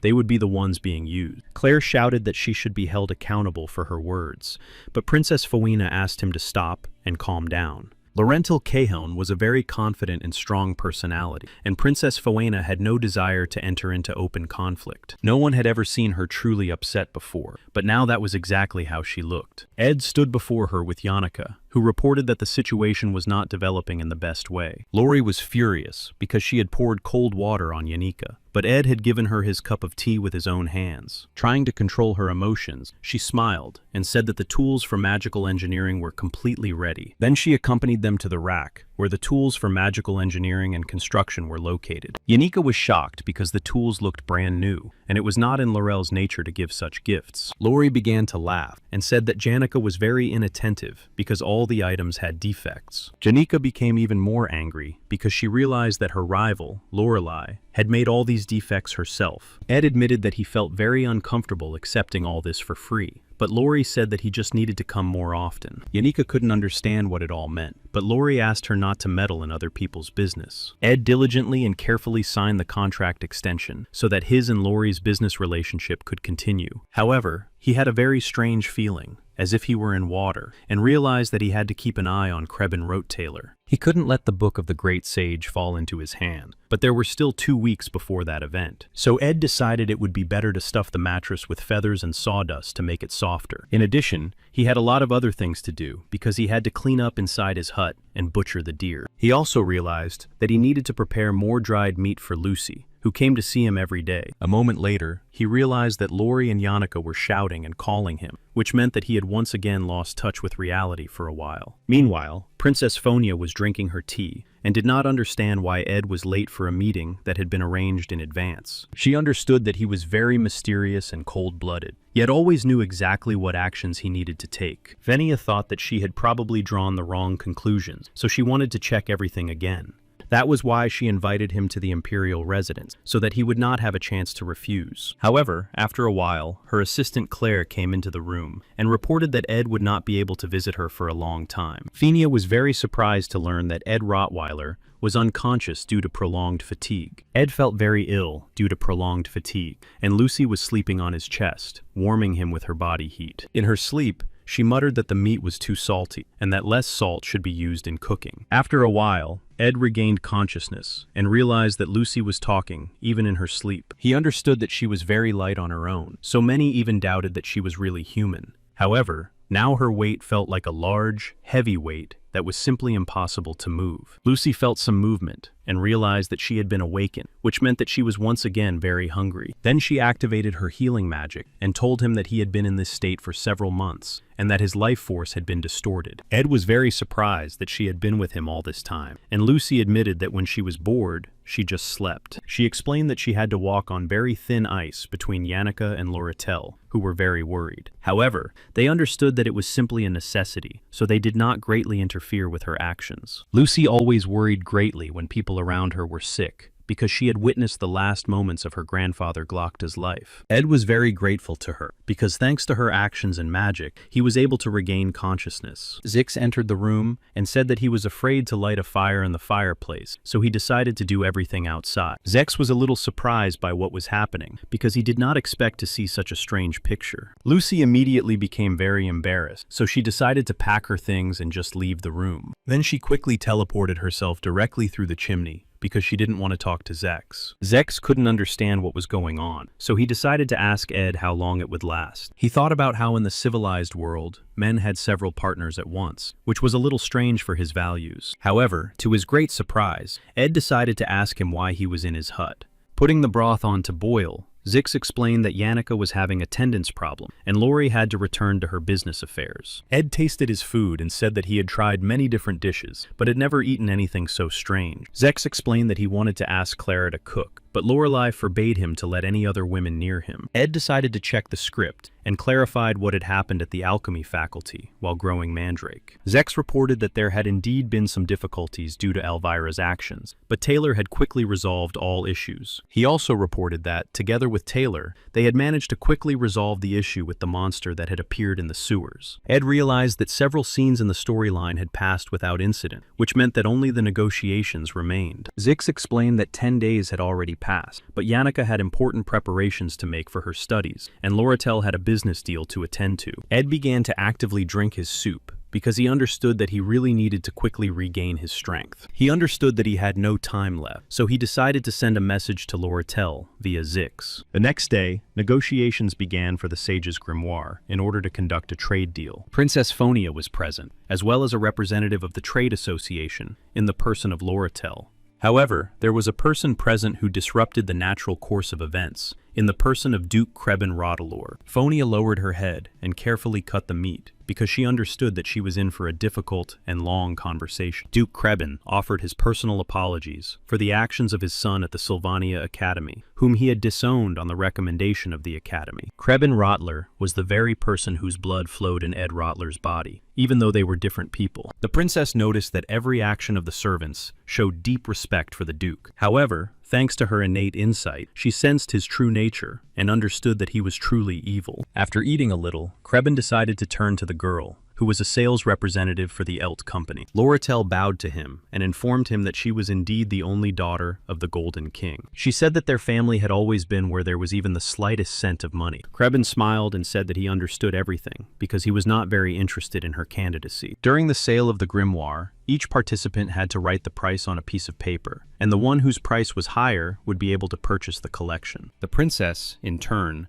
tried not to advertise that she was forced to sell such a valuable book due to the financial difficulties of the Academy. The Academy director wanted to have complete control over the bidding, so he invited his representative, Rachel. The rules of the sale were very simple. Whoever's bid was truly the highest would be able to purchase the grimoire. Phenia had held similar auctions before, because they had to sell some very valuable magical collection. The princess looked at the auction participants and thought that some of them had definitely taken part in similar deals before. Most likely, Lorettel helped her father, so she was familiar with pricing policies and could develop her tactic. On the other hand, she understood that the one who would definitely take this book would be Krebin, because he was simply richer. Rachel announced that the bids had been recorded and thanked the participants for their sincere interest in the Sage's book. A single bid auction without raises was very exciting, because everything depended on your opponent's capabilities. Phenia understood that Loratel was very serious because her family had always been where there was profit to be made. Therefore, Lorettel would most likely not offer more than 8,100, because otherwise the deal would simply not be profitable. Rachel announced that the bids had been fully recorded, and she was ready to reveal the results of the auction. Everyone was waiting for the bids to be announced to find out who had won the auction. Since Ms. Lorettel's bid was higher, she was declared the official buyer of the Sage's Grimoire. Krebin Rote Taylor was very upset,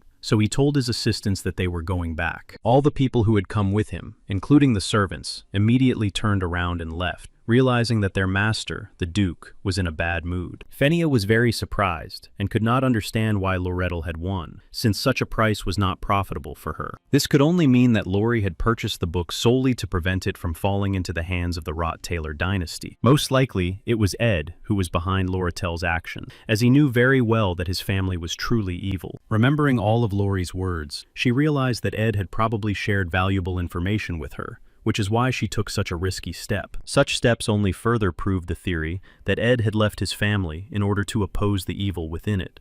Realizing all this, the princess began to feel very ill, and her legs even began to shake violently. The princess began to be overwhelmed by a deep sense of guilt for her action, realizing that they had indeed done everything wrong. Lori herself thought about reselling the grimoire to Krebin, because that way she could recoup her expenses. The letter she received from Ed said that after she purchased the grimoire, she could count on anything. Lori was delighted because, considering the resale of the book, she had gained full access to Ed for 900 coins. Zex came to Ed and reported that he had delivered the letter to Loratel, who had indeed won the bidding for the book. Ed realized that he was already beginning to feel a slight sense of guilt for the actions that would take place very soon. Their conversation was interrupted by Yanika, who said that she had quickly finished all her classes and immediately came to check on him. She was very happy that he had regained consciousness and looked stronger and healthier. However, Zix said that Yanika was very upset and even ran out of the auditorium several times in tears. Yanika immediately summoned the bear spirit to shut Zix up and simply take him back to the dormitory. Moon began to apologize to Mr. Ed for not noticing how exhausted he was. He admitted that he was very ashamed, and that was why he had been using Ms. Yanika's mana all this time, because he was afraid of hurting him. Zix, not having had time to leave, said that the spirit was indeed telling the truth, because he had been working as a heater all this time. Ed realized that during this time, the meat must have gone bad, and the fishing nets must have become completely unusable. He was sad to realize that he had lost all his food, which meant he would have to start all over again. Yanika and Zix said they had some time, so they offered to help with the preparations. Ed was a little surprised because he hadn't planned on the guys helping him with his personal work. He understood that all this had happened too unexpectedly and had ruined his plans. On the other hand, he himself had recently spent the night in such a hut, with nothing in his pocket. He knew that any activity was very difficult and tiring, but he managed everything and coped on his own. Therefore, Ed tried not to worry too much because he understood that somehow everything would work out.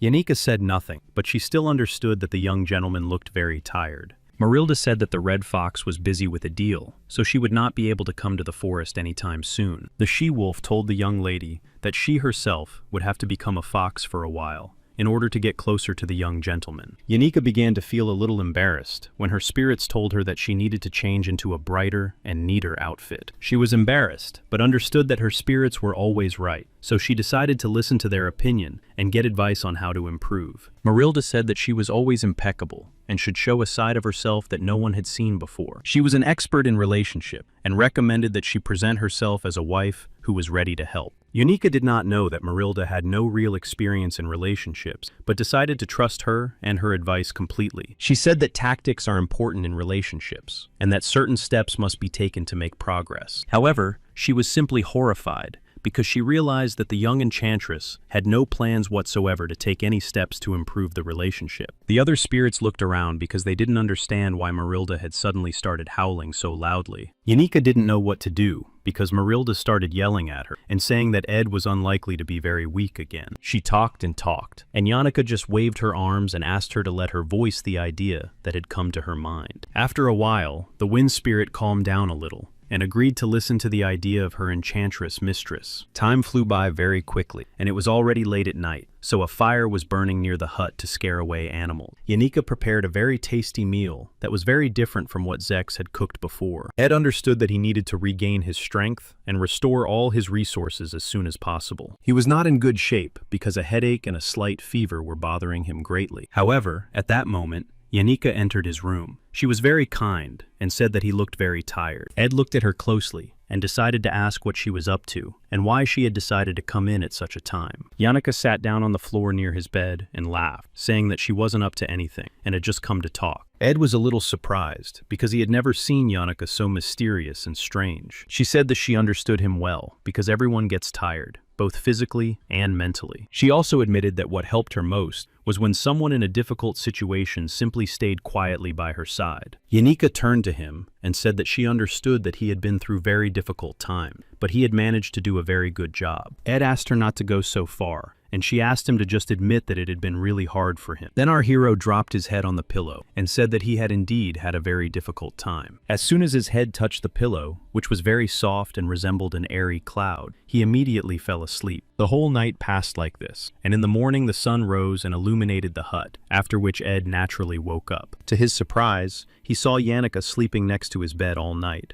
who had not yet woken up. Ed began to laugh very loudly because he felt a great surge of strength and realized that he had completely recovered. He realized that in 10 days of unconsciousness, he had not been able to achieve anything, especially in magical engineering and design. Analyzing his current capabilities and actions, he understood that he needed to intervene in the scenario brand. On the other hand, he understood that Taylor McLaughlin was not particularly interested in magical engineering, which meant he could develop this area. While he was thinking about his next steps and actions, Lorelei came into the forest and was very happy to see him. She bowed to him even though she was very tired and found it very difficult to tidy her hair. Lori announced that she had decided to completely restructure her trading company and had come to him to ask for his help. Ed thought about it because he understood that she had listed so many areas of focus, which meant she needed a co-founder. Lorelei was a little embarrassed, but understood that if she made him that person, they would be together every day. That way, they could work in the same company, and essentially, only a wall between their offices would separate them. Laurel began to describe her dreams and realized that she was talking a lot. Ed listened to her carefully and decided to ask if she was afraid of going so far just for him. Lori was a little offended by his rudeness and even put on her hood to hide her emotions. She understood how he felt and did not plan to be swayed by the fleeting feelings of the Golden Girl. For this reason, Ed planned to maintain only a business and partnership relationship with Lorelei for as long as possible. Then she said that he knew nothing about her because she lived in a place where if you didn't betray someone first, they would definitely betray you. Turning around, she said that in such a world, the most important person was someone who would never betray anyone. Ed understood that she saw him as someone who would be there for her and on her side, regardless of how much money she had. Taking his hand, Lori looked him in the eyes and said that she wanted him to just stay with her forever. Ed was very excited because getting involved with her was not part of his plans to live a quiet life. Suddenly, she started laughing loudly, saying that he should look at himself in the mirror. She was convinced that when such a strong personality showed her timidity, it was impossible to refuse her opponent. Of course, she was a little annoyed, so she bowed her head and said that not all her words were lies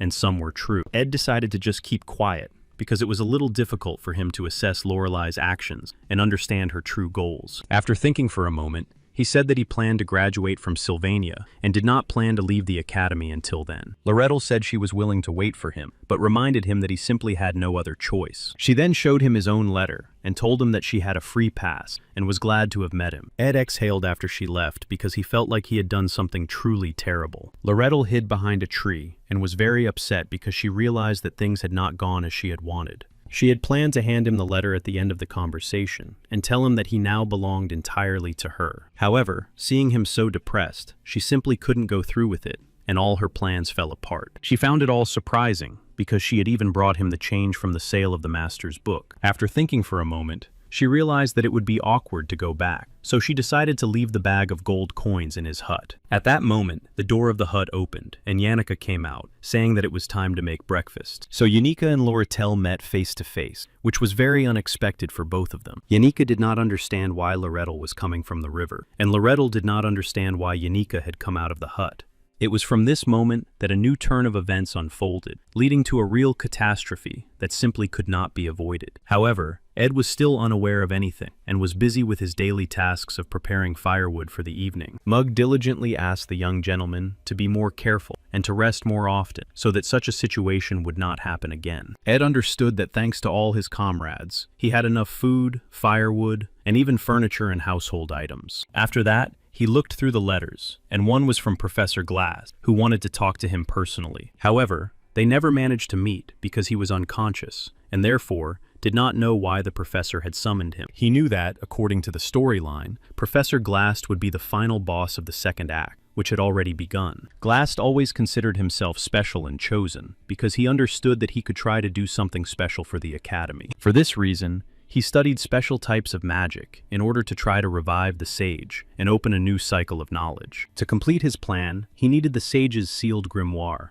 but the academy simply sold it. Then, in a state of despair, he had to steal the magic book and put the sage into Ailea's body. To some extent, his actions were much more reminiscent of the story of an ordinary madman. However, kidnapping Ailea was the wrong decision because Taylor, who was the best swordsman, would immediately go after her. For this reason, Professor Glass would not be able to complete his mission because Taylor simply would not allow him to do so. Ed tried to remember what the professor's last words were before he fell, but he couldn't. Ailea Triss had indeed been kidnapped by the academy professor and looked frightened because she didn't understand what was happening. She was very scared because next to her behind bars was a demon of the underground waters who looked simply terrifying. Aaliyah couldn't understand why everyone thought that everything that was happening was her fault. Ed Rothaler stood next to her and didn't understand why she was talking to him so rudely. So he decided to remind Ailea that they had been kidnapped together. So he was also scared and asked her to be more restrained. In fact, Ed understood that the finale of this act of the plot was beginning right now. 3 days before these events, Our hero was calmly training because he understood that he had wasted too much time. He understood that the confrontation with Glast would soon begin, and he regretted that he had not managed to find the necessary blueprints. However, looking closely at the objects and immersing himself in his consciousness, he realized that he had just come up with a way to improve the engineering. The entire storyline was divided into 4 stages, and the third was more difficult because it took place in a secret laboratory. The boss of this stage was the ghost of the librarian Rain, who possessed a great deal of knowledge. He understood that Taylor had to deal with this problem, but he was interested in the Library of Spirits. His heightened interest was due to the fact that the Library of Spirits contained many drawings of magical engineering. Ed understood that it would be very dangerous, but on the other hand, looking at Yannicka, he understood that he would not be alone there. The professor announced that Adele and Ilea would be transferred to another class because they had demonstrated very high results. He said that there were more and more talented students because there were already 5 people studying in Class A. Loretto understood that Ilea was very weak, but had a great inclination towards aspectual magic. Suddenly, Zix announced that he had not dared to speak about this before, but he believed that admission to the best class should not be limited to talent. Professor Glass began to shout very loudly that he loved and valued all his students, so Zix Effelstein was confused. The professor said that everyone should respect his opinion and decisions because he was more experienced and wise. Loretel thought about it because before entering the Sylvania Academy, she was very interested in the teaching staff. This included a complete excerpt from the biography of the outstandingly talented Professor Glast. He had a daughter, Muri, who was studying at the Faculty of Magic, and as a parent, he believed in her unconditionally. However, Muri perceived his belief not as that of a father, but as that of a professional professor at the Faculty of Magic. It was because of this strong belief that she resolutely joined the raid against monsters at a very early age. Due to her inexperience, Muri was simply unable to cope with the monsters, so she died, which was a great trauma for the professor. Since then, Professor Glast has been obsessed with discovering true talent, and has devoted much of his time to otherworldly magic. However, anyone familiar with the professor's history would understand that he was planning to revive the most powerful mage, Sylvania. Suddenly, Loretto's thoughts and reflections were interrupted because Professor Glast decided to address her directly. After thinking for a moment,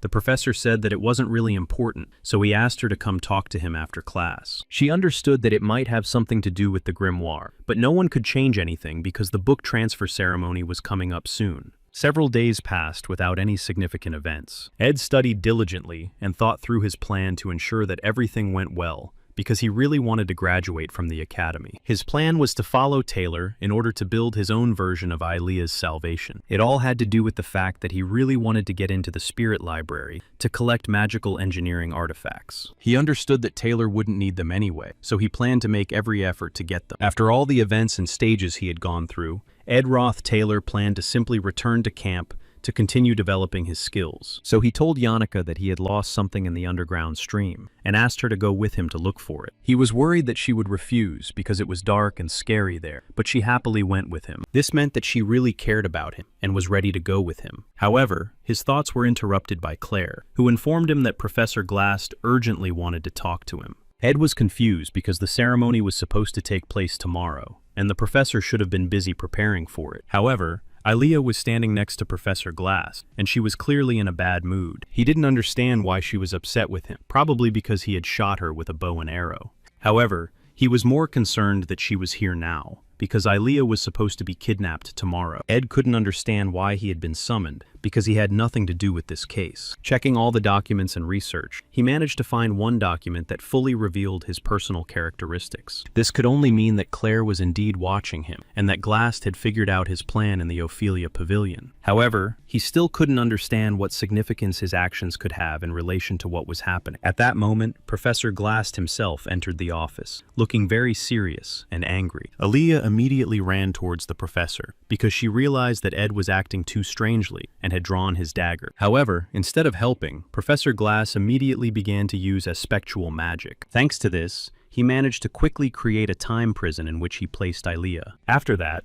he immediately began to use such powerful dark magic again in order to catch the second student. He closely monitored the situation in order to keep it completely under his personal control. Ed decided to defend himself by directing the blade, which was filled with Muga energy, towards him. Ed understood what was happening and did not want to become involved, so he decided to protect himself. Glass noticed that the young man had very quickly understood what was happening in such a short time. The professor believed that simply leafing through his research was not enough to fully understand his intentions. Ed didn't understand why he was needed, since he had already received Yahello, who had a direct connection to this type of magic. Glass said that he had a goal and was ready to achieve it for himself, so he asked not to judge him too harshly. Ed still didn't understand why he himself might be needed, since he hadn't had much success with this type of magic. On the other hand, he understood that the professor would not leave him alone and would not allow him to just take off. Also, if he were kidnapped, it would actually be a direct flight to a secret laboratory with valuable books. So after thinking for a while, he realized that he probably just had to let himself be kidnapped. Glass looked at him in surprise and became curious about what exactly the student would do and what his plan was. He began to read the spell again in order to absorb the powers of Ed Rottweiler, a student of the Faculty of Magic. So he too was kidnapped, and his body was imprisoned in the prison of time, so he did not resist. So, in two spheres of time, there was a prison of time in which Yahello and Ed were imprisoned. Glass understood that Ed was originally a dark figure because his academic achievements were unlike anything seen in a long time, and his actions in the Ophelia Pavilion were well planned, but more reminiscent of the actions of a weak person. This meant that all his successes were the result of hard work and not talent, which was evident from his serene face. Glass looked at him and realized that this reminded him very much of what he had lost in the past. He remembered how his daughter always told him that her achievements would surely glorify his glorious name. That was why it was a little difficult for him, because in Ed's successes, he always saw the successes of his own daughter. Mug decided to seize the moment, while no one was paying any attention to him, and escape. So he immediately left the place because he understood that his young master would need help. Yanika was in the hut preparing food, not understanding why Ed was late for dinner again. Glock traveled across the southern continent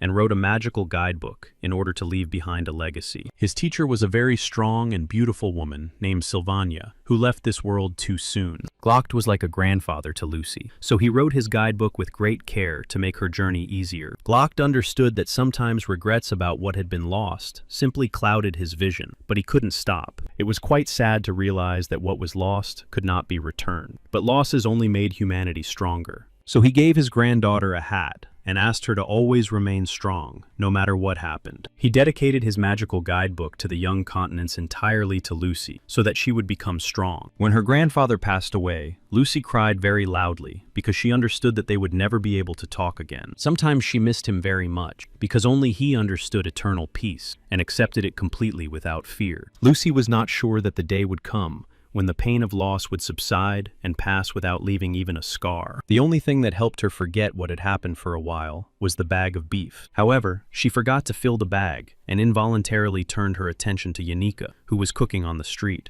Mug flew up to her and started talking about something, and Yanika's aura began to change rapidly, and she was very angry. Lucy was very surprised and did not understand what could have happened to make Yanika so angry. Meanwhile, in the Tricks Hall, which was the main conference room, the grimoire transfer ceremony was taking place. The best representatives of the merchant group and the seller group were gathered in this hall. The main attention was focused on Lorettel Kelm, who was the current head of the Elt Company. Obel Forcius was the current director of the Sylvania Academy, so he was very important for the ceremony. Lorettel understood that Obel was about the same age as Krebin, and they even looked somewhat alike. She knew that Krebin had come to her after the negotiations, and asked that the grimoire be transferred directly to him. It was for this reason that the whole provocation was staged in front of Princess Phoenia, so that she would believe it. And then, Krebin agreed to buy the sage's grimoire for a whopping 12,000 gold coins. In addition, he warned Lorettel that Elt had hired several workers who were already on their way to Sylvania. Glass accompanied the transfer ceremony, and Obel completely renounced his right to ownership of the scroll. After that,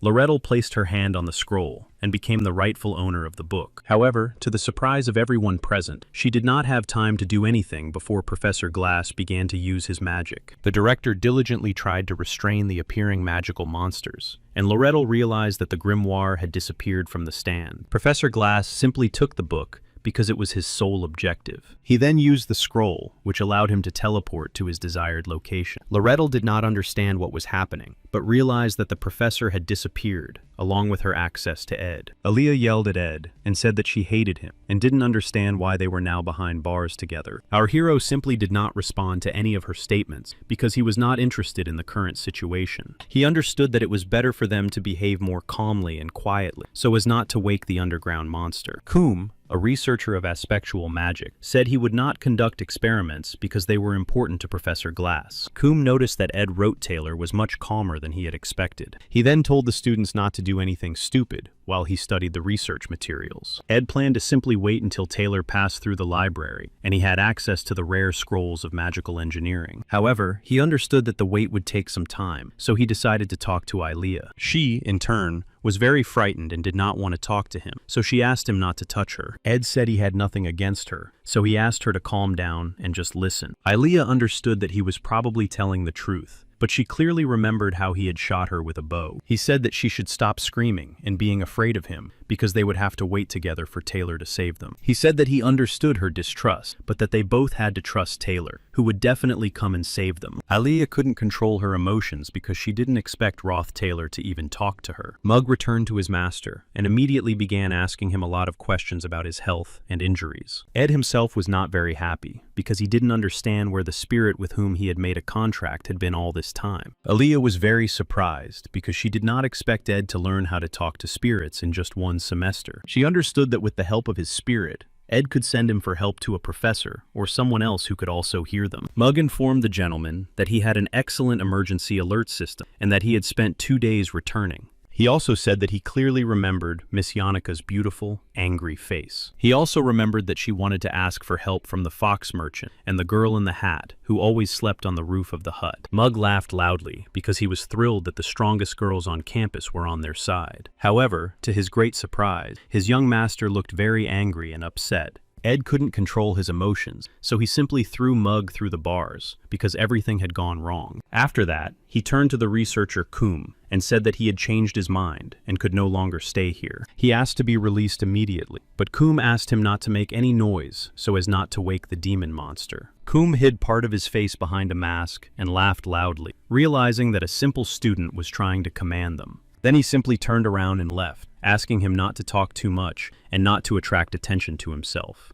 Aaliyah didn't understand what had happened, because they were supposed to sit quietly and wait for Taylor to rescue them. Mug returned with the keys a few moments later, and said that the gentleman was right, and that he had indeed found the keys in that place. After receiving the keys, he ordered Mug to disappear, because he didn't understand why he had done something he hadn't asked him to do. Opening the gate, they began to go outside with Aaliyah, trying to be quiet so as not to wake the monster. However, Ed suddenly pushed the girl back and closed the door in her face. Turning to her, he asked her to be quiet and answer his questions with only yes or no. He told her that she should immediately say that he had simply run away and cooperate with his enemies, then they would not harm him. Our hero understood that she still couldn't run normally while her legs were shaking with fear. Aaliyah was indeed very frightened and said that she really couldn't run properly in this state. Ed ran away and asked her to be quiet and not attract attention to herself, because he was sure he could handle it. He was confident that he could deal with most problems by having an information advantage over his opponents. He also understood that there could be variables that he simply couldn't handle on his own. The intervention of Yanika and Loretelle couldn't have much impact on the situation. However, Mug spoke in his report not only about them, but also about the little girl in the hat, who was sleeping on the roof. And that's where the complications began, because no one had ever been able to defeat Lucy, who had passed hundreds of levels time and time again. In the storylines, it was Lucy the slacker who was the bad ending for everyone, so no one tried to touch her. Ed ran with all his might, because no matter what, he couldn't let Lucy come to this place. Meanwhile, Zex was actively training in his room to maintain his abilities. Suddenly, Taylor burst into his room, looking very tired and exhausted. Lifting his head, he asked his friend for help because he really wanted to save Aaliyah. So Ed began to analyze all the events and realized that he would have to act in the opposite direction for everything to work out. He understood that the meeting between Lucy and Professor Glass could lead to a bad ending, so he had to prevent it. First, he needed to visit the spirit library to get the books and research he needed. The main difficulty was that the spirit library was guarded by a powerful ghost. Reina was the librarian who protected the Banshee Soul Library and was a very strong opponent. Rot Taylor knew Reina's patrol route very well, so he should have had no difficulty. He couldn't harm Reina because she was supposed to have a strong influence on Taylor. This was because, when passing Reina, Taylor could perfect his ideal form as a swordsman. On his way, he would also encounter the revived demon of the underground waters, which would require great composure, and also Reina herself, who would have a great influence on the development of the swordsman's ideal strength and agility. It was for this reason that our hero planned to collect the required items and simply leave this place. Knowing the patrol route, he managed to remain unnoticed, and so Ed collected all the items and books. Mug helped him track Rachel's movements and choose the right time to leave the area. However, unexpectedly, everything began to fall from the shelves, which meant that a real earthquake had begun, which was not part of the chain of events. The bookcase with the books behind which they and the spirit were hiding their location simply fell over. Rachel's ghost immediately turned around and was horrified to discover intruders on her library territory. Mug was very frightened because he understood that they were facing a very strong opponent that would not be easy to deal with. 30 minutes before the earthquake began, strange things happened that led to a series of changes. The golems under the professor's control began to attack other workers in the building. However, at some point, the golem itself was attacked and began to turn into a huge ice floe. It was attacked by Lortel, who did not understand what was happening at all and why everything had turned out so strangely. She understood that if the ceremony had gone smoothly, the reputation of the Sylvania Academy would definitely have been low. The director asked Loretto to wait a little because he himself wanted to understand why Professor Glast had behaved that way during the transfer of the grimoire. He understood that since the situation had not gone according to plan, she had to know the truth about the 3 taboos. These included the desire for eternal life, the desire to bring back those who had passed away, and also time travel, which was strictly forbidden because it could disrupt the temporal consensus. Loretto began to understand that Director Obel was just as crazy as his subordinate professor. Obel admitted that he was curious because Glass had always admired Sylvania and her wisdom. He also always remembered his daughter Muri, who had suffered because she was not talented, but he believed in her too much. Obel was very interested to know if Professor Glast was really capable of bringing someone back to life, and if so, who exactly he would want to bring back. Loretto thought about it because the choice was really too difficult, and the risk was probably justified. An assistant burst into the room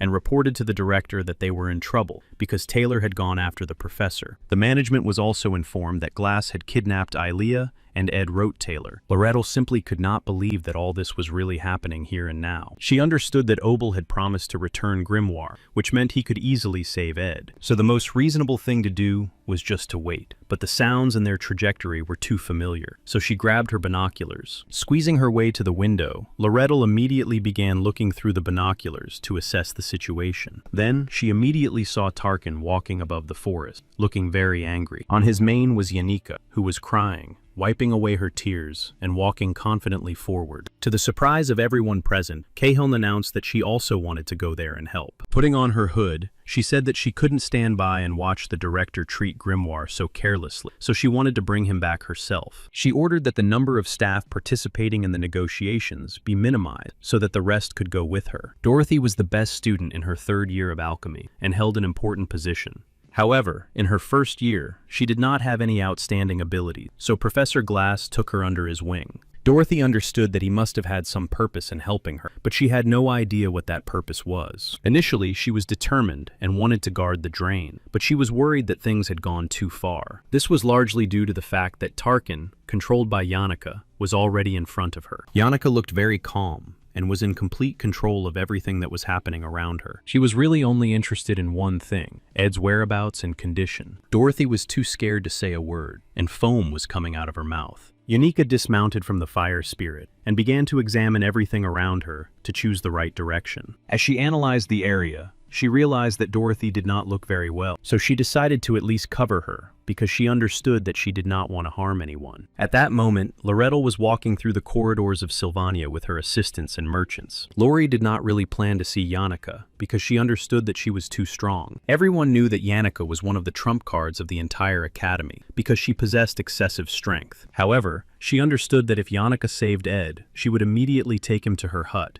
where she would feed him delicious food. Ed would, of course, develop feelings for her, because he would understand that she had saved him again and had always been there for him. After that, he would propose to her, and they would simply get married because she had always been there for him. As soon as this whole picture formed in Laurentel's mind, she immediately began to scream that she would never allow such a thing to happen. So she resorted to trickery and told Yannicka that Ed had already been rescued and was lying in the hut waiting for her to return. Yannicka was very surprised and couldn't understand why Lori was telling her this now. She said that she had just come from the hut and hadn't met anyone on the way, so she didn't understand who could have passed her unnoticed. Lori was a little surprised because she didn't understand how Yannicka could become so quick-witted in a matter of seconds. Yannicka said that at first she wanted to ask Lucy for help, but she just yawned and walked away in an unknown direction. That was why she didn't believe Laurel, who clearly wanted to deceive her. So they decided not to interfere with each other and simply divided their search between the northern and southern parts of the drainage ditch. They understood that their only main task now was to save Ed, and everything else was secondary. Lori decided to speed up in order to gain an advantage and be the first to save her beloved. Yannicka also hurried, because each of them wanted to be the one to save Ed from what had happened. Meanwhile, Ed himself was trying to understand why the earthquake had occurred, which had easily revealed his location. Suddenly, Rachel's ghost began to lose her balance and simply fell to the ground, not understanding what had happened. Covering his face with his hands, Ed really hoped that it was just a consequence of the earthquake. However, to his horror,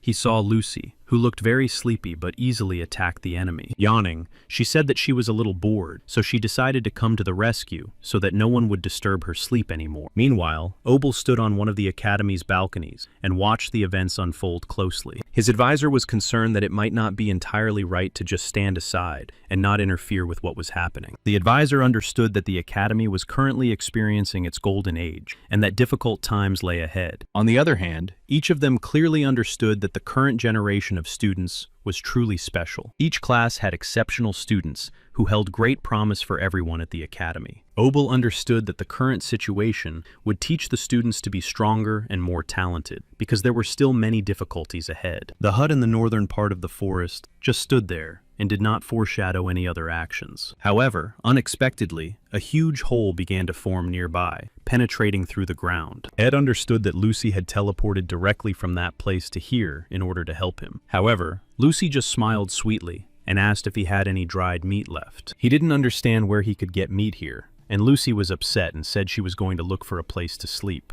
Ed couldn't let Lucy go, because he knew that Lori and Yannicka were already in the drain, and Taylor had started moving forward. This meant that he simply had to prevent Lucy and Professor Glass from meeting in order to avert disaster. Lucy didn't understand him, and he said that he just wanted her to stay with him for now. She couldn't understand what exactly he wanted from her, and decided to ask again if he had any meat. Ed asked her to stop acting like that, and said that he just wanted her to be with him at that moment. Lucy said she could easily help him escape, but he said he had some business to attend to. Lucy agreed, but on the condition that she would just sleep on his back, and he would carry her the whole time. Ed decided to continue going through the location in reverse order in order to pick up all the extra characters. There were still a lot of flying mice and other types of monsters guarding the books in the library. To speed up the process, Ed used fire magic to deal with the monsters more quickly. After dealing with the monsters and mobs, he was very surprised that he received a large increase in experience points for certain skills. He mentally apologized to Taylor, because he understood that he couldn't take too many experience points. Loretto quickly found the way, because she could easily recognize the concealment spell. She was surprised at herself because she realized that she had decided to help someone sincerely,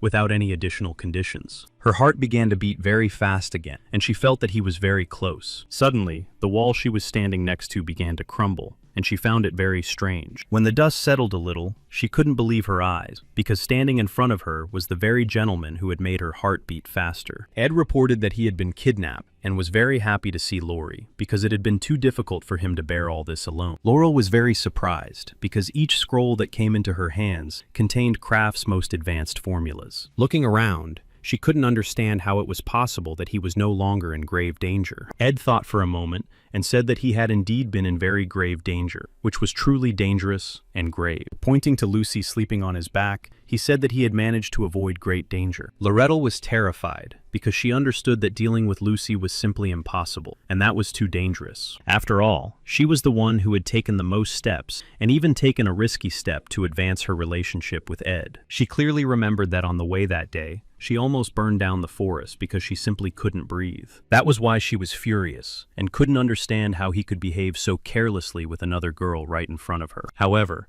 to her even greater fury, he said that she could buy it from him at a very cheap and attractive price. Realizing that she was in a state of panic, he leaned over to her and said that he simply could not trust anyone but her anymore. She realized that he had just crossed the line, so she smiled and said she would give him a check for the purchase. However, their conversation was interrupted when a man approached them, out of breath, and addressed the president of the ELT Trading Company. He reported that an unforeseen situation had arisen, and that they could now be in very big trouble. Meanwhile, Taylor's team was also walking along the gutters, trying to be very careful and stay alert. The sullen Clebius did not understand why they had to go on, and just wanted to go back. The boring Elvira immediately started yelling at him and scolding him, because she realized that he was talking nonsense again. Taylor said that he still had to save Ilea, so he asked Clebius to do him a favor. Zixi put his hand on Clebius's shoulder and said that Ilea was a very good person. The clairvoyant Adele was with them, and she stretched out her hand and said that she sensed something very good there. The clairvoyant was always right, so she smiled and said that very soon they would meet a very strong enemy.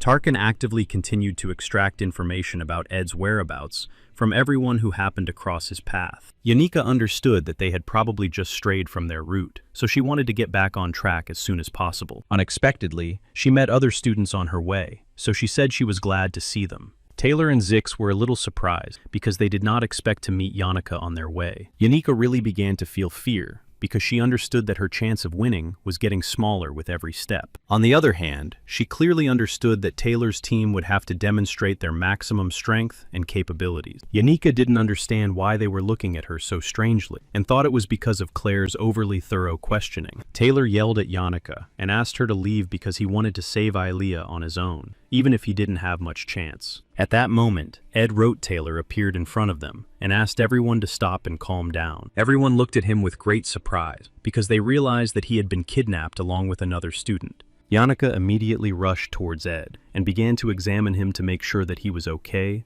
and unharmed. Elvira asked Taylor to control himself because his anger was overflowing. Taylor had already studied Ed's tactics well enough to be ready for anything. After all, he was too cunning and easily fought off 3 opponents who were stronger than him. At the same time, the strength of his friends who were on his side was even greater and simply impossible to overcome. Taylor was in a panic because he knew he couldn't handle Lucy and Lorelei together with Yanika. This could only mean that his chances of winning at that moment were practically zero. However, to his great surprise, Ed pushed him forward and said that Ilea had been waiting for him for a long time, and he should hurry up. He entrusted Ed with the task of catching Professor Glass, while he himself calmly decided to leave the room. Our hero understood that they had completely different roles in this story, so they had to go their separate ways. He understood that his mission was simply to deal with the variables that Taylor encountered along the way. All this was due to the fact that it was Ed who planned to catch Elt at any cost, so as not to disrupt the order of the scenario branch. The advisor reported that the mercenaries of the Golden King Elt had invaded the island of Arkan. King Elt had been completely defeated, without a single chance of rehabilitation, which is why he took such action. He had been removed from power at the wrong time, and in a way that differed from the original storyline, which is why he was able to escape. Loretto knew that Elt was planning to retaliate, but she couldn't afford to focus too much attention on that. Since she chose to save Ed, she created a loophole by reducing the number of people involved in the negotiations. The advisor said that no one was guarding this place anymore, so they had to leave as soon as possible. Ed understood that the scrolls he had obtained could be very valuable, but the best tool was still knowledge of the future. Therefore, he had to meet Elt, who was an intermediate plot point, in order to restore the chain of events. After thinking for a moment, he asked Zex to find out everything that had happened at Ilea, and reported that the path was practically clear. Taylor didn't understand what was going on, but it was very difficult for him to understand how Ed could be on their side. On the other hand, thanks to his active development, he would definitely be able to stand up to that guy from the final part. There might be too many obstacles ahead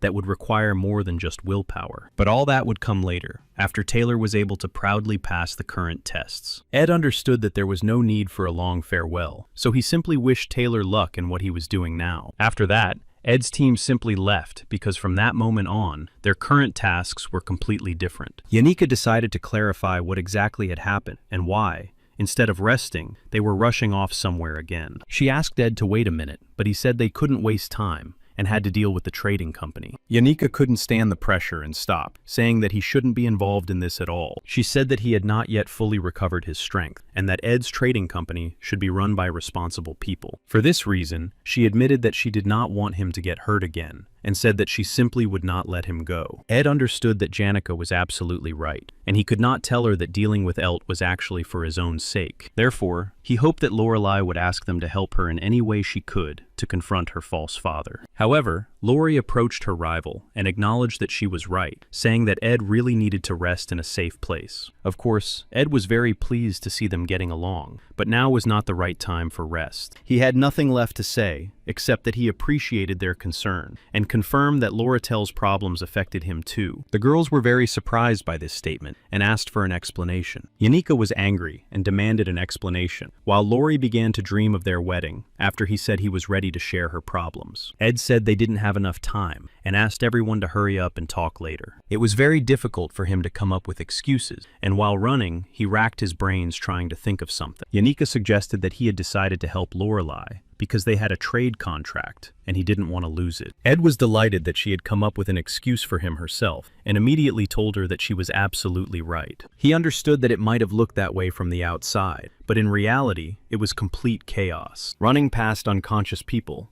Ed thought that Taylor had completely crossed the line and failed to respect the chain of command. So when they realized that it was actually Yannicka's doing, they were very surprised. She started crying and saying that she didn't mean any of it, and that everything that happened was just an accident. Ed said that he wasn't ready to talk about it now, and that they should ask the academy for help.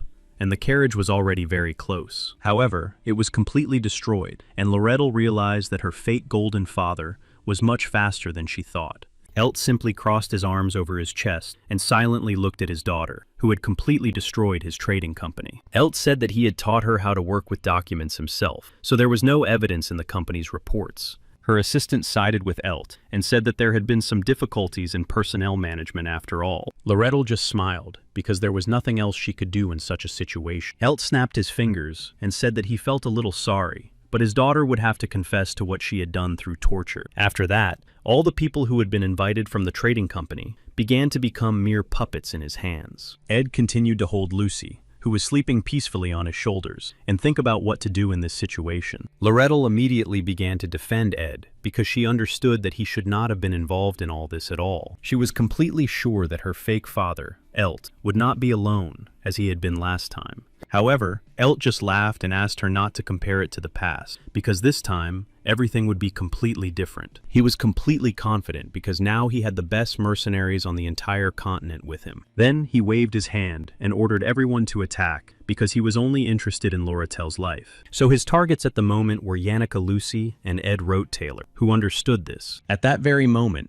a huge number of arrows began to fly rapidly through the sky and rush towards them. Yanika immediately summoned her magic staff, which helped her control the actions of the spirits. Therefore, a protective field was created thanks to the magic of the wind, and the arrows simply could not pass through it. Yanika expended a huge amount of mana and energy, but she understood that she simply had to protect the young master. She asked Ed to be very careful, because she noticed that the enemy's movements were very coordinated. Ed thanked her for her help, and carefully assessed the situation. Elt began to take a scroll out of his pocket, and Ed carefully examined its contents. He realized that it was a Belarusian seal that suppressed all the surrounding mana for 10 minutes. This spell required time to prepare, but it was very powerful, while the enemies had a numerical advantage. However, what was more important was the fact that their group consisted entirely of mages who used mana. Loretel realized that her father had come too well prepared, and if he managed to activate the scroll, it would be the end for them. Ed looked at Elt and said that the academy would hold him accountable and he would have to deal with it. Elt just laughed and said that it would be better than simply losing his life. Our hero understood well that even a small butterfly effect could completely change the world, because he was the same. He understood that even though he was facing absolute evil, it did not evoke a shred of hatred in him. This was because, in the end, the Golden King stood in their way in order to survive. However, despite their similarities, he did not plan to lose and give in, so he leaned down to the ground and asked Lucy to wake up. Lucy was not very happy because she wanted to eat, and she had not been given any food for so long. When she opened her eyes, she was furious because she did not understand how anyone could be so noisy. And so,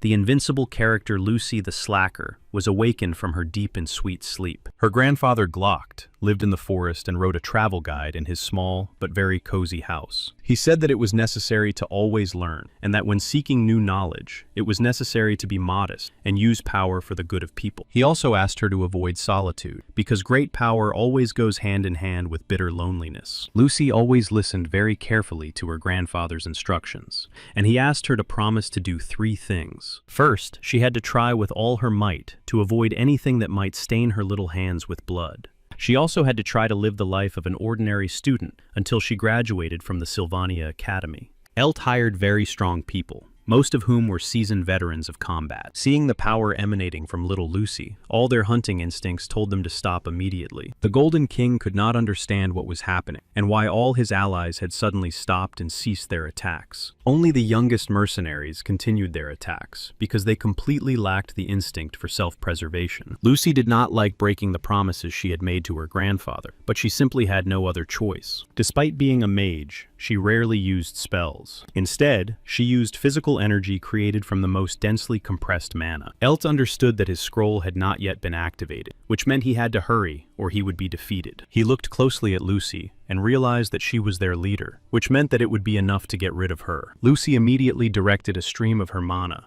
which was more like brute force, in his direction. Ed put his hand on her shoulder and asked her to stop, because he realized that they had already won. Suddenly, he felt very strange tremors again, and realized that the earthquake had started again. The moment the 7 bright stars lined up, Professor Glass began to act according to his plan. Professor Glass's advanced aspectual magic completely violated all the laws of the universe. That's how the magical tower began to rise, rapidly ascending and obscuring the sky. Most likely, Taylor had to defeat all the monsters and acquire enough skills. This meant that after a while, Taylor McClock had to completely stop Professor Glass. The descent of the magical kingdom happened at the same moment as in the original scenario, which meant that everything was going well. Ed understood that this magic was alien, so everyone, including the best students, must have been confused. However, Lucy immediately headed upstairs because she understood that all 10 towers were involved in creating the magical flow. She was very surprised that it was indeed possible to bring back to life someone who had been sent to eternal rest. Ed was confused because everything was supposed to go completely differently than it was happening right now. Lucy was supposed to sleep on the roof of Trix Hall and wake up only when everything was over. And so it turns out that Professor Glist, driven into a corner, can offer her a deal that she will like. And then everything will not go according to plan, and the great sage Sylvania will not return from the other world. Instead, her student, Professor Glock, who also had enormous potential, would return. Lucy Merrill was simply invincible, so she could side with the enemy, and that would be the end of it. Ed understood that this turn of events was the fault of all the extra variables, but it was precisely those variables that were supposed to help him fix everything. So he grabbed Lucy, and Elt began to activate Belarus's warning scroll to suppress magic. This would suppress all the surrounding mana for 10 minutes, so Lucy would be unable to do anything. Elt shouted to his assistants that they had a chance to win, and they had to act. He understood that now, brats like these students in front of them simply couldn't use magic to defend themselves. Ed sensed that one of the mercenaries was heading in his direction, so he immediately used the magic of the wind blade. He knew that, in a sense, he himself was a variable that possessed a great deal of informational knowledge. The Golden King Elt was very surprised and could not understand how such a thing could be possible. All this was due to the fact that even the strongest magic of suppression of the Belarus vessel simply had its limits. Such an anomaly was due to the fact that it was simply impossible to scoop out the real sea with a bucket. Lucy understood that she needed to get somewhere because she had found a place dear to her heart. Elt's experience was not much different from that of his mercenaries, and he felt that the last minutes of his life were approaching. He had never before seen such a powerful mage who was simply overflowing with mana. Lucy stood before the Golden King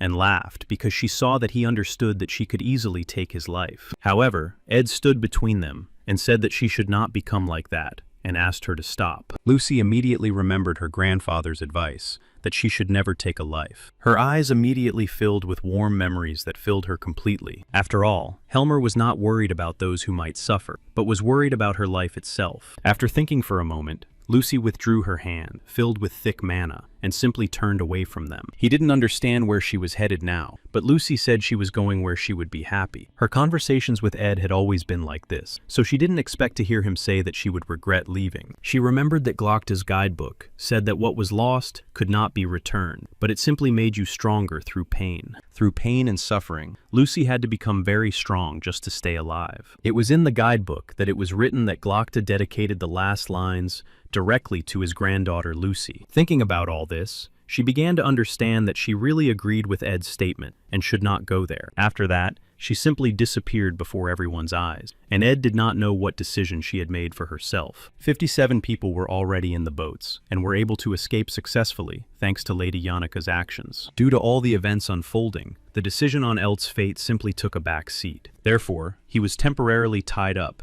and handed over to a trading company so that Loratel could make her own decision. Ed ran to the top floor of the tallest building in the entire academy, his body already exhausted and heavy as lead. Trix Hall was the starting point of this episode, which is why he ran to the top. The academy representatives were busy helping the victim and needed to settle other issues. He understood that this was where Taylor's journey began and where his journey should end. Approaching Lucy, he realized that the mark he had left on her destiny was impossible to ignore. It was not difficult for him to find Lucy, because he knew she would be in a place with a view of the entire academy. This was because the whole place reminded her of the legacy of her beloved grandfather, Glock. Lucy decided to ask him again if he had any meat left, because she was very hungry. Ed replied again that he had nothing left, as he had said before. She tapped beside her and said that she was just indulging in memories that connected her to this place. Our hero came closer to her, and, looking down, realized that the height was simply staggering and dangerous. Lucy said that one event had always been very sad for her, but then she had rethought it because a lot of time had passed. She realized that even if she had used magic to bring her grandfather back to life, he would have left her sooner or later anyway. Most importantly, she realized that bringing the Archmage back to life with forbidden spells would be simply offensive. She admitted that from the very beginning, she understood that bringing him back to life would simply look like ordinary selfishness on her part. Our hero decided to interrupt her train of thought, so he simply called her by name, which surprised her greatly. He decided to check if she was really okay, because he himself had tried to stop her from taking such steps. He needed to make sure that in a few minutes, her emotional swings would not force her to act differently. Lucy simply leaned on his shoulder and admitted that, in fact, she was only thinking about meat at the moment. At that moment, Ed realized that he had managed to prevent a real catastrophe after all. Professor Glast continued to actively use forbidden spells and magic. Lucy began to cry because she realized that every person would have to experience loss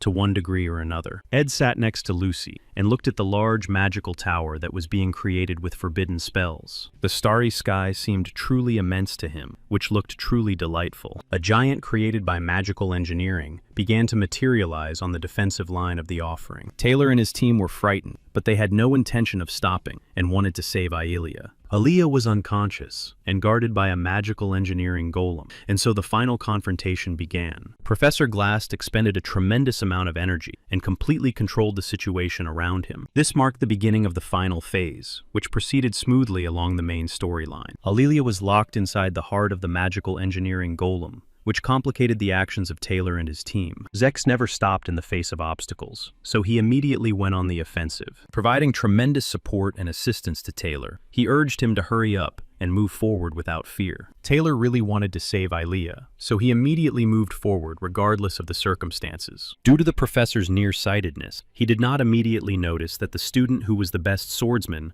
was heading in his direction. At some point, the professor could no longer see without his glasses, because teachers are supposed to remain in a static position. In his office, he persistently read the sage's grimoire in order to draw conclusions and get direction. After that, he conducted a huge amount of research and monitored the academic progress of his students. While he stubbornly continued to do all this, the landscape outside was constantly changing. At the moment when it started snowing outside the window, a first-year elementary magic student entered his office. She asked for permission to begin studying intermediate-level magic before all the other students. When it was raining outside, a young teacher who had made many mistakes and was remorseful came to see him. In the summer, the wind blew outside, but Professor Glass did not get distracted and rapidly absorbed a huge amount of literature. The highest-ranking dean always stopped by for a cup of tea, even after he became director. So people in their positions changed around him, but he continued to sit in one place, immersed in his work. At some point, he began to think that the painful memories would disappear on their own, but that did not happen.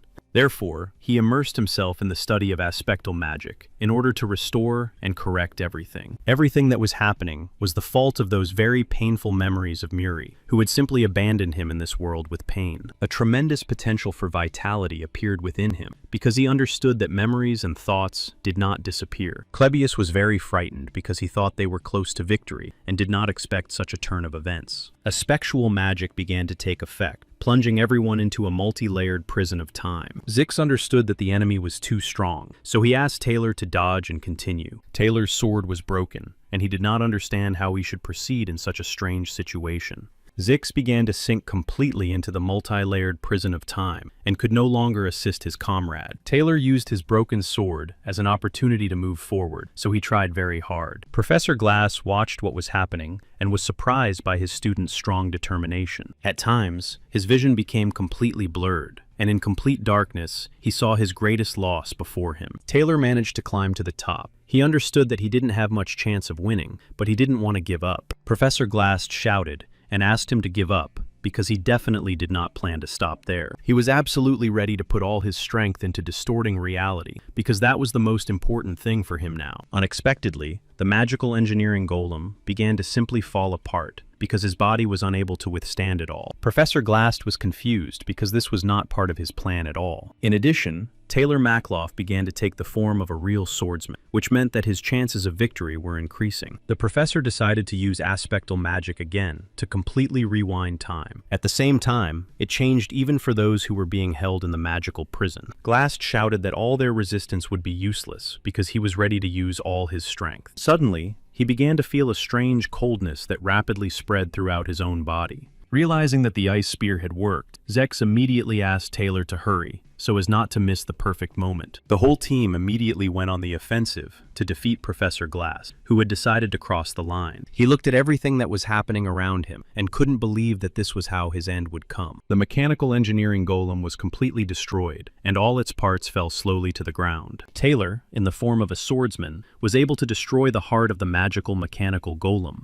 and save Ilea. At that moment, Professor Glass realized that he had simply lost, and therefore decided to throw himself off the highest magical tower. His pain did not go away, and he was still upset that he had not been able to break the laws of the universe. On the other hand, as he fell, he thought of his daughter and believed that they would be able to meet again very soon. He missed her very much, and wanted to ask her forgiveness for giving her faith in powers and talents that he did not have in practice. During the fall, he opened a magical portal in order to make a great magical leap and avoid punishment. The aspectual spatial leap had been prepared in advance and left as a last resort in case everything went wrong. However, for some reason, he escaped too late, so even magic could not stop his bleeding. Everyone understood that the professor simply had no chance, but Ed decided to visit him because he wanted to check something. This was related to what happened an hour before all the events, and before the appearance of the magic tower. Yanika sent the mercenaries outside the island, and Lorettel handed her father over to the trading company. After that, they agreed to meet at the east entrance to make sure everyone was in good condition and unharmed. Lucy was a little embarrassed, so she held Ed by the sleeve of his school uniform because she was a little worried. Lori was simply horrified by the scene she saw and did not understand how such a thing could have been allowed to happen. Dorothy and Claire also left the drain pipe, which meant that everything had gone well and all the participants had been saved. Ed couldn't understand why the best third-year student and the teacher were crying, since they didn't appear to be injured. He couldn't understand what was happening to them, so he decided to get closer to see what was wrong. Right behind him, Tarkin immediately appeared, and Yannicka jumped off him, interested in Ed's condition. Yannicka understood that this magical tower was powered by ascetic magic, so she decided to check something. Of course, lately, any meeting between Yannicka and her own spirits ended with a discussion about Ed. However, a few days ago, Tarkin noticed a pillar of magic in the forest that was very similar to forbidden spells. At the same time, after this release of magic, no tower appeared, and the professor's presence in that part of the forest became strange. Ed thought about it because he understood that he would have to intervene, because even the false boss in the form of Elt was strong. That was why he came to this place in the forest, to see for himself one last time. Yannicka and Lorettel looked at Professor Glass and decided to ask him what exactly he was doing in this location. Bowing his head, he realized that he looked very funny, so he said that he was just admiring the moon. The students said they didn't think so, but Glass admitted that he now considered himself quite amusing. He told Ed that he accepted his defeat and understood that he had paid for his own recklessness. He also knew perfectly well that even if he had won, Obel would have easily dealt with him anyway. He admitted that he had kidnapped him because he realized that he had an amazing talent that could be useful in carrying out his plan. However, he also admitted that the student had turned out to be much more cunning because he had simply run away from him. Glass admitted that he had not been lonely during the 17 years he had spent with his daughter. Ed leaned over to him and said that Professor Claire might also have known him for 17 years, and that she had even cried. She had always admired Professor Glass because she understood that he could not love anyone at first sight. Wiping away her tears, Claire said that the professor was self-sufficient and very arrogant, so no one could love him. She understood that he was actually the most outstanding scientist in the world, whom she simply loved. Dorothy was also very sad, because the professor would forever remain in her heart as the senior mentor who had helped her. However, no one in his circle denied that the professor had decided to stray from the right path and put himself in danger. Therefore, his feeling of loneliness was actually mistaken because there were many people around him who appreciated him. At the very beginning, Claire was incapable of doing anything, and everything always fell out of her hands. Dorothy also made a lot of mistakes at the beginning of her training. Only Professor Glass was able to see their hidden talents and help them develop and become better. All his actions were very similar to how he treated his own daughter, in whom he discovered talents and self-confidence. So he will forever remain in people's hearts as a mentor, colleague, or friend, but he simply stopped seeing it all. Glass said he saw Ed leave the Banshee's Library of Souls quite impressively, along with the scrolls and books. However, he thought that this made no sense, so he handed Ed the key, saying that he should serve him faithfully. Laughing a little, the professor said that the student had added to his own workload because now he would have to tidy up the place. Then he handed over the key and said that from now on, the ghost library belonged entirely to him. Ed couldn't understand why the professor had decided to give the library to him, because it was a big responsibility. Glass said that under the table guarded by Raina was a safe that needed to be dealt with before the academy. Then he looked at Lucy and asked her to at least look around from time to time. Lucy listened carefully to his instructions and tried to understand what they could mean at that moment. Ed couldn't see Lucy's face at that moment because she was standing behind him, but Glass's body looked calm and serene. For a while, they just stood and looked at him to understand what had happened and accept that it was all over. For several nights in a row, Ed listened to how unlucky he was, because he always found himself at the center of events that took place at the academy. The dean questioned him several times, because he didn't understand why he had been kidnapped and how he had managed to escape. Ed recounted the same chain of events that had occurred that night several times. He explained that he had left Ilea because she couldn't move and didn't trust him, so he went for help. The dean still refused to believe him and said that he was very suspicious of him. He had a feeling that Ed Rottweiler had some very important information that he was simply hiding. However, the dean also acknowledged that, due to circumstances, Ed was a student who had suffered due to negligence within the academy. Ed was very surprised because the dean was not looking at his testimony, but at his personal academic record. Then, to his great surprise, the dean announced that the academy had decided to reward him for his hard work and efforts in his studies. After finishing the conversation, he left the dean's office and went back because he wanted to talk to Janica. He apologized to her for everything that had happened and asked how she was feeling and if she was hurt. Yanika wanted to say that she was fine, but the wind stopped her. So she immediately told him that her body and back were indeed sore after she had saved him. Ed said he was really worried about her, so he asked her what exactly was hurting. He said he was very sorry that she always protected him and got hurt because he didn't want to be abusive to her. Yanika was very scared, and Ed said she shouldn't have gotten involved with him because he was nothing but trouble. Then she immediately began to apologize and say that she had lied and that she wasn't really in pain. After that, he asked her if she was really living in the Dex Hall Pavilion now. Ed said that the academy had decided to reward him, so starting next semester, he would be moving into her dorm. He understood that there had been too many events, but they had all gone quite smoothly without any major deviations. The dean told him that he should end his life as a recluse and return to normal student life. He understood that living in comfort would be much better, but he even felt a little sorry for the hut he had built in the forest. Remembering how he wanted to put up a fence and plant fruit trees, he even felt a little sad. Suddenly, something fell with a crash behind him, so he immediately turned around to see what had happened. Lucy was lying on the ground, having fallen from the roof in surprise upon hearing that her peaceful sleep in the forest had come to an end. Lucy was very surprised and simply did not want to believe it because she really enjoyed sleeping in the forest and eating meat. She herself did not understand what was happening because she had dreamed of the island of Arkan, even though she understood that she was in an ordinary forest. She couldn't understand why she had dreamed about her childhood and why the very house from her childhood was standing in front of her. Seeing smoke coming from the stove, she realized that someone was at home and decided to check on the old man since she was already there. She was curious to know why her grandfather had started appearing in her dreams and what exactly he wanted to tell her this time. Opening the door, she was a little surprised to see him alive as always, rocking in his chair. However, a very strange energy emanated from her grandfather, and it was not warm, but ominous. A real skeleton turned to her and shouted that she had not saved him, even though she could have. He told her that she had had a very rare chance, but she had simply turned away from him. When Lucy woke up, she didn't feel very well, but she tried not to show it on her serene face. The maid Belle noticed that the young lady had woken up, which meant it was time to get ready for class. Suddenly, the maid stopped understanding what was happening, because her mistress had used high-level spatial magic. Lucy realized that for some reason, she was now strongly drawn to the northern forest, so she immediately headed there. Looking at Ed, she immediately felt an inexplicable sense of relief, which was strange but very pleasant. Looking at the sky, she realized that it was likely to rain, which hadn't happened in a long time. Suddenly, she heard that her peaceful life in the forest was coming to an end, and she couldn't even stand on her feet and fell off the roof. Ed looked at her and realized that cats were very unpredictable and never showed any emotion while being petted. For this reason, he understood that all cats were like this.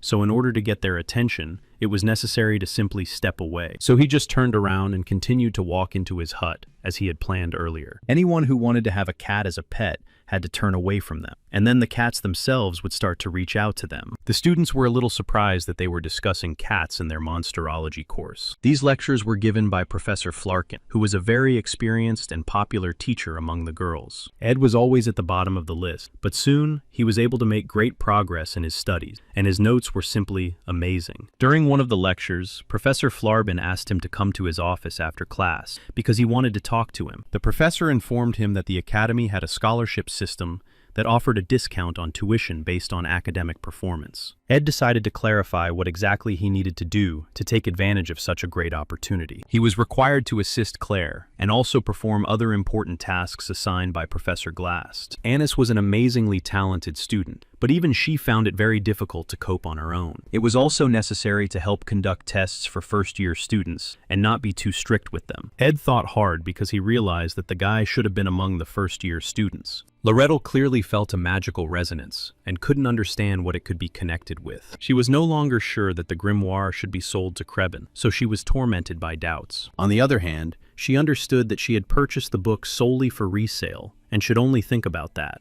She understood that she absolutely had to become tougher and not put off until tomorrow what could be done today. After thinking for a while, she decided to reread the letter she had received from Ed, in which he said he was ready to do anything. Then she decided not to put it off until tomorrow, and resolved to write him a reply. She understood that she needed to resolve issues about the camp and the holidays, because Professor Glast was no longer there. However, to her great surprise, the fountain pen simply broke, and she was unable to finish her letter. She found everything that was happening very strange, and she felt a sense of anxiety inside her that she hadn't felt in a long time. Meanwhile, Ed lit the stove because he was still living in his cabin, and it was still cool outside. Lucy told him that he should prepare firewood because there wasn't enough for the winter. She also didn't understand why he had suddenly stopped hunting and preparing new delicious meat. Ed understood that there was nothing surprising in her words because he had neglected his work at the camp due to the upcoming move. He understood that after the move, he would see Lucy much less often and that the scenario might repeat itself. Their conversation was interrupted by Yannicka, who announced that classes were over because the last lecture had been canceled. She told him that with the onset of winter break, they would not be able to visit the camp, so she would try to visit him more often. She said that she really enjoyed spending time with him here, and that she would miss these evenings in the forest very much. Yannicka understood that comfortable living was very important, and said that she would definitely help him with the move. Ed took out the key that the professor had given him, and decided it was time to visit the library and see everything. Yannicka handed him a letter, and said that it was necessary to fill out a relocation application. Otherwise, it could be rejected. He was a little surprised that she had even taken care of this and thanked her for her help and concern. Yanika said that she had already filled out such an application, so she wanted to help him fill it out. However, quite unexpectedly for everyone, Lucy suddenly stood between them and spread her arms wide. Ed was a little surprised by her strange behavior, and Lucy waved her arms and asked Yanika to just stop. Lucy turned to him and plaintively asked him not to take the letter, and certainly not to fill out the relocation application. Ed continued to be surprised, but he understood that everything would begin on this day. He often trained with Yanika, and Mug was truly surprised by the pace of development of the young gentleman's powers and abilities. Yanika also noticed that his spirit resonance already far exceeded that of novice magicians. Lucy often watched their classes, but today, everything was somehow different and very special. Usually, the maids kept an eye on Lucy and her clothes, but she was only wearing a nightgown, which meant she had run away early in the morning. Ed continued to study literature diligently, because he understood that his magic had indeed grown very strong. This meant that he was almost ready to move on to a new level of development of his talents and abilities. Many students also noticed that Lucy had started behaving very strangely and was constantly around Ed. Yanika also did not understand what was going on, so she apologized to Lucy if she had really done something wrong. Ed understood that Lucy was not hostile towards Yanika and was probably just haunted by fears. In any case, intermediate level magic turned out to be much more difficult than he had imagined. He realized that he still hadn't checked the safe in the secret ghost library and wanted to go there after all. Lucy approached him and asked what he would do if she just took off and left him forever. Our hero refused to answer her questions because he needed to take care of the stove and the fireplace. Lucy looked very depressed and listened attentively to his reasoning about the imminent move to another place. Smiling, she looked at him and said that they could visit that very place right now because she didn't want to lose him. With the help of a rope, Ed began to descend into the ghostly library and did not understand why Lucy decided to go with him. She told him that she could easily lower him with magic and did not understand why he was so resistant. He asked her to forget about it because, in any case, he had to be sure that he could descend on his own. Looking around, he realized that it was impossible to carry everything away at once, so he would have to make this trip many times. Remembering Professor Glast's words, he immediately headed for the table under which the safe was located. After breaking a few tiles, he curiously discovered a safe that was built right into the floor. As soon as he began to open it with the key, a wave of magical light immediately knocked him and Lucy off their feet. After checking everything, they began to climb back to the surface because there was still a lot to do. Ed was already very tired, so he decided to ask Laurentil for a ladder with the next delivery. Lucy was surprised and decided to find out what was inside the safe that the professor had kept quiet about until the very last minute. Inside was the Phoenix Gold ring of glass, which was capable of distorting the flow of time. Thanks to this ring, it became possible to look into the future and cast spells in the present. However, our hero understood very well that if this ring was used thoughtlessly, it would lead to great difficulties. Therefore, he decided to use this ring exclusively during confrontations, provided that he was simply cornered. On the other hand, the ring could also be used in everyday life to conclude a contract with a high-ranking spirit. Since he was only a novice mage, he could only cast 2 spells due to his very small mana reserve. Lucy thought that if Professor Glast had had a little more time, he could have achieved truly great heights. Ed looked at her, then at the ring, and told Lucy that everything was in the past and should be accepted as a given. The artifact in his hands could eliminate the barrier of talent, known as the maximum amount of magical energy. This was probably why the professor secretly studied magical engineering and hid it from prying eyes. All of this was a real gift for his daughter, because she did not have real talent and had to overcome this barrier. Lucy told him that recently a button had come off her sleeve, and she only began to appreciate it after she had lost it forever. She admitted that she had gone with him to the library because she wanted to find out if he was really going to move to Dex Hall. Looking him straight in the eye, Lucy hopefully asked him to stay at the camp in the northern part of the forest. Ed clearly understood that these words were not easy for Lucy to say, but he tried to remain neutral. So he said that Dex Hall was a comfortable place, but living outdoors in winter was not exactly normal. Lucy was silent, then adjusted her hat and said that he was quite right. Ed looked at the sky and realized that it was not the rainy season, so it was unlikely that it would start. Lucy also looked at the sky and felt moisture on her nose, so she thought that it would rain after all. However, tiny, misty droplets began to fall from the sky, filling the air with coolness. Lucy watched in surprise, because it was rare to see rain after the monsoon season. Ed grabbed his head and said that he had been running around like a squirrel in a wheel lately, and had completely forgotten about preparing for winter. Smiling, he looked at Lucy and said that she herself had mentioned that they were running out of firewood, which meant they had to get to work. Lucy immediately rushed to hug him because she couldn't believe her luck. She was so happy that she didn't even believe his words, and asked him several times if he was really not deceiving her. Our hero explained that he had indeed adapted to life in the forest, and would like to stay and continue to improve the house. Lucy rushed to hug him again, and even fell to the ground because she thought the news was simply wonderful. Closing his eyes, he realized that there was still a lot ahead of him, including the confrontation between Loratel and Phenia for the position of council president. There would be many allies and enemies who would come in the new school year, and those who would stand on the stage at the very end. Lucy Merrill would undoubtedly be the final boss of the third act. He understood that it would not be easy for him, but he decided to put his thoughts aside for now and simply enjoy the moment.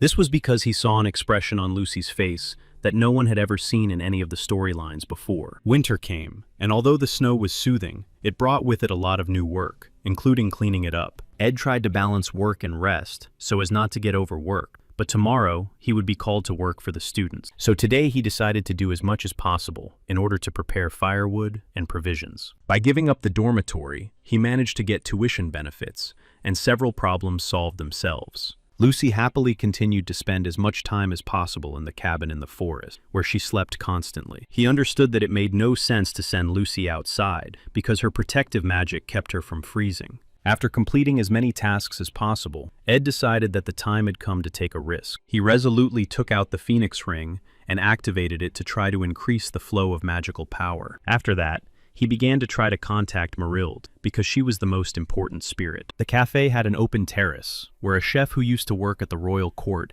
prepared the best desserts. Yanika happily looked at the most delicious buns and cakes on the table. Her friends told her that she had started walking on the edge because Ed Rote-Taylor had bewitched her with his charms. Yanika said that this was not the case at all, but Clara said that she had simply stopped noticing it. She understood that her attitude towards Ed was really changing, and that Clara was simply becoming a problem on this path. Clara was straightforward, and said that she could see her true feelings towards Ed and how nervous she was, not even looking him in the eye. Yanika said that, on the contrary, she felt very cozy and comfortable when she was around him. Clara started screaming that this was a sign of a bad ending to the relationship, where she would just become a convenient girlfriend. She screamed that their entire relationship at the moment boiled down to a one-sided game, and that it was completely wrong. Yanika was horrified, and Clara yelled that she was probably just a fan of Ed, which is why she was constantly chasing after him. She understood that it was winter break, so it was possible to wait a while with some of the finer points and details of what was happening. So she suggested that instead of playing push and pull, she try to awaken his protective instincts in order to get at least some feelings out of him. Clara herself was one of the reasons for the change in attitude towards Ed, because she always gave a lot of advice. Her second friend drank tea and watched them because she had doubts that Ed was really that good. Besides, she understood that Yanika had no dignity at all, because even the librarian scolded her for being late. Claire was a real scatterbrain, and everyone always saw her failures and mistakes in her professional activities. On the other hand, everyone around her praised her talent, which made her special compared to the rest, and that was lucky. Somehow, Flarbin and Glass became her mentors, thanks to which she even received a degree. And now she even had the best assistants, who always helped her in difficult moments. One of her assistants was Anis Halen, a second-year student at the Faculty of Magic, who solved many of the current problems. It was Anis who made all the students call her, and therefore she received the title of the ideal advisor in the entire academy. Thanks to her constant work, the clueless teacher Claire manages to maintain cleanliness. Only Yanika and Clara knew her true face, and that relationships were just a practical change of masks for her. There were 20 minutes left before the professor's return, and during that time she had to examine Ed Rote-Taylor's file in detail. She understood that public information about his family and sisters was practically useless, and that she had to approach it from a different angle. Anis's family broke up when she was 12 years old, so she had to take on many responsibilities. Studying the Rote-Taylor family biography, she began to understand that they had never had any financial difficulties. At the same time, in his first year of study, he did not demonstrate any success or talent, which meant that he was not very confident in himself. After analyzing his character, Anis came to the conclusion that he was a despotic egoist who was simply hard-working. Just then, Claire returned and announced that she had managed to buy several Mont Blancs at the Lampus Bakery. She was very happy to see that Anis had already put the kettle on, and even managed to brew some tea. However, Claire was always a bit clumsy, so she dropped the hot cup and spilled all the tea on the floor. She felt embarrassed, but to her surprise, Anis did not get angry as usual, but asked if Claire had burned herself. Claire was very surprised and did not understand why the girl had such a strange reaction. Ed was examining his washed uniform because he realized that washing it during the winter break would be too tedious. The maid Belle reported that one extra suit did not greatly affect her workload. She reported that she had found a lot of light-colored hair on Lucy's suit that had not been visible before. At the same time, she detected the same scent of incense on his clothes that Miss Lucy herself usually used. He understood that Lucy had, indeed, become very attached to him lately and spent a lot of time with him. She suggested that Ed switch to a more formal style of communication because she did not understand why he spoke to her so formally. He said that it was easier for him to speak to her politely and respectfully because she was the head maid and performed various tasks. Belle insisted that he treat her as she saw fit because he already had many ladies. She understood that too much worry quickly wore her out, but the final decision still had to be his. They both went to the window and looked out at the academy grounds because they knew that new students would be arriving soon. Belle said that one of the 7 new students had already applied for a transfer and would be arriving at the dormitory very soon. They both knew that the next student would be Tanya Rote-Taylor, who had enrolled in the first year. Ed understood that the holidays would be overshadowed because his younger sister would be arriving very soon. Zex came to visit our hero because he was curious to know how exactly he planned to spend his holidays. He replied that he planned to develop his abilities in magic and endurance so as not to lose face in his 3rd year. Then Zex asked him to be more careful so that he would not become overworked again, as he had been last time. Touching his friend's forehead, he concluded that he had a slight fever and was most likely ill. Zex's greatest strength was his indifference, and he always agreed to everything without asking questions. Before leaving, he said that Ilea had asked about him and wanted to come with Taylor to apologize for the misunderstanding. Ed asked him to tell Ilea that he didn't need her apology and that it would be easier to just forget about it. He really didn't need anything from her because he didn't feel any negative emotions towards her. Then he asked Zex to help him tidy up the glass library and threw him a bag of money. Zex agreed to help him without payment, but did not understand how his friend planned to manage all this and still study. Professor Claire had a lot of errands to run and had not slept for about 44 hours, so she needed help. For this reason, her assistant announced that she would take full control of all the processes that required assistance. The most important thing was to ensure the initial preparation of students for the entrance exams for admission to the academy. Previously, Professor Glass had been in charge of conducting the exam, but now this responsibility fell entirely on Claire's shoulders. Clebius was tasked with collecting, placing, and setting up all the equipment needed to conduct the exam. Onyx was to assist Professor Claire with her current work and with filling out the forms. After that, she headed towards Ed Rote-Taylor because she had a great opportunity to get to know him better. His face was impressive, but much could escape the eyes of Yannicka and Clara. Therefore, she completely recreated the ideal of Ed Rote-Taylor and sent him to work with her to separate him from Yannicka. After negotiations, they went to Mount Olef to check the route for safety. The girl said she was very tired and was grateful when Ed offered her a short break. Ed was a little surprised and decided to clarify what she meant when she said she was wrong about him. Then she said that she was very worried about her friend Yannicka, so she was acting colder. Ed decided not to make a big deal out of it and to quickly finish all his current tasks. He understood that his new companion was probably tired of helping the professor because she had to do too much work. She smiled, took his hand, and said that now she had him, which meant they could handle everything. She then told him the story of how she had also been kicked out of her family and had to do everything on her own after entering the academy. Looking into the distance, she compared her situation to how she had no one to rely on during the cold winter. Ed looked at her and realized that she was probably a very strong person and always took responsibility for her actions. So he asked her not to worry about anything because he was completely sure that she would overcome everything. Suddenly, she stumbled, and Ed immediately caught her because he didn't want her to get hurt. Ed was a little surprised because there were no rocks or branches on the road that she could have tripped over. The girl began to fan herself with her hand and said that she was feeling a little hot and needed some time to cool off. Ed watched her actions with surprise because she asked him to wait and said she would be back soon. She had mixed feelings because the young gentleman really did inspire confidence, but it could have been an act. Anis analyzed the situation and realized that Ed was indeed very muscular and did not look like a spoiled child. Stroking her hand, she realized that she had even managed to initiate the first contact by faking an accident. His appearance was simply stunning in her eyes, and now she understood perfectly why Yannicka had chosen him. At one point, She caught herself thinking that she had really started to have feelings for him, and even blushed. Then, after analyzing her personal feelings, she understood exactly how Ed Taylor made women fall in love with him. Regaining her cool head, Anis reminded herself that she was not like that at all. Meanwhile, Ed was observing the views around him, because they were very beautiful and peaceful. At one point, he even forgot about all his affairs, because he realized that there were problems that even he could not cope with. He understood that ahead of him was Tanya Taylor, who was supposed to become a young villainess. Since she grew up in the Duke's family, she was a political genius and always knew how to deceive people. That is why she would try to take the place of the first president of the Student Council Empire at the Sylvania Academy. Bell reported that Tanya had decided to move in before the other student in order to take her leading position more quickly. Therefore, he needed to spend time preparing for his meeting with her, but there were some difficulties. The main one was that he simply had no idea how his younger sister would treat him. This was because he knew Tanya very well, but knew absolutely nothing about himself. In all the storylines, Ed Taylor simply did not exist after his first year, and the only thing said about him was that he was a statistic. For this reason, he did not know how to approach solving this problem. To his sister, he was nothing more than ordinary trash, because she knew that Sylvania was infested with insects. Meanwhile, Tanya was approaching the academy and thinking about how there were many outstanding personalities among the students. She knew about Elvira, who was a great alchemist who created the elixir of imprinting while she was just a student.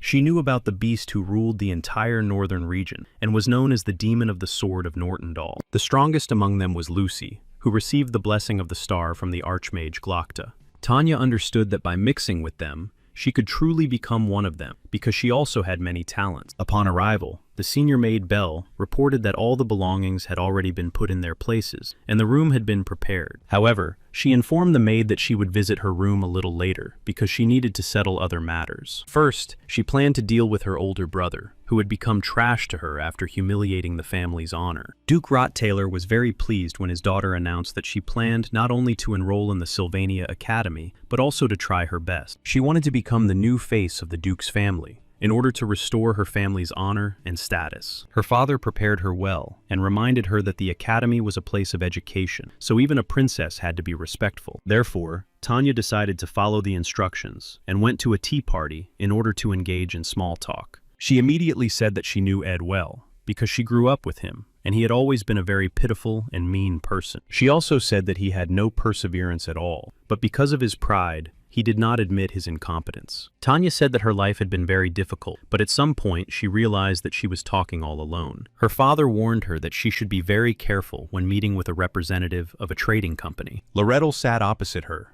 and did not even touch her tea, because she was listening carefully to everything she was saying. Then Tanya began to understand that she had probably done something wrong, because she did not win Mrs. Loretto's favor. She felt a great deal of pressure hanging in the air, and decided to clarify what exactly had upset her interlocutor. Their conversation was more like a monologue about how Ed Taylor was a disgustingly bad person. Loretto smiled and said that she wasn't upset at all, and asked her young companion to continue the conversation. Meanwhile, Ed actively continued to complete the tasks on his personal to-do list that he had put off during the holidays. He liked that he didn't have to return the books, because he had borrowed them from the ghostly library of Glast. On the other hand, he understood that Anis actually had a much harder and more difficult time than he did. He realized that because of the effect of the Phoenix Ring, he couldn't use magic yet, not even to light a fire, so he decided to find Lucy. She was indeed sleeping peacefully on his bed, and he asked her to help him with the fire. Lucy was sleeping too deeply, so he decided to simply carry her to the right place, because she was very light. Opening one eye, she immediately directed her magical energy toward the stacked wood and lit the fire. Ed was grateful to her and wanted to carry her back, but she said she would stay outside for a while too. Lucy was about to fall asleep when she suddenly smelled someone else's perfume and decided to find out who had been so close to him. Ed said he had spent the whole day with Anis, so her floral scent might have lingered on his clothes. Lucy moved closer to him and asked if he had noticed that he actually had a fever and was sick. Then she turned away and asked him not to get sick, because otherwise he might end up in eternal rest. After thinking for a moment,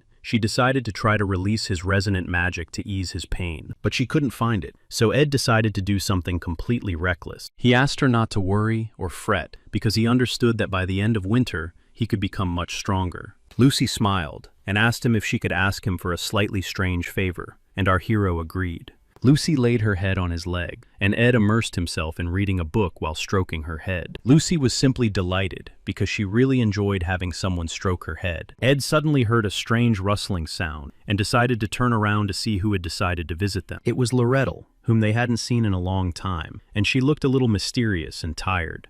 Loretto said she had come to talk to him personally and ask a few questions. She was a little surprised that the strongest Lucy was lying on his lap like a pillow and purring. When Tanya finished talking, she said she was asking for help in getting rid of her older brother, for which she was willing to pay generously. She offered other students archaeological treasures to lure them to her side. Zix was also present during these conversations and was curious to find out what was going on. So he came closer and carefully examined Tanya Rote-Taylor, who was saying only nasty things about her brother. She also carefully analyzed him because he had a muscular body and his magic was very clearly felt. Zix was surprised that the younger sister allowed herself to make such statements in the presence of the upperclassmen. He looked a little intimidating to her, so Tanya decided to pause for a moment to accept the situation. However, unexpectedly, Zex just started laughing and told Elka that Ed's younger sister had joined them. Then he gave her a magical artifact that allowed her to control the resonance in mana and magical power. Tanya was very surprised because then he asked Elka to grab some notes from her first year. Elka and Zix started running around like crazy, gathering various items and notes that might come in handy. Tanya could barely hold all these materials and decided to clarify whether they had heard her suggestion correctly. Zix calmly replied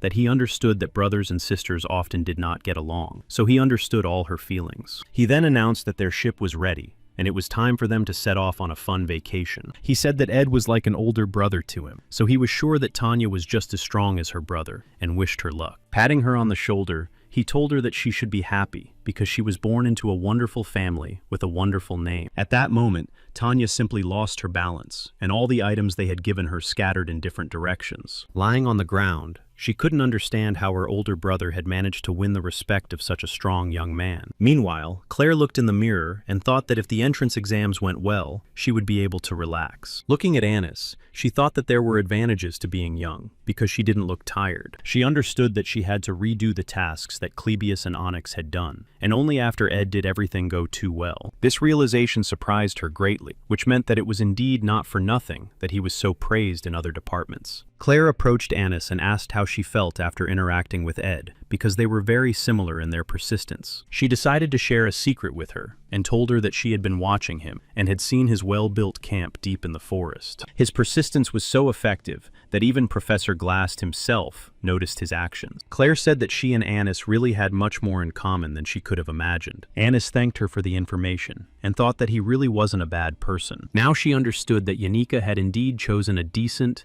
and very hard-working young man with no flaws. She thought that, on top of everything else, he also had a beautiful body and smelled simply delicious, which meant that he took good care of himself. A few minutes later, Claire noticed that Anis was staring in one direction for some reason, and not saying anything. Anis jumped up from her seat and threw open the windows, saying that it was too hot in the room. The girl looked out the window and thought that she clearly had a problem that needed to be solved. She tried with all her might to stop the stream of thoughts that were rapidly filling her mind. Anis analyzed the teacher's words and remembered that Ed had been able to make a contract with the spirit on his own. Then she realized that he really couldn't have done it on his own, which meant that Yannicka had definitely helped him. Remembering her behavior, she realized that the spirit had definitely passed on all the information to her best friend, which meant she would have big problems. Claire put on her coat and decided to change the subject, so she suggested that her assistant go to a cafe and have a bite to eat. However, to her great surprise, the assistant suddenly scattered all the documents and ran out of the office without explanation. An exceptional feature of the Filover family was that they tried to love everyone around them and find the good in them. Yanika was sitting near the sacred wise tree when Mug flew in and began to report to her everything he had seen.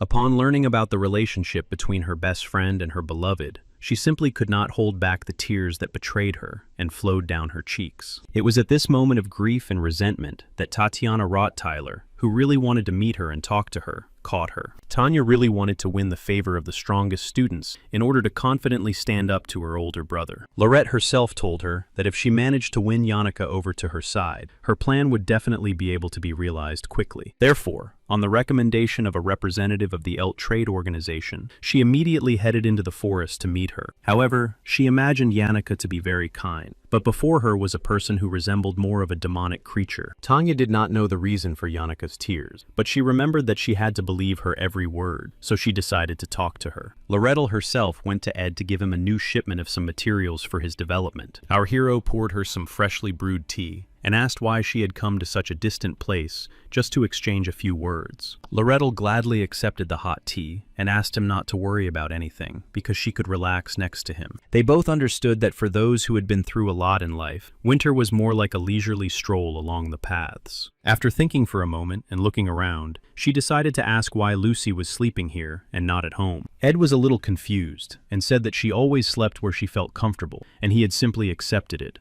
Lori admitted that she had actually come all this way not to talk about magical engineering. Then she smiled a little and began to show him the book he had wanted to study for so long. Ed watched her actions with great amazement because he could not even imagine that she could do everything exactly like that. However, along with the book, she materialized the letter he had written to her before the trade. Ed began to get a little nervous and, with a tremor in his voice, decided to clarify what exactly she wanted in exchange for the sage's grimoire. Lori said that she had thought long and hard about such an interesting offer and would like him to simply take her side during the election. Everyone understood that the election for the first president of the student council between Lori and Fonya would begin very soon. The princess also began to actively prepare her strategy and plan for the election. According to the script, she was supposed to win and reveal all the skeletons in the Rot-Taylor family's closet. Laurentil said that every student would have to make their own choice, and she asked only that they choose her and nothing else. In fact, only the main character of all the scenario branches had the right to choose between them. Therefore, he confidently stated that he was not sure that his choice would have any influence at all. It was even a little hurtful for Ed to admit that he was just an ordinary student, but there was no getting away from it. Laurentil said that she understood everything perfectly and knew how to analyze the situation, but it all concerned her personally. Ed decided to agree because such a request was much easier than if she had asked him for something else. She smiled happily and then simply burned his letter so that he could be sure of the honesty of their agreement. In the morning, he realized that he didn't have much to do today, so he decided to rest a little, but out of habit, he woke up early. Seeing that Lucy was also awake, he asked her to help him a little and build a fire to make it warmer. Last night, Lori told him that she was sure his younger sister was plotting against him, so she warned him that she had to introduce her to some people and would probably visit him tomorrow. Ed realized that it was indeed Tanya, the younger sister of the hero whose body he had taken over, and the scariest thing for him was that the relationship between them was a mystery, shrouded in darkness. In the morning, his younger sister did indeed come to his camp, accompanied by several people. She said she had brought him a small gift, since they hadn't seen each other in a long time, and she looked excited. On the other hand, he understood that while living on the Duke's estate, he had to lead a dignified life. Tanya really did look very frightened, and he couldn't understand why her behavior was so strange. He began to remember how they sat at the same table and ate, and she was always very calculating and calm. He, on the other hand, behaved too impulsively and impatiently, especially towards the servants. Tanya was young and didn't like her older brother's behavior at all, so she asked him to be more restrained. However, he didn't listen to her at all because his pride and status always came first. At the time, he didn't understand what his sister didn't like and why she had such respect for ordinary tools. He was very cruel and always told her that she was simply not worthy of being a noblewoman. Now Ed took the box with the jewelry from her and thanked her for such a beautiful and valuable gift. He also asked her not to freeze and to sit by the fire to warm up. Tanya looked with even greater surprise at the little girl sleeping on the bench by the fire. Bringing his younger sister tea, he asked her if she liked the Sylvania Academy in general, and if she had settled in well. He was also surprised when she said that she had already heard about it, because only Zix and Yannicka knew him. However, for some reason, after Yannicka's name was mentioned, everyone looked very frightened and agitated again. Ed said that Yannicka was the kindest person on earth among all the people he had ever met. Tanya immediately began to remember how the high-level spirit Tarkin simply held her while she answered all the questions. Therefore, trembling with fear, she said that Yannicka was very kind and wished her success in her studies. Ed was a little surprised by this reaction and realized that something very strange was going on that he simply did not know about. Tanya was not the type of person who would just start acting so awkwardly, so he decided to talk to her a little. He told her that he had changed a lot after being excommunicated from his family and asked her forgiveness for all the things he had done. He understood that his younger sister would eventually become an ordinary villain who would help Princess Phinia, After their conversation, Tanya quickly decided to return to her room because she realized that she was very tired from all these emotions, and she still hadn't recovered from the great spirit of fire that almost took her life because of a couple of bad words about her older brother. She found it a little strange why such a sensible Yanika blindly believed her brother and trusted him completely. She was even more surprised by the presence of Lucy, who was the elite among all the elite students of Sylvania. Leaving her room, she realized that Lucy was also her roommate. Tanya understood that now she was perceived as nothing more than the younger sister of the beautiful Ed, and not the perfect sister of the pathetic Trash. Lucy patted her on the shoulder and told her that if she had any difficulty, all she had to do was let her know. Tanya was a little confused because she did not expect to hear such a thing from the most powerful magician of all the courses. In addition, there was a gold plaque above her room that only the best of the best could receive. Tanya was confused. She couldn't understand how even the best sorceress couldn't reveal her brother's true nature. Meanwhile, Anis ran to Rosalia, who decided to resolve everything urgently and turned to the senior maid, Belle. She asked her to immediately introduce her to a good young gentleman so that she could start a relationship with him. Belle was very surprised by this request because she thought that Anis was simply not interested in relationships. After thinking for a moment, she said that in terms of their persistence and level of responsibility, they were very similar to Ed. Anis understood that there was no point in hiding anything from such an experienced maid, because she understood everything anyway. Therefore, she admitted that her conversation with Ed had gone on too long, and she wanted to find a replacement for him as soon as possible. After that, she began to show her other young men who studied with her and consult with her about their characteristics from their cards. Belle realized that Lady Yannicka had noticed her feelings, so she tactlessly decided to quickly find a replacement and form a couple. Anis admitted that yesterday they had met Unica in the hallway, but she had simply walked by, and they hadn't even said hello. And during the exams, she and Ed had to be on duty, so she urgently needed a replacement to calm Janica down. Belle asked her to calm down a little and analyze the situation from another angle, because everything could be much simpler. Yanika had always been very kind to everyone, so they probably began to worry that she might be deceived or hurt. The problem was that Lady Yannicka was too perfect, and so people had simply become accustomed to perceiving her that way. Belle explained that it was most likely all about her protective instinct, and that, in reality, Anis's heart remained free. Anis began to analyze everything that had happened from a different angle, and the clouds that had been gathering above her turned into a clear sky. She began to think about Janica and where she might have gone, and now instead of tears, a smile began to appear on her face. Ed was busy with his daily chores and preparations for winter when he saw Yannicka sitting by the fire, looking depressed. He looked at her closely because he had never seen her in such a strange state before. Yanika didn't even turn to him. She just sat by the fire and stared at the flames. Then he decided to pour her some hot tea and brought her a blanket because it had started snowing again outside, which would have to be cleared away once more. Sitting down next to her,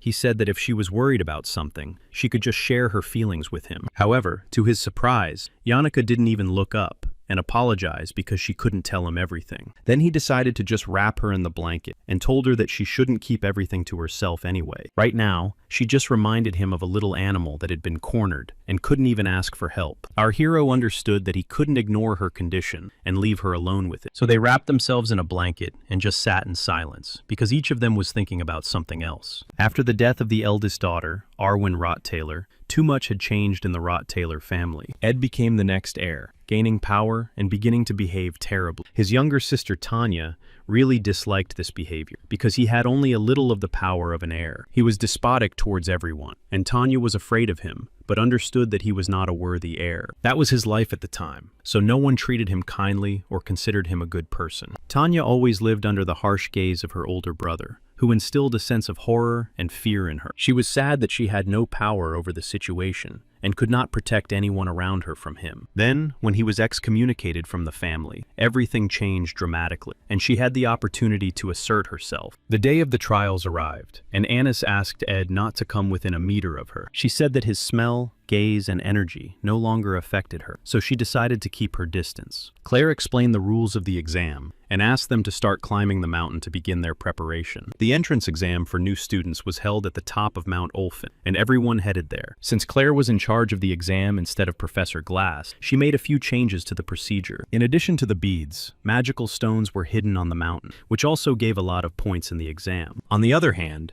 it wasn't that simple, because Claire was definitely a successful student of her teacher. Therefore, in order to pass into the elite class, it was necessary not only to find beads or stones, but also to defeat a huge number of monsters. Ed was very happy that they managed to adjust the rules, because in the original version, no one was able to pass the exam. He did not question all the tests that Professor Claire had prepared because he could not openly influence the events taking place. However, they managed to attract imaginary monsters to the exam, which were created with the help of an illusion disc. It was very difficult for Anis to carry such a valuable artifact because it was very heavy. Ed offered to carry some of the equipment because he realized that Anis was already too tired and was starting to fall behind them. She automatically recoiled from him, as if from fire, because she was very afraid that Yanika would see them again. However, she lost her balance again and almost fell. So the young man grabbed her to prevent her from hitting the ground. The illusion discs containing the monsters began to slide down the mountain because they had fallen out of the bag. Klebios simply caught them and asked them to be more careful because the discs could easily break. Ed was very glad that Klebios took the initiative and managed to catch all the discs with the monsters' illusions. However,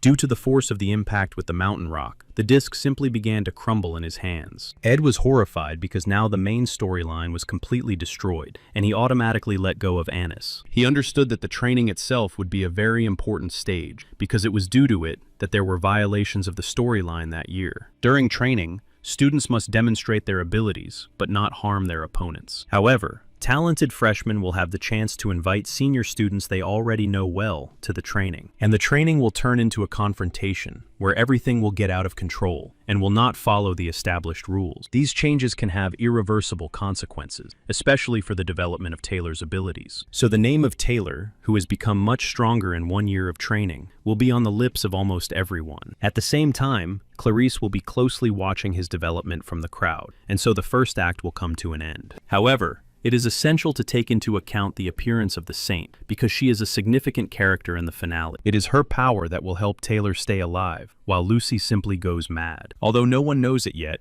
the true power of the new students' madness lay not only in their pride. The real reason was their anger, caused by the fact that none of them could pass the test to enter Class A. They failed the test solely because Claire used the most powerful discs, which were now destroyed. Claire understood that the internal circuitry had been completely destroyed, which meant it could not be repaired quickly. Anis lowered her head because she understood that her actions were to blame for everything that had happened. She apologized to everyone because she understood that she should have been more careful and cautious. Ed said that her apologies would not change the situation and that they needed to come up with something urgently to weed out the students. Klebios was simply horrified because in the next second, he added that by "we," he meant him specifically. The students began to arrive for the exam, and the first was Tanya, who was very polite and calm. The other students were also very prestigious, because among them were the Prime Minister and other princesses. The exception among all the students was Saint Clarissa, who had been blessed and had come to study. She asked them not to observe all the formalities in her presence, because she was also an ordinary person. Tanya immediately decided to follow the saint's advice and straightened up to introduce herself. The saint smiled and said that she had baptized Duke Krebin, but at that time, she was still too young to remember the event well. Tanya said that as soon as she came of age, she would also come immediately to be baptized. Clarissa smiled and said that she would eagerly await this event, which was so significant for every person. Suddenly, all the students looked up at the sky because a welcome salute for all new students was beginning there. The students immediately headed towards the mountain because each of them had only one goal, to get into Class A. They happily found and collected magic stones to place on the altar and earn extra points. Joseph laughed at his friend and simply took the magic stone from him to place it on the altar first. Tanya noticed that there were too many magic stones, which meant that there must be something else. Suddenly, one of the first-year student candidates took off her shoes and fell into the snow, which looked very strange. Tanya Rotlior thought she had been injured and offered to call the examiners for help. However, the student smiled and said that she just wanted to walk barefoot in the snow because it felt very pleasant. She smiled and said that although her actions were sudden and illogical, they were at the top of her wish list. Tanya realized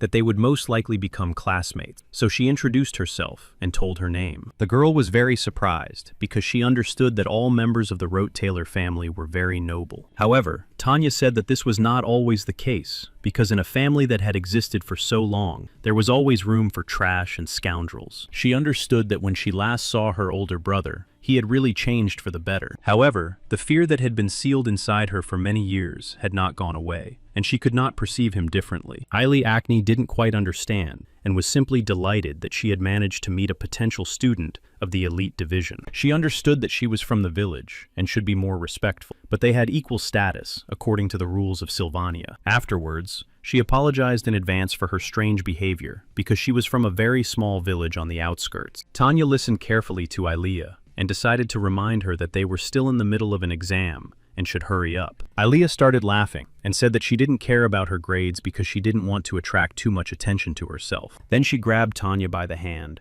and said that she would be happy to help her pass the exam so that she could get a place in Class A. Tanya was terrified and didn't understand what was going on, so she asked her new friend to calm down and not rush things. 30 minutes after the exam began, one of the students had almost reached the top of the mountain where the altar was located. Since he was running too fast, he realized that he was already suffocating from lack of oxygen, and his strength was beginning to leave him. At that moment, a creature suddenly appeared and immediately attacked the first student who had reached the top of the mountain. Clebius understood that his actions were not quite appropriate for a third-year student, but it was really very simple. Therefore, to some extent, somewhere deep down, he was glad that Ed had explained to him how they could fix the situation. So, according to a clear plan, Clebius and Annis had to stop the students, who were climbing to the very top of the mountain. Annis understood that these events were her fault from the very beginning, so she tried to demonstrate her maximum strength. Onyx was a master of flight, so he was tasked with monitoring safety and reporting on the current situation.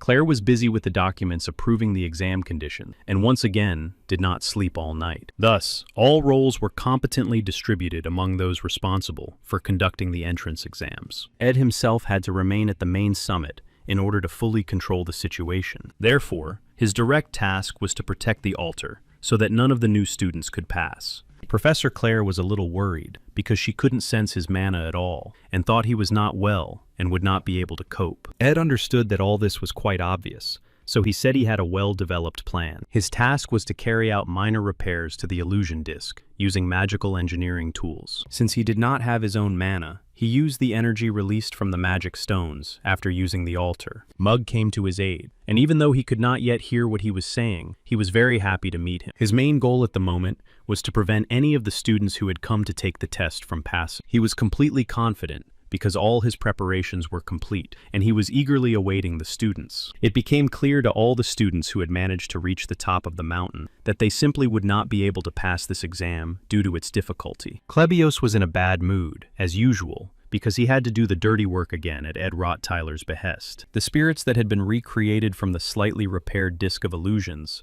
also helped, according to the established plan. Clebius was distracted by the north entrance because he sensed a great power that did not belong to Annis, and Tanya decided to seize the moment. She immediately grabbed her new friend and asked her to hurry because she understood that this might be their only chance. Although Annis was one of the best students, her practical experience was comparable to that of her peers. For this reason, it was difficult for first-year students to get past her, but there were also some particularly outstanding ones among them. One such student was Joseph Whitefeld, who was several steps ahead of the other candidates. Unlike his sister, who was trying very hard to master alchemy, he had already done a lot of research and was using intermediate-level magic. In other words, he was a true genius who would compete for the title of best student in the entire academy. Annis really couldn't handle him, so she agreed to let him pass so that he could continue his ascent. Joseph asked her not to be too upset, because he was sure that she was also strong, but in a different area. Annis was very upset because the preparation had gone smoothly, but she had ruined everything, and it was Ed who was able to resolve the current situation. So she began to feel a tremendous sense of anger towards herself, because she realized that she had failed to accomplish the tasks set before her. Her anxiety was directly related to the fact that she was constantly thinking about the person she could really rely on. At that moment, Ed's first guest arrived, and he informed him that he would not allow the stone on the altar to be changed just like that. Joseph was a little surprised, because he understood that the testers had rather strange methods of testing the students' abilities. He considered such risks unjustified because if he won,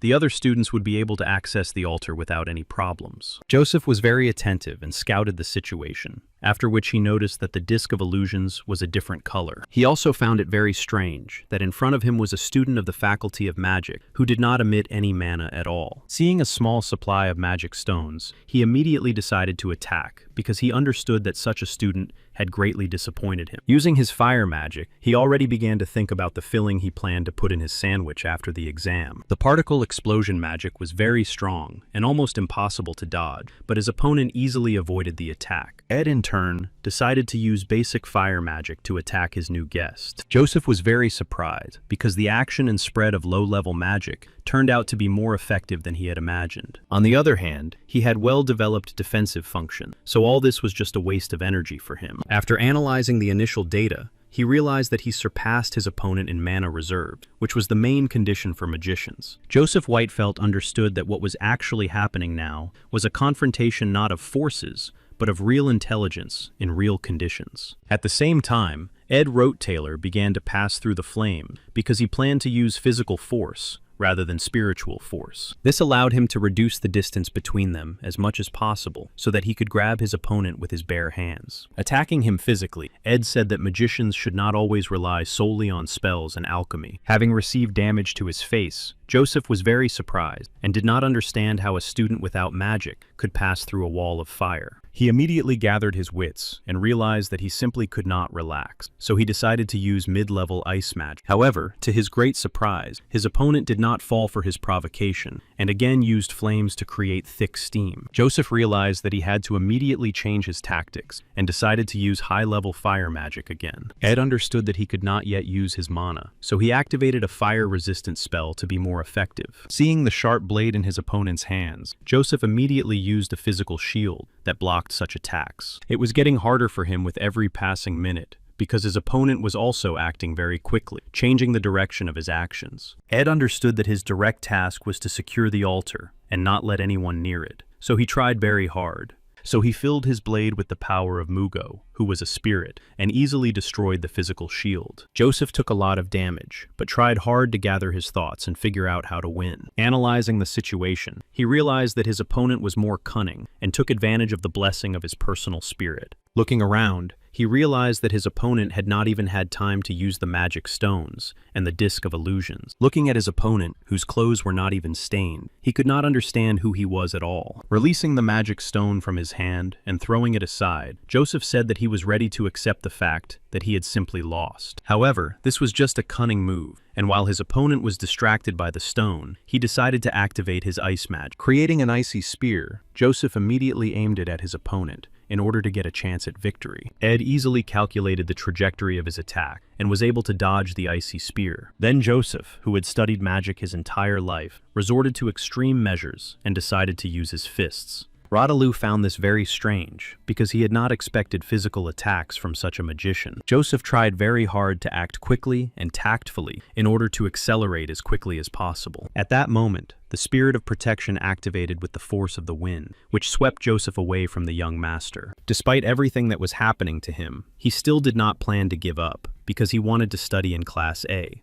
With his last attack, he simply destroyed his magic stone, so that no one could pick it up. Ed praised his opponent for his efforts and perseverance, then returned to the altar to protect it. He understood that he had to maintain the original storyline by any means necessary in order to restore balance. Onyx captured Joseph because his task was to take the students to the medical center for help. Meanwhile, Zex and Elka were riding in a carriage, and she didn't understand why he had enrolled in the magic faculty when he had so many talents. He explained to her that he saw no point in becoming the best student, and that he liked studying with her better. Klebius was the strongest student, but the girl from the village easily attacked him, and he didn't understand what was happening. Tanya's new friend apologized to the senior, because she clearly miscalculated her holy energy. Onyx was very surprised by such great power, and said that he would take care of Klebius himself. 30 minutes before the end of the exam, Tanya and her friend managed to reach the top of the mountain. The students managed to reach the final test, and headed straight for the altar. Tanya was a little scared, because in front of her was the object of her eternal fear and uncertainty. It was her older brother, who told them that they should just give up, and not even try to go any further. Saint Clarissa had 2 dreams. In one of them, she had to believe in the purity of everything that was happening around her. She was to become a virginally pure sheet of paper, which was compared in terms of sinfulness to an ordinary pen. In the other dream, She had to leave the dirty puddle in which they lived in order to ascend to heaven. The green mist of the Denkinsky swamp represented the golden ears of grain of the capital of Cleylon, along with the emerald pastures of Pulana. Adele was the keeper of the holy fire, and believed that around them there was only a modest palette of natural colors. Leaving the church, she called herself a romantic, and came to Clarissa's window every night to sing her songs about the universe. Therefore, Clarissa's dreams were full of scenes from the outside world, inspired by her only friend who whispered everything to her. Adele told her that in the world, you could go to classes, meet your loved one, and make many friends. After leaving the church, Adele enrolled in Sylvania and believed that the embrace of a loved one was worth more than 100 prayers from parishioners. Clarissa dreamed of having the same vivid experience that her friend constantly talked about because she longed to feel an embrace. Her father allowed her to visit the world and enroll in the academy, but reminded her that she must never reveal her identity. Verdi asked her to be as careful as possible because he did not want her true identity to be revealed. No one noticed Clarissa at all, and this made her heart beat faster, so she enjoyed the snow and sunshine. No one could have imagined that she was a saint, so no one bowed their heads before her, but Ed knew this very well. Tanya was very surprised that her older brother was in the final test, and did not understand why he called her friend a saint. Activating the power of the wind spirit, he said that they could simply leave, or receive a large amount of damage from him. Tanya covered her face with her hands because the wind was very dense and quite gusty. The saint was also surprised because she did not expect that a senior student could make a contract with a high-ranking monster. Clarissa immediately told her new friend that they should just give up and be realistic. Tanya looked closely at the wind spirit and immediately remembered her last meeting with Yanika, who had sent Tarkin after her. However, she understood that if she left now, it would prove that nothing had changed in their relationship. Therefore, she confidently told Saint Kylie that she would try until the very end and had no plans to give up. Tanya was confident because she understood that with great power comes great responsibility. She knew her brother very well and understood that he could not use such spirits, which meant that all this was a deception. Marilda realized that the girls were getting closer, so she simply let the wind flow with ease. The girls began to be blown away because the wind was more like a hurricane that simply knocked them off their feet. Tanya did not understand how this could be possible because her brother was a completely ordinary trash. For this very reason, she could not understand what exactly had happened to him and how he had been able to achieve such heights in his studies. Kylie was very surprised that Tanya had such a strange brother who was not at all like a nobleman. Therefore, she was firmly convinced that she was dealing with a real villain who was greatly hindering them. Looking at Tanya's reaction, she only confirmed her theory that they were dealing with a very bad person who was a villain. Therefore, Kylie asked Tanya to continue attacking the summoner as she had planned before. She herself decided to take on the role of bait because she knew about the properties of her new, unusual physique. Tanya began to worry about her very much because she already had serious injuries and was not interested in the exam. Kylie said she trusted Tanya and believed that they were indeed facing a very bad person who did not deserve to win. Smiling, she added that Tanya was her first friend in the entire Sylvania Academy, so she was ready to stand up for her. Tanya thought about it because, on the way, they were suddenly attacked by a senior student. It was easily eliminated by some strange glow, which meant that Kylie probably possessed great hidden power. She was even more surprised that Kylie, who resembled a timid kitten, took the lead. Tanya watched what was happening and did not understand what was going on with the people around her. Kylie rushed towards Marilda because she understood that she had a hidden blessing. Marilda was already very tired of all the girls who approached Ed, but there was nothing she could do about it. However, as soon as she decided to attack her rival with her paw, she experienced terrible pain upon contact with the golden ball. Kylie had a hidden blessing that could deal with any monster or ill-wisher. In fact, she herself was very scared because she was not ready for such a turn of events. Ed really hoped that this would be the end of it because he had spent too much energy himself. But Tanya said she had no intention of giving up and used her radiation power to attack him with dense magic. Ed wasn't ready for this, so his explosive power began to carry him in the opposite direction. However, to her great surprise, the projection of her older brother began to simply disappear into thin air. Tanya was confused and, looking around, realized that it was only a disc of illusions and not her brother. Turning around, she realized that a huge number of magic arrows were flying in her direction. She couldn't believe her eyes because 2 years ago, her brother couldn't even hold a fork properly. Ed skillfully used a bow and asked her not to move because he didn't want to hurt her. At one point, she even began to seriously doubt that it was really Ed Rottweiler in front of her. Analyzing the situation, she realized that she was powerless, which meant that everything was as it had been before, and, unfortunately, Nothing had changed. However, to her surprise, Ed leaned toward her and said that he couldn't let her go just because of their relationship, but he could see that she had worked hard. He told her that she was magnificent because she didn't know he was an illusion, but she resisted him to the end. She saw the brooch she had given him on his suit and began to cry because she realized that something had indeed changed.